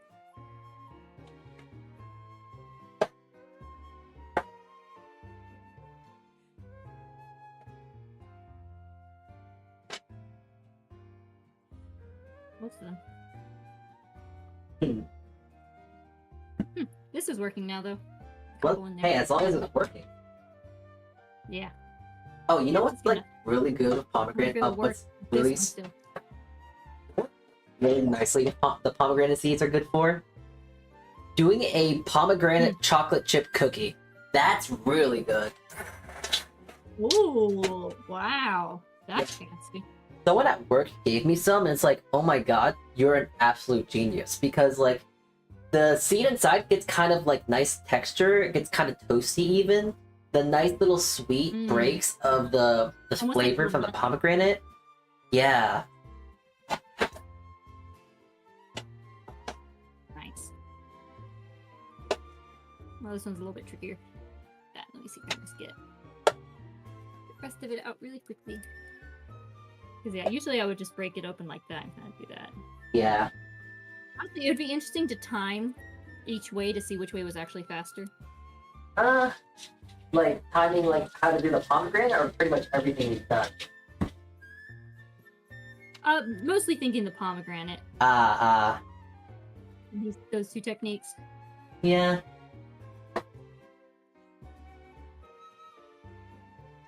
Probably the smacking. I would like to think the smacking is probably a little faster. Yeah, especially if you've got the technique down. Yeah. Alright, that's gonna be good enough. My contestants everywhere. Alright, let me see what last thing. Any tips on cutting A carrot? a cabbage, and then a carrot. I'll try a carrot at the end. Alright, cabbage. To So I practice don't have a my cabbage knife. with me right now, but the best way to do it is to cut the stem off on the bottom.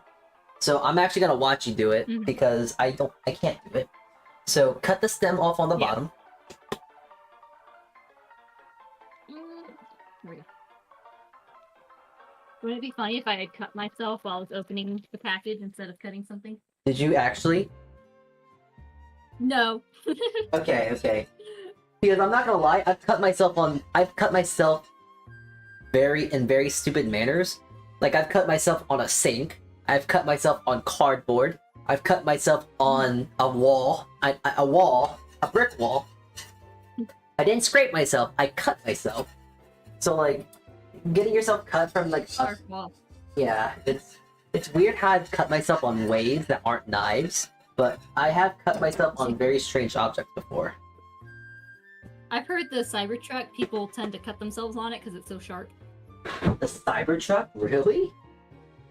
Yeah. Oh, that's funny. Yeah, I guess that's what they get for getting those sharp edges, huh? I know, yeah. Alright, especially because, like, the door handle, there's, like, you press the button, the door pops open, but there's no real handle to grab. There's just, like, a part of the window where you know how, like, windows have that little rubber spot? And so there's just a part of the door that doesn't have, like, the window there, but has that little window grip, and it's a tiny little spot your hand barely fits on, and then, like, pull it. Yeah. And it's like, there's no proper, like, that's gonna get worn down. Alright, so usually how I cut it is I cut it in half, and then I kind of make angles to get the core out. Uh-huh. But you're saying cut this way? Yeah, you want to cut the stem out, and then once you cut the stem out, oh wait, never mind.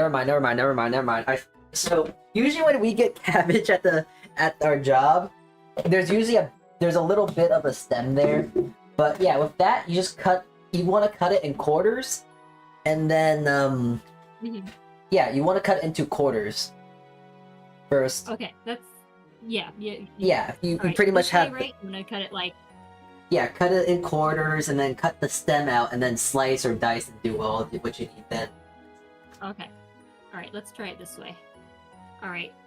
I feel like holding it this way is the most stable. What do you think? Let me see. Yeah, that's the most stable. That's gonna be the best way. Kind of rock it down a little bit. Sorry, as you're doing all this, I'm actually finishing up my suits. Yeah. So just And letting then you I guess most of the time, instead of quartering it, I try and cut it here. But I guess quartering it makes sense. Yeah, because you get the core out, and then you're able to not worry about the core getting in the way. Yeah. Take that one out of the way. There we go. And then, because it's mostly here, right? So then you can just do a little slice down. You want to have it flat, and then kind of cut it at the angle. Oh, like this way? Yes. Like I'll lay yes. it flat, but to show you, like right here. Yes. Alright, so like this. There's a lot of the core there, it looks like. I need to cut it again. Yeah, you might want to do a little more. Okay. And this angle like this? Yeah, that's good. Okay, yeah, that looks better. I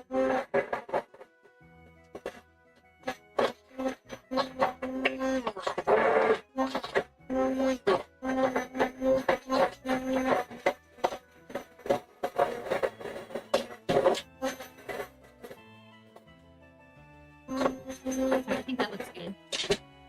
And then I guess from here, and this holds a lot better than how I usually cut it.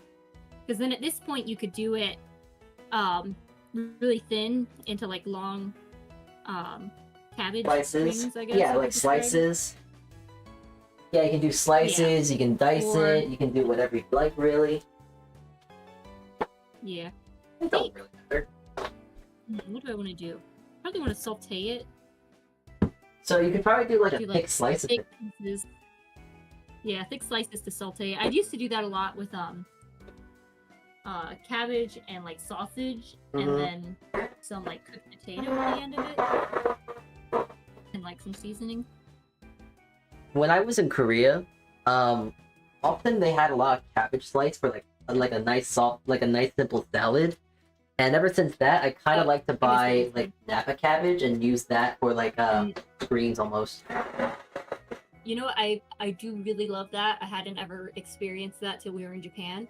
All the very thin sliced cabbages that were like this, like salads with really thin sliced cabbages, not even like lettuce, but just the thin sliced cabbage with like a sort of vinegar or sesame sauce, like Yeah, like salad a nice dressing. simple vinaigrette, and then Yeah, it's very cleansing. It's a very nice palate cleanser. it feels very clean too. It does. It feels very light and bright. Yeah, it's a nice refreshing. Let me- It's a nice refreshing side at the very least. Let me here. Help me slice this thin. Let me try and do my technique to slice it thin because it's kind of hard because this part's an angle. So I guess I would go this way.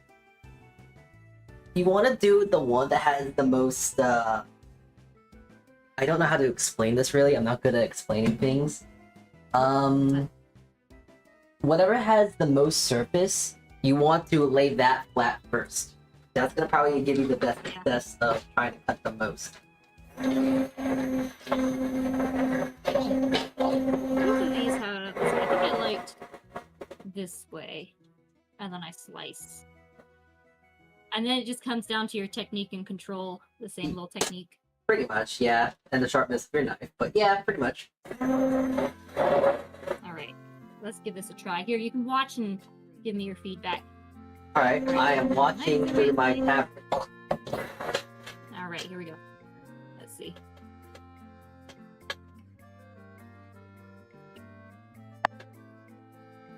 Doing that really.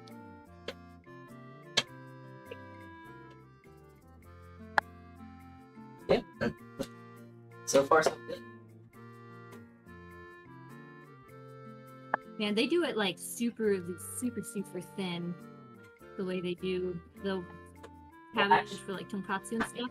Oh, actually, I do have. I just remembered. I actually have some Napa cabbage. So here, I can join in and try and show you how I would cut it. It's just that Napa cabbage is going to be a little bit different versus cabbage. So. Well, yeah. We like using. I think I use Napa cabbage the most. Miliardo likes to make this beef tail soup that's really good. Ooh, You put Napa cabbage in at the end. Really nice. that's lovely. Yeah, I like to use Napa cabbage. You know, It's just like Miliardo did some cooking streams. Like, if you go back in his VODs, like a while ago, he did a cooking stream of him making our curry. ooh, I might have to go watch that then. I like watching cooking sometimes. Sometimes it's fun, but at the same time, it's like, oh, did I just come off from like a hard day at work? Because then it's like I don't want to see food anymore. I'm good. Yeah. But yeah, pretty much just getting really the key to getting something really thin cut. You want to make sure that your knife lines with your knuckle, but then you also want to see how minimal space you're gonna give between your knife and the thing you're cutting. It's Yeah. hard to explain. It's really easier to see it, but like, if like I'm like choking like where my if I'm like what's the word? If I'm putting my knuckles as far away from the leaf itself, then I'm gonna cut something thick. But if I get my knife really close to my knuckles and get my knuckles really close to the end of what I'm cutting, it becomes really, really, really thin. Almost paper thin. Yeah. So yeah.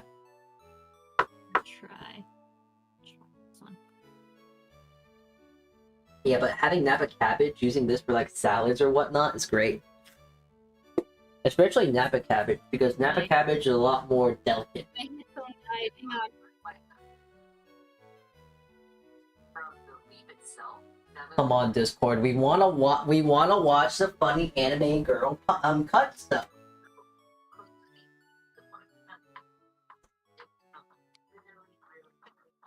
Mhm. Okay, real quick. Yes. My Bluetooth died, so it's gonna like echo from my I gotta go get another headphone real quick. Hey, it's fine. So I'll be right back. I don't think anyone's complaining. Are you guys complaining? Is Pat gonna complain? I hope you aren't, because you know what happens if you complain.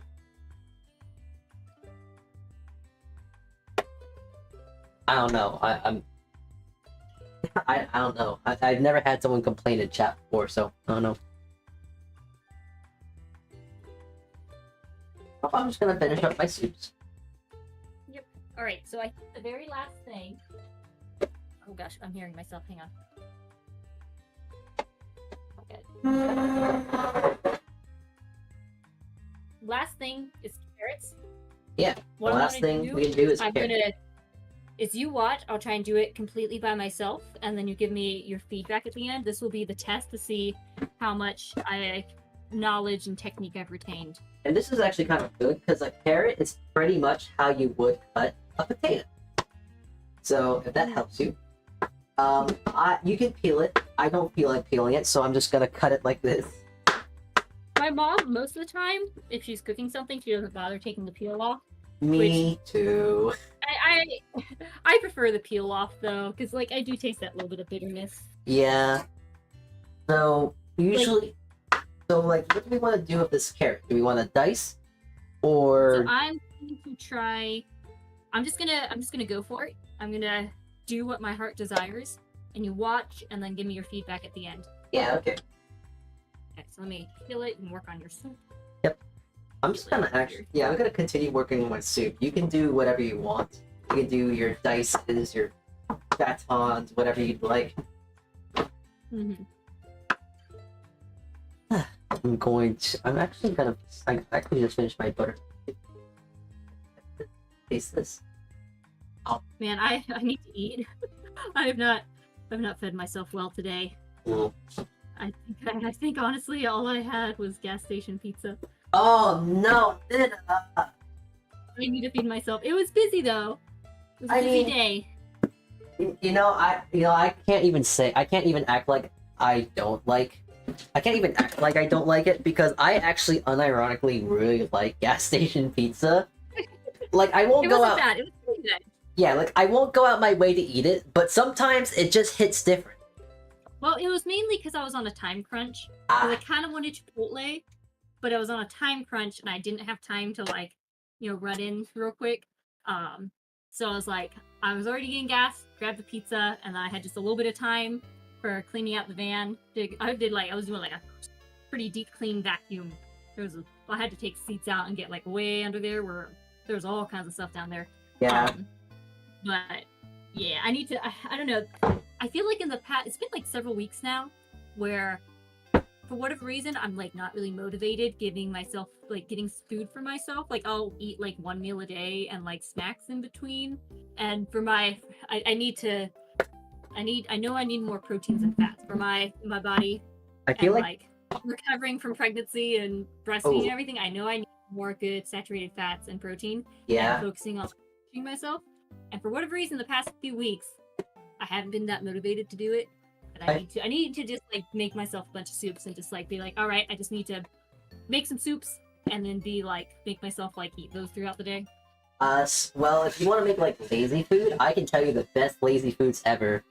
Lasagna, meatballs, meatloaf. Those are the best lazy foods. Lazy to me though, because it takes so long to mix. Lasagna takes forever. You gotta layer all that stuff. Meatballs and meatloaf, you gotta mix all that stuff together. My lazy food is throw some chicken thighs in the oven and some broccoli in the oven. Okay, fair. But the leftovers though, you get a lot of leftovers. The leftovers are great. Yeah. Also, as far as big batch things, it is true. You could, if you take the time to mix up some some meatballs or meatloaf, you could even I think one time I made some meat patties and then I froze them raw in the freezer so I could pull them out and thaw them and cook them. Yeah, almost like a hamburger steak. Kinda, yeah. It was more like not quite a hamburger steak. It's a little bit different. Those are usually a bit juicier. Mhm. But I don't know. I'm trying my best to like perfect the quickest, most simplest dinners and food because I enjoy cooking and I enjoy the creative process of it, but it takes too much time. I mean, Partly because of chopping. If I get better at chopping, I'll probably be able to do more. So, like, for being able to get dinner done on time, you gotta things cook I'm trying. stuff quickly. It's hard to just talk and do things at once, but anyway, yeah, I'm trying to like perfect my like super simple quick dinners, and usually that's just like roasting or quickly cooking like a meat and like some sort of sauteed or roasted veggie, and like some rice and some kimchi on the side. Then it's like you hit like most of the food groups. Yeah. Or well, my family will be very basic and just like throw some meat on the grill or the Instapot and some rice, and then pair it with some hot sauce or kimchi or whatever. That works. That does Very work. very basic. I mean, and, like, if you want to like easy food, then just do pasta, or like But I don't have. That's not enough protein and fat that I need. Hmm. Like pasta's okay. I mean, you can pair pasta and throw a bunch of good stuff in it. You know, some meats and cheese and stuff, and then it's not too bad. But I tend to stay away from doing too much. burritos. I do love burritos. No, what I really like, but also so like burritos and the taco bowls. I love the taco bowls, but unless I sit and like prep things ahead of time, then it takes a little bit of time compiling it because you grab the rice, and then if you throw on some beans and cheese or whatever, you can kind of heat that up in the toaster oven. But then like it just takes a minute to compile everything, like throwing on the salsa or the tomatoes. Like it just kind of takes a minute sometimes, like building it up. But if you have like your other ingredients, like any chopped ingredients already chopped, that makes it quicker. But still, I don't know. I do love those. Those are really good, but sometimes it takes a second to make. One thing my mom does that's really yummy is she makes pinto beans. She'll put like pinto beans and onions in the Instapot. I forget whatever spices she puts in, but she'll put that in the Instapot. Oh, also tip with the Instapot with beans is if you have dry beans, you like put them in the Instapot and like fill it way up with water, and you cook it for 4 minutes, and that effectively is your soaking. And then you can dump that water out, rinse it, and then put in like the proper amount for cooking the beans, and then she throws in onion, whatever other spices, and then she cooks the pinto beans again. And then at that point you can just have the beans as themselves with the onion pieces and throw that on your rice for your taco bowl, or you could blend it up and make refried beans. Okay, and I just so two things. One, hi there, Lude. Thank you for the raid. Hi. Yeah, Minna, I just thought of something. If you really want protein and fat really quickly, just eat some eggs. I mean, yeah. Like I want to try making little fat bombs where you take ghee and honey, and what else? Ghee, honey. I think it's just ghee and honey, and you make little balls out of it. Really? Yeah. Oh. Like have you ever thought of trying to get like fish oil? I do. I have a really good quality fish oil, and also butter oil from Green Pastures is a really good high quality. I've got like that's a whole other side of my trying to strengthen myself journey is specific supplements and things. But yeah, I got some good fish oils. Yeah, I've been trying to take some fish oil just because I don't know, it's good for the skin and all that. Yeah, well, yeah, it's got a lot of good stuff. I have little pills that I can swallow. They also have some that is like a little paste. That I throw in the smoothies for the boys. So that's handy. Alright, so like that. And then you chop. And then you can just right. Am I doing it right? Sorry, hold on. I'm doing something real quick. Not raid, I'm shouting out the person who raided, so. Oh, right. Yeah. Shout out.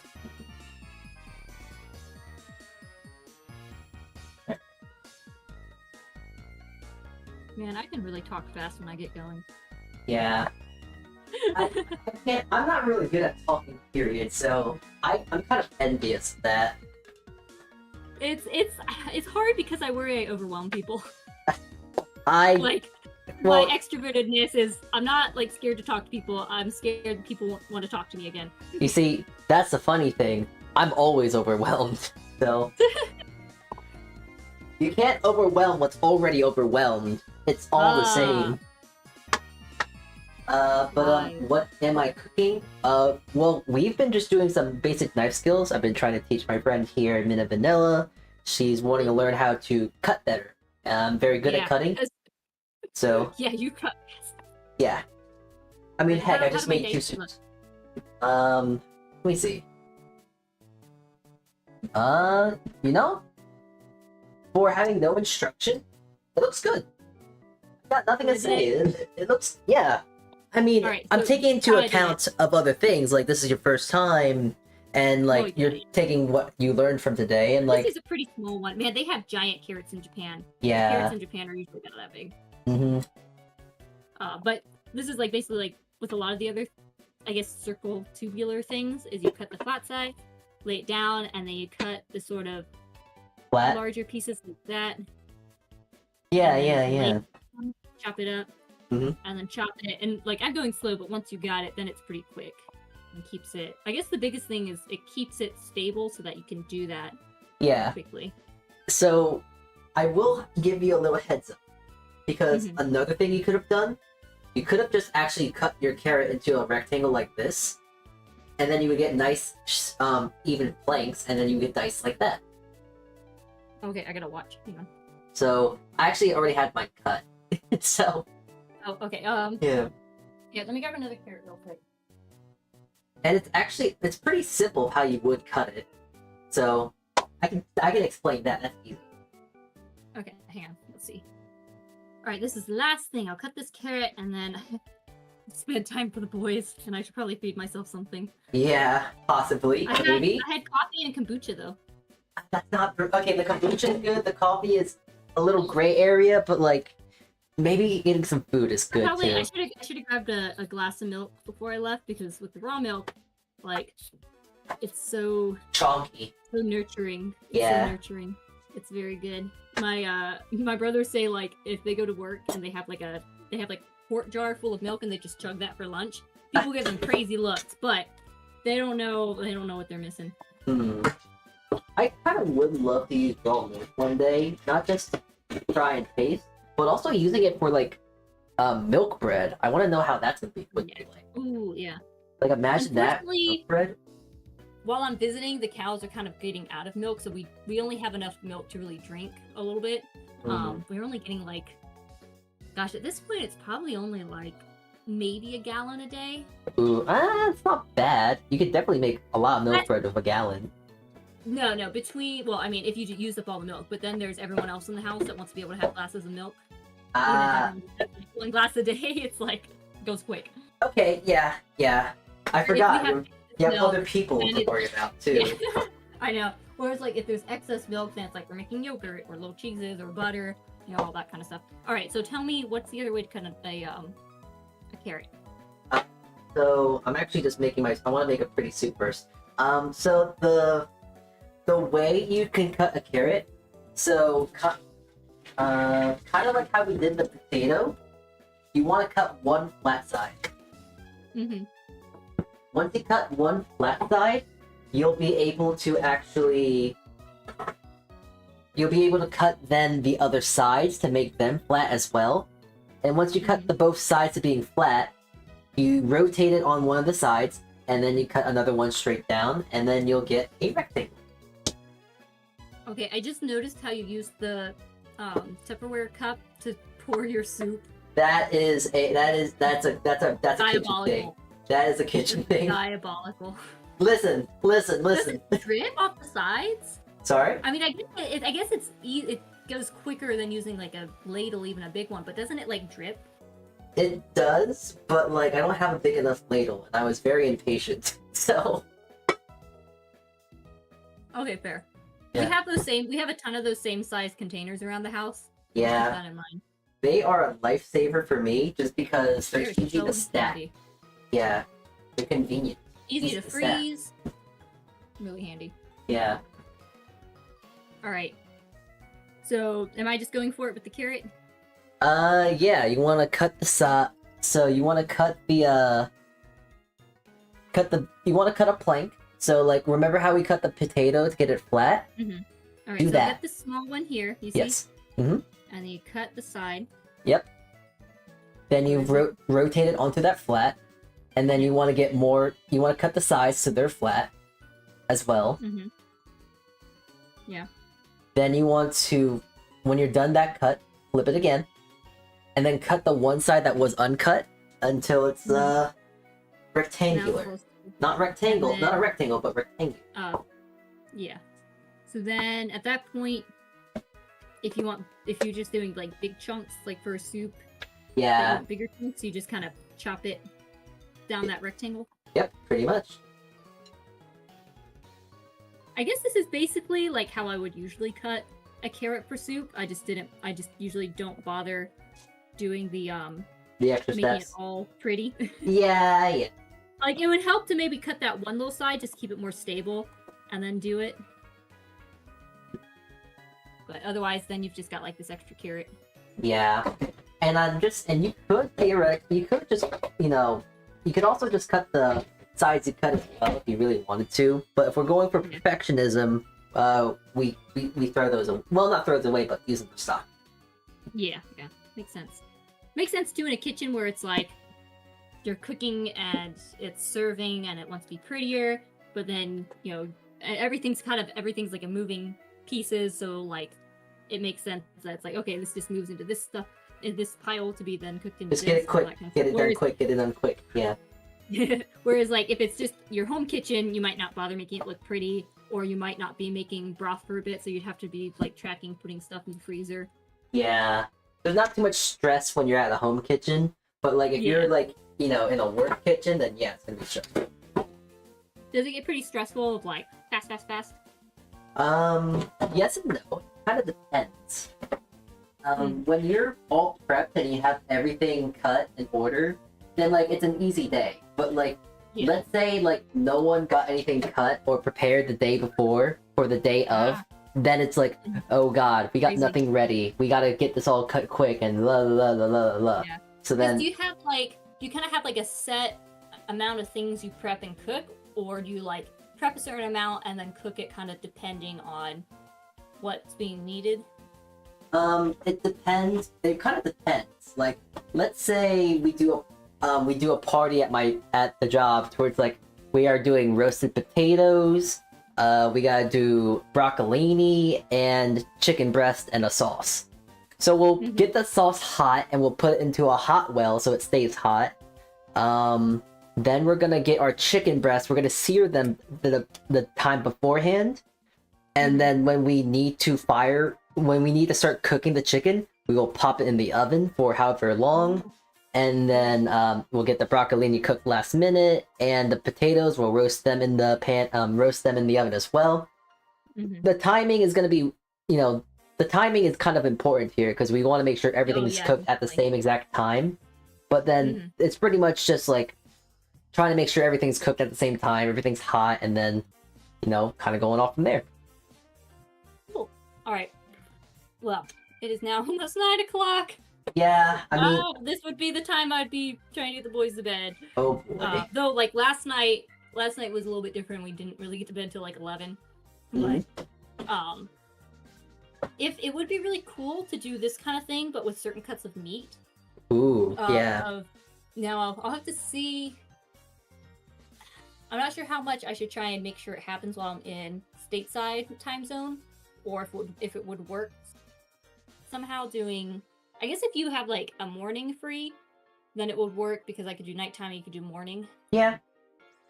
So if we don't make it happen while I'm stateside, we might be able to do it in Japan. But I'll keep an eye out for if I have a chance to do that, and I might pick certain cuts. I don't know if it'd go faster. We ended up doing a whole lot. I am once again very glad that we started at 4 instead of 11. Yeah, because let's see, we started at like it's been like almost 5 hours. We've been live for 4.5 hours, so it would be 11, 12. It would be probably 3 to 4 in the morning at this point. Oh boy. Yeah. And I would have been interrupted by kids waking up or whatnot. Yeah. So, I'm glad. Thank you. I bet Mom's probably listening to this right now. Thank you, Mother. I love you very much. Thanks for letting me spend a bunch of time chopping. Maybe this will help me chop faster because her and I both relate on that of like, ugh, chopping takes forever. That's always my favorite part. I love cutting just because it's so fast and like I'm kind of so I don't want to sound I'm tooting my own horn here, but like I'm so good at it at this point that it's just kind of fun. It's really Well, easy. you're way better than me.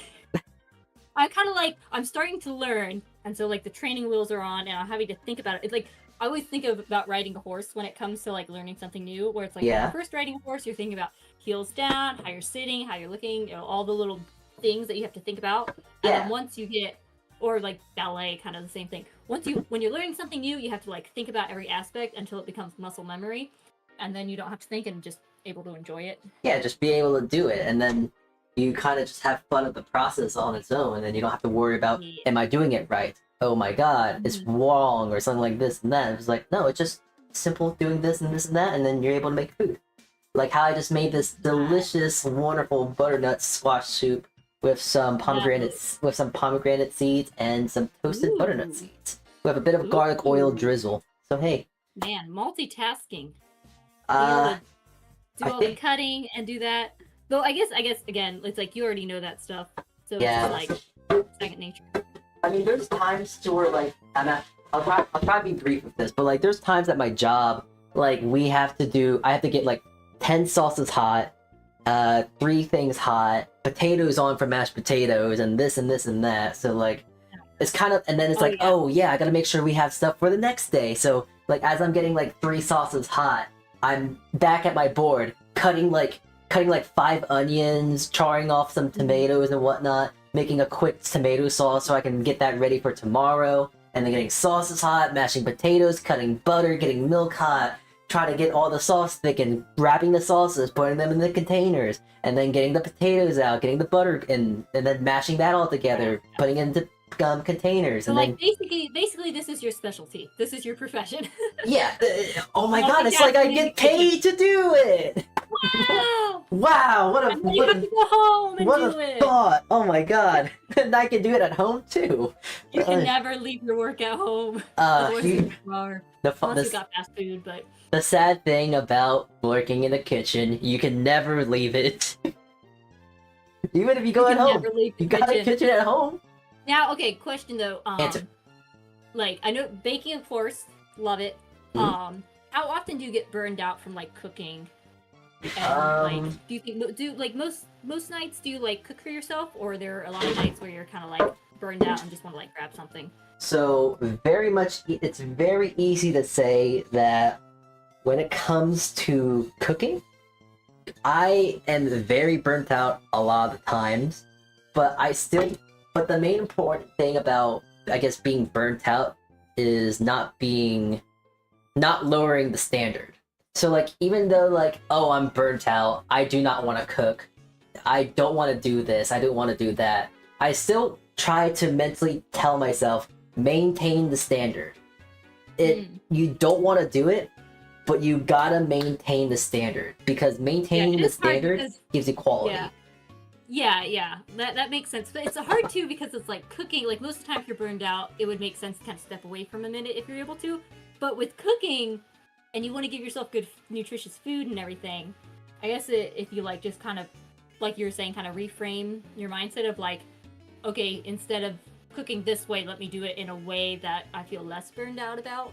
Yeah, like at the end of the day, the best burnt out food that I love to make, a fried egg with some gochugaru, maybe some tofu, and rice. Mhm. Keeping it There you simple, go. got my protein, got my starch, I got that, and that's all I need.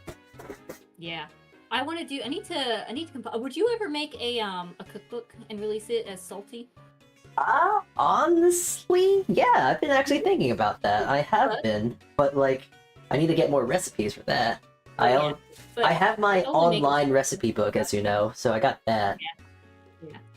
I need to hone in for myself mostly and maybe do a stream about it of like I was talking about, like the simplest, quickest, especially roasting and sauteing stuff is so quick, meals, and do like a feed the neat stream where it's like really simple but nutritious ways to feed yourself. Yeah. Oh, you know what's like a really there's a lot. So there's a lot of ways to make like really good food, very simply. And I can tell you right now, if you give me 5 minutes, I can make a red wine glazed carrot, and it's really easy. Carrot right here. Oh, nice. Cut that.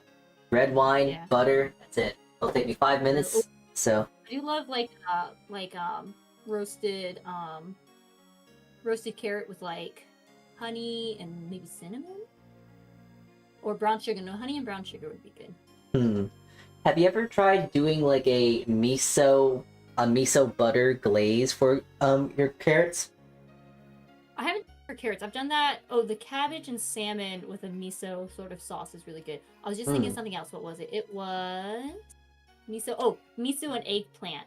Like a sauteed eggplant with like a miso sort of base. Yeah. Yummy. Well, we could talk about recipes a whole bunch. I should probably end it here though. Yeah, I was gonna say maybe perhaps you should probably get back home and do your thing. Yeah. Yeah, go grab the boys. Yeah, I gotta. I'll probably go and then have to clean all this up. Yeah, I gotta probably go Yeah, have my soup. Food So, now. yeah. All right. Enjoy your dinner. Thanks for I teaching me. will, of course, Today's anytime, good night. anytime. Just let me know, and I'll be here to help you. Hopefully, I can be much faster at chopping now, Mhm. and I can, because that's the biggest thing with cooking is it just took so much time to chop. If I Yeah. can get fast at that, then I can cook faster and hopefully make life better. Yeah, more fast, more Like, no, efficient, no, and getting stuff more easier fast. done. Yeah. More fast, more better. Mhm. All right, thank you, everyone. Yep. Poor computer couldn't handle. Oh Handle boy. Glad we can make this happen. I'm glad we were able to hang out. Of course, yeah. Yeah, I'll All right, I talk guess to you don't later, have to do Minna. anything besides jump out of Discord. Man, that's easy. Yeah. You don't have to turn off stream, you just dip out, go I away. just dip. Yeah. Alright. All right. Bye, I will leave Minna. now. Bye Good night, bye. everyone. Bye Safe bye. reception. Bye. Okay, hold on. Now I gotta leave Discord.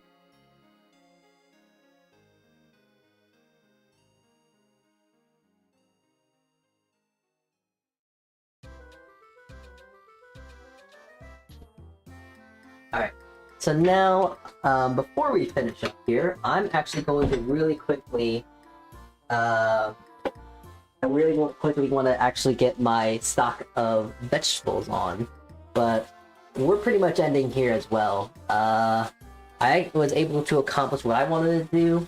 Oh, wait. This is a small thing, but like, I want some crostinis.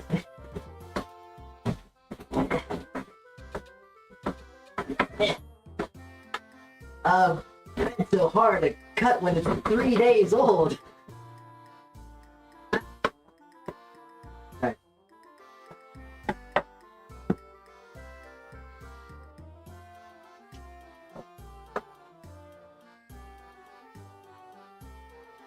Alright, there we go.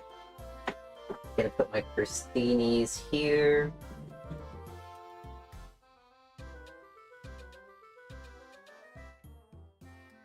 Alright, I'm just gonna take another picture, and then once I'm done taking this picture, I'm going to send you guys on BRB, okay?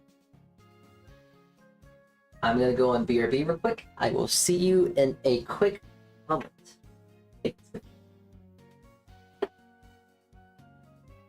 Alright, be right back.